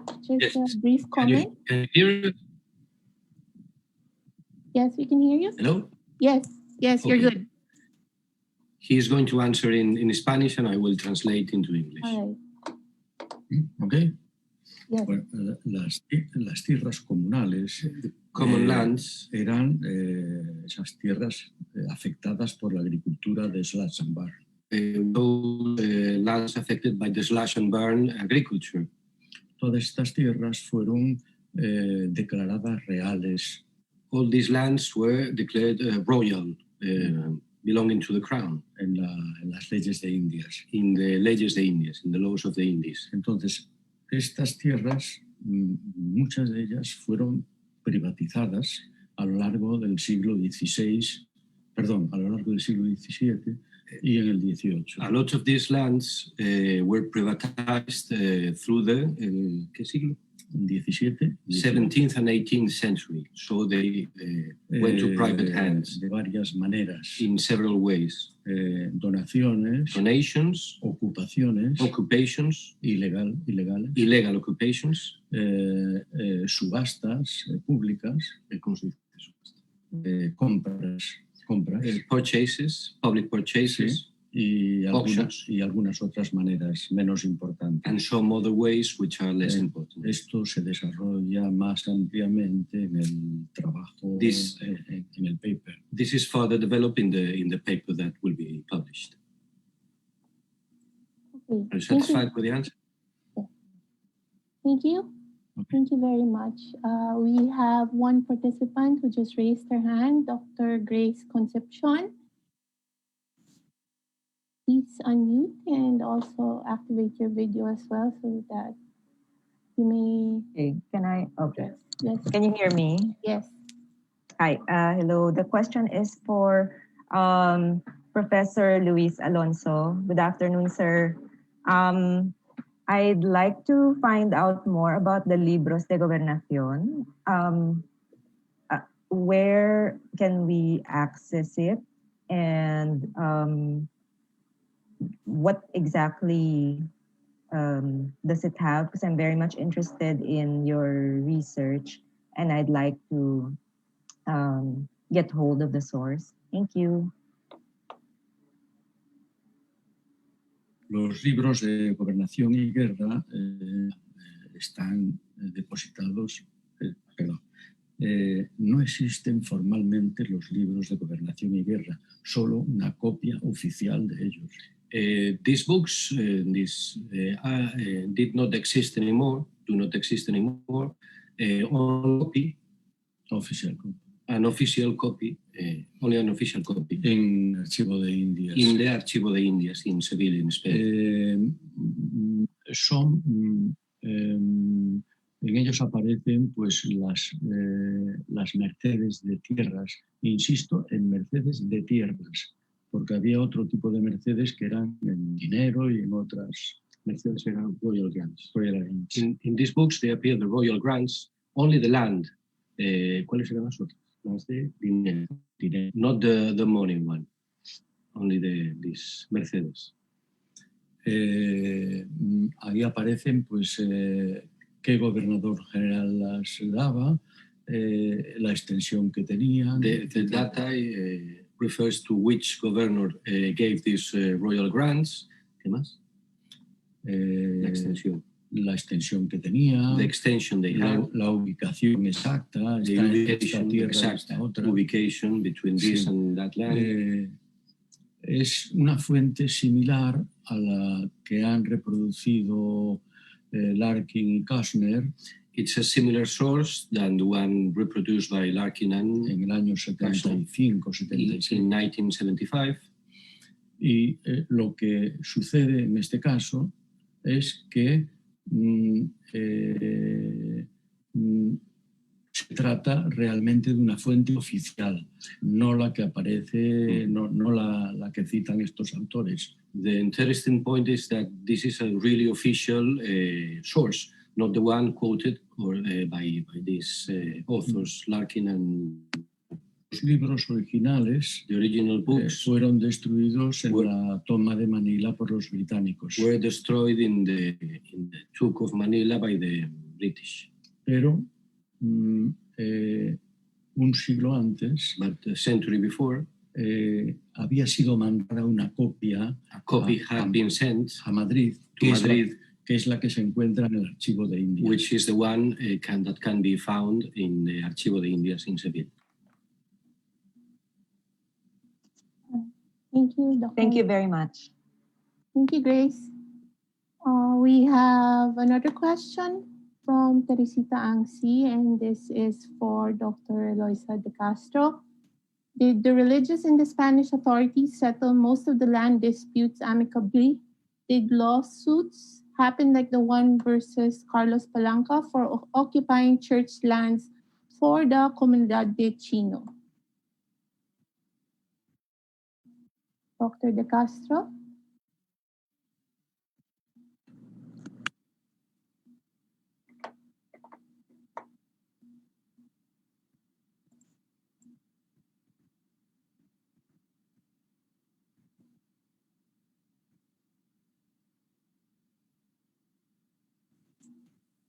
Dr. De Castro?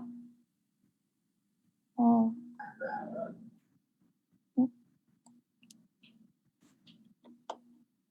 Hello, Dr. De Castro, can you try speaking so we can hear it? Copy, buddy. Are you okay? Huh? No? Can you hear me? Yes, There's no yes. audio. Okay Yes? na. Okay Okay. na. Okay. So, I'm not very familiar with the Carlos Palanca case, but if you go back to the title of my paper, the focus is on Indios Innaturales. And it is the Indios Innaturales who had problems with the royal government, no, in the cases which I highlighted. Yes, they were able to settle the problems between them, specifically when the courts ruled in favor of the Indios and Naturales. So I don't think the problem was between the religious and the royal government, but in this instance, it was between the Indios and Naturales, who were the donors of the land to be given to the Hospital de los Baños under the Franciscans, administered by the Franciscans. So it's really the donors who came into conflict with the royal government. And this was settled in favor of the Indios. I hope I answered the question. Thank you, Dr. Thank De you. Castro. We have a question from Facebook, and this is for these are two questions actually. One is for Dr. Galang, and the other is for Dr. De Castro. Okay, for Dr. Galang, this is from Adriano Campo, a graduate student from the History Department. So for Dr. Galang, were there any records of human rights violations as well as forms of abuses made by the Spaniards towards the Sanglis? Especially the Spaniards had bad blood towards the Chinese. Okay, let me read the question for Dr. De Castro too, and then you can take turns answering. So for Dr. De Castro, my greetings from one of my former professors. How long did this research project take? As well as, were there other mentions or accounts of the disputes between the natives and the religious and the colonial government officials, especially on the hospitals after the British invasion of Manila? All right, may we proceed with Dr. Galang's answer first? Okay, thank you so much, Mr. Campo, for that question. Mr. Campo was asking about human rights and abuses committed by the Spaniards towards the Chinese. There were a number of massacres, officially recorded massacres inflicted by the Spanish forces on the Chinese during the 17th century. For the Spanish colonial government, the Chinese were necessary outsiders. Necessary because they were instrumental in the colonial economy. Chinese junk traders brought to the Philippines goods that were transported to Acapulco via the galleons. No? But at the same time, the Chinese were also viewed as outsiders from the Spanish point of view. The goal of the Chinese were just to enrich themselves from the islands, and then after becoming rich in the islands, they would go back to China and retire and have a good life in China. So that's how they viewed the Chinese. They were necessary outsiders. So meaning to say, there's always this suspicion. They always suspected, the Spaniards always suspected the Chinese, that the Chinese might do something that would endanger the colony. So there were a number of massacres, like what I've said, especially in the 17th century. There were excessive taxation. There were extra legal taxes that were imposed upon the Chinese. So it's not just violence, but also other forms of coercive and prohibitive impositions imposed by the Spanish colonial government. Okay, I think it's my turn. Yes. Okay, thank you. I'm not so clear about the entire question, but I think I was able to get 2 points. No, first, when were the lands donated by the Indios to the Franciscan order? The donations were made in 1608, but the specific case that I'm discussing here has no date in the document because the document is a memoria. So it's actually a compilation of all the details about the different hospitals operated by the Franciscans all over the Luzon, no, and there was no date specifically for the donors from Pila. But how long did this study take? As mentioned by Dr. Diokno earlier, this the actual study or the actual research was done last year, from July to August in Madrid and in Seville. And then, of course, the presentation is more than 1 year after. And then the rest of the question, I'm sorry, I wasn't able to get. So could you enlighten me, Rhoda, about the question again? The other question has to do whether after the British invasion there was if you found any conflict between the natives again and the religious after the British over hospitals after the British invasion. My paper is until 1782. There was very little. Actually, there's very little information about the Indios. And most of the data that I was able to get about the Indios would be pertaining to the Hospital de los Baños, which I found in the Archivo Franciscano Ibero-Oriental. And the one on the San Juan de Dios Hospital, the other hospital, is from the Archivo General de Indias. But there is actually very little. But I'm glad I was able to put together a paper that would highlight or foreground the Indios y Naturales. All right. Thank you very much. Thank you. We have another question from Javier Rogeria for Dr. Galang again. The bulao in Mambulao is the Bicol word for gold. My questions are: one, did Governor General Anda also decree or encourage gold mining aside from iron in Camarines Norte, particularly in Mambulao and Paracale? And number two, if yes, were Chinese laborers tapped for these gold mines like they were in iron mines? Thank you. Yes, thank you for the questions, Jai. The first question, yes, Governor General Anda also encouraged gold mining in Camarines. No, actually, Camarines was known not for iron, but actually, it was known for gold. Okay, particularly Paracale and Mambulao. So even after Anda, even before Anda, actually, even during the time of Governor General Obando, for instance, there were a number of decrees issued by these governor generals aimed at encouraging people to develop gold mining in the Bicol region. Okay. If yes, okay. Second, if yes, were Chinese labor staffed for these gold mines like they were in iron mines? There were some documents from the Archivo General de Indias stating that some Chinese were also employed in the iron mines, particularly in Camarines, in Mambulao and Paracale. But most of the laborers employed in these areas were Filipinos, were natives of that area. In that area, you know, like they call the documents call them Camarines. That's the term they use. No, there were some Chinese laborers, but most of the laborers in the iron mines of Camarines were from that area, from Camarines.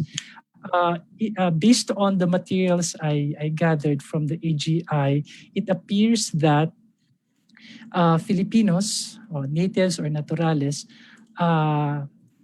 dominated the extraction of gold and other mineral resources.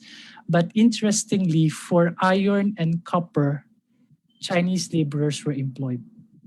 I don't know, maybe perhaps of the method of extracting iron and copper. Because during the 19th century, there were also copper mines in Lepanto, okay, wherein Chinese laborers were preferred over the natives, the Filipinos. So it appears that for gold and other metal resources, Filipinos dominated, but for iron and copper, at least during the 18th century, Chinese laborers were preferred. All right. Thank you, Dr. Galang. We have 3 questions, one in the chat box, another one in the Q&A box, and all of them are for Dr. De Castro. Ma'am, all right. The first question, I'll read them all, and then if you need clarification, I can read them again. Yes, thank you. So the first question is, when was the ownership of the land donated to the hospital in Laguna returned to the Indios y Naturales? Where was its location in Laguna? So when was the ownership of the land donated? The memorial was dated 1646, but the actual remember, there were 3 cases. The first is against the Administrator de Alcala. The second was against the Alcalde Mayor, General de Andaya. And the third is against Governor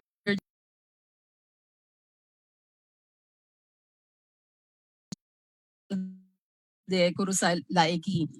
Curuzalaegi's tenure in the Philippines is from 1684 to 1689.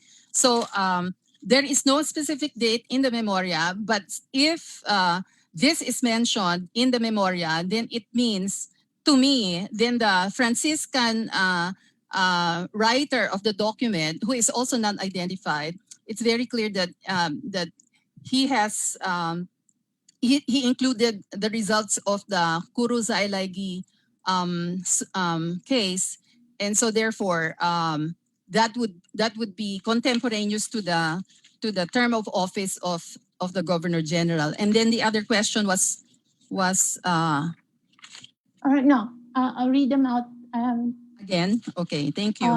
The other question is, where is it located in Laguna? Okay, the particular problem that I cited, or the case that I cited, was in Halahala. So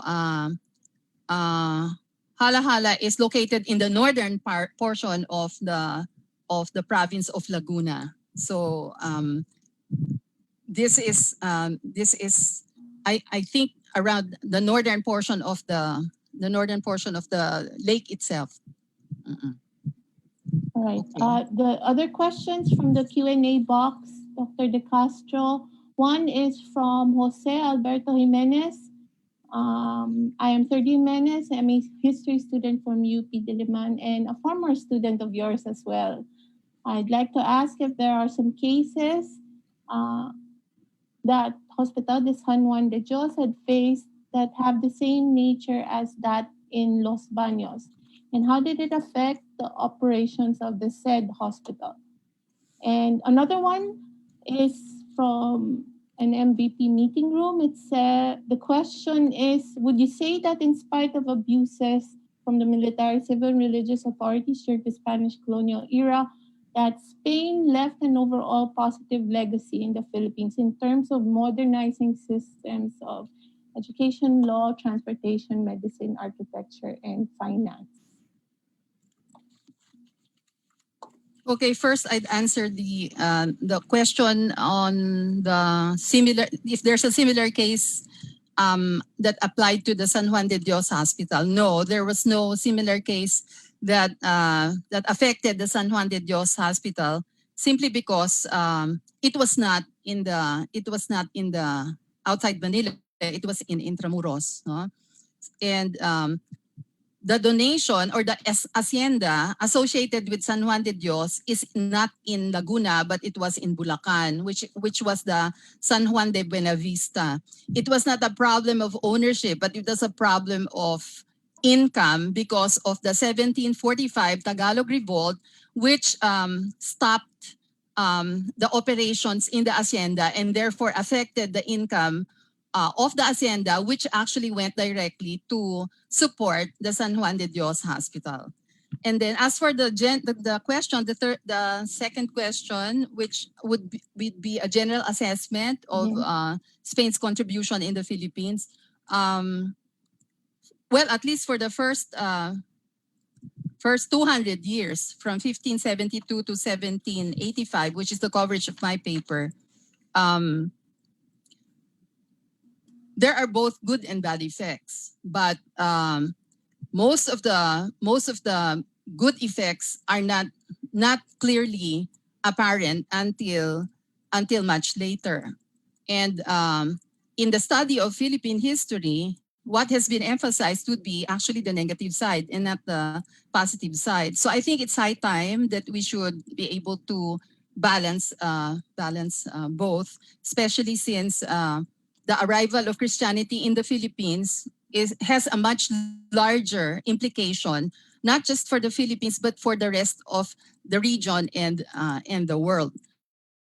So yes, I think there is a positive result of the Spanish colonization in the Philippines, and that's very obviously the arrival of Christianity in the Philippines. All right. Thank you. Thank you, Dr. Thank you. Thank you, Dr. De Castro. We have a question from Professor Ricky Jose addressed to Dr. Galang. Would you know the present names of Santa Ines and Orogod now? Are there any vestiges of these settlements? Perhaps they could be declared as heritage sites. Thank you so much, Sir Ricky, for those questions. Actually, I tried to look for where this area is located now. San Ines, there's a barangay, San Ines in Morong Rizal. I'm not sure if this is the same Santa Ines during the 18th century, but I think this is the closest because Santa Ines in Morong Rizal is also a mountainous area. It's located in a mountainous area, so perhaps it may be the same Santa Ines that's in the archival materials. San Jose de Ugong, when I first read this in the documents, I was thinking, Ugong, Pasig kaya ito? No. When I search, of course, San Jose de Ugong is in Laguna. The closest, I think, is San Jose de Ugong. There's a place, San Jose, in Santa Cruz, Laguna. And this is also a mountainous area. So perhaps this is the same San Jose de Ugong in the 18th century. But we need to get more materials to verify if these are the same areas. All right. Yes. Thank you, Dr. Galang. Do we have any more questions? How about, can I ask a question? Yes, Dr. De Castro. Yes, thank you very much. This is for Jelly, Dr. Galang. How about the one in Tondo? Do you have any idea where this is possibly located today? Mami, yung Tondo is actually Santa Ines Mines. Okay. I'm sorry. Tondo. I didn't Yeah, get yeah. that. Thank Tondo, you. Thank you very much. Yeah. Because during the 18th century, Tondo is a big province. Yes, no? yes, that's correct. Yes, that's correct. So Thank you. in the documents, usually they call it the Lanatin Valley. There's a valley in Tondo. They call it Lanatin Valley. And then later on, when the mines were opened and operated, they called it Santa Ines. Parang ginawang parang patron saint, something like that. Patron saint of the mines so that they could get more metals from the mines. So Lanatin Valley in the province of Tondo, which was later on called Santa Ines Mines. All right. Thank you. Thank you very much. We take note that we have 2 questions for Professor Obispado. We will pass on your questions to her. And hopefully she will get back to you through our FB page. Do we have any other questions before we close for the day? Okay, there's one more from Professor Milencio of UP Los Baños. I think this is for me, no? Oh, yung sangli. I just, yeah, because I did not mention this in my paper, but this is a word that's in the title of my paper. Okay, so Professor Milencio is asking, where did the word sanglias come from? No, I'll just read from my paper. The word sanglay or sanglay, the term used by the Spaniards to refer to the Chinese in the Philippines, has multiple meanings. The Boxer Codex written in about 1590 states that Changlai means someone who comes often. On the other hand, the Hokkien Shonglai refers to a frequent visitor, while Sangti means business. So you can see this explanation in the Boxer Codex and also from the book by Teresita Angsi, Chinoy. So many multiple meanings of the word sanglay or sanglay, but basically it refers to the Chinese in the Philippines. Okay, thank you very much, Dr. Galang, and to the rest of the panel. Again, thank you very much to Dr. Luis Alonso and your son, Miguel. Thank you to Professor Cristel Obispado, Dr. Jelly Galang, and Dr. Maria Loisa de Castro. Thank you so much for joining us for our second panel of the day. Now we come to a close, but before we leave, I have been enjoined to give a few reminders to our participants. So as you know that our second day will start tomorrow at 1:30 p.m. Manila time. So on the matter of certificates, the Department of History will be providing certificates for the panelists who have joined us in Zoom. These will be sent to you in the following days. On the other hand, for our participants who registered with the National Quincentennial Committee portal, you are requested to fill up the evaluation form for this conference, which you will find in the NQC website. Please be reminded that to receive a certificate, you are required to attend at least 2 out of the total 4 panels of this conference. You will receive a system-generated certificate once this requirement has been accomplished. Once again, thank you very much for joining us. I hope we all had a very productive and lively afternoon. We'll see you again tomorrow. Thank you. Thank you, everyone.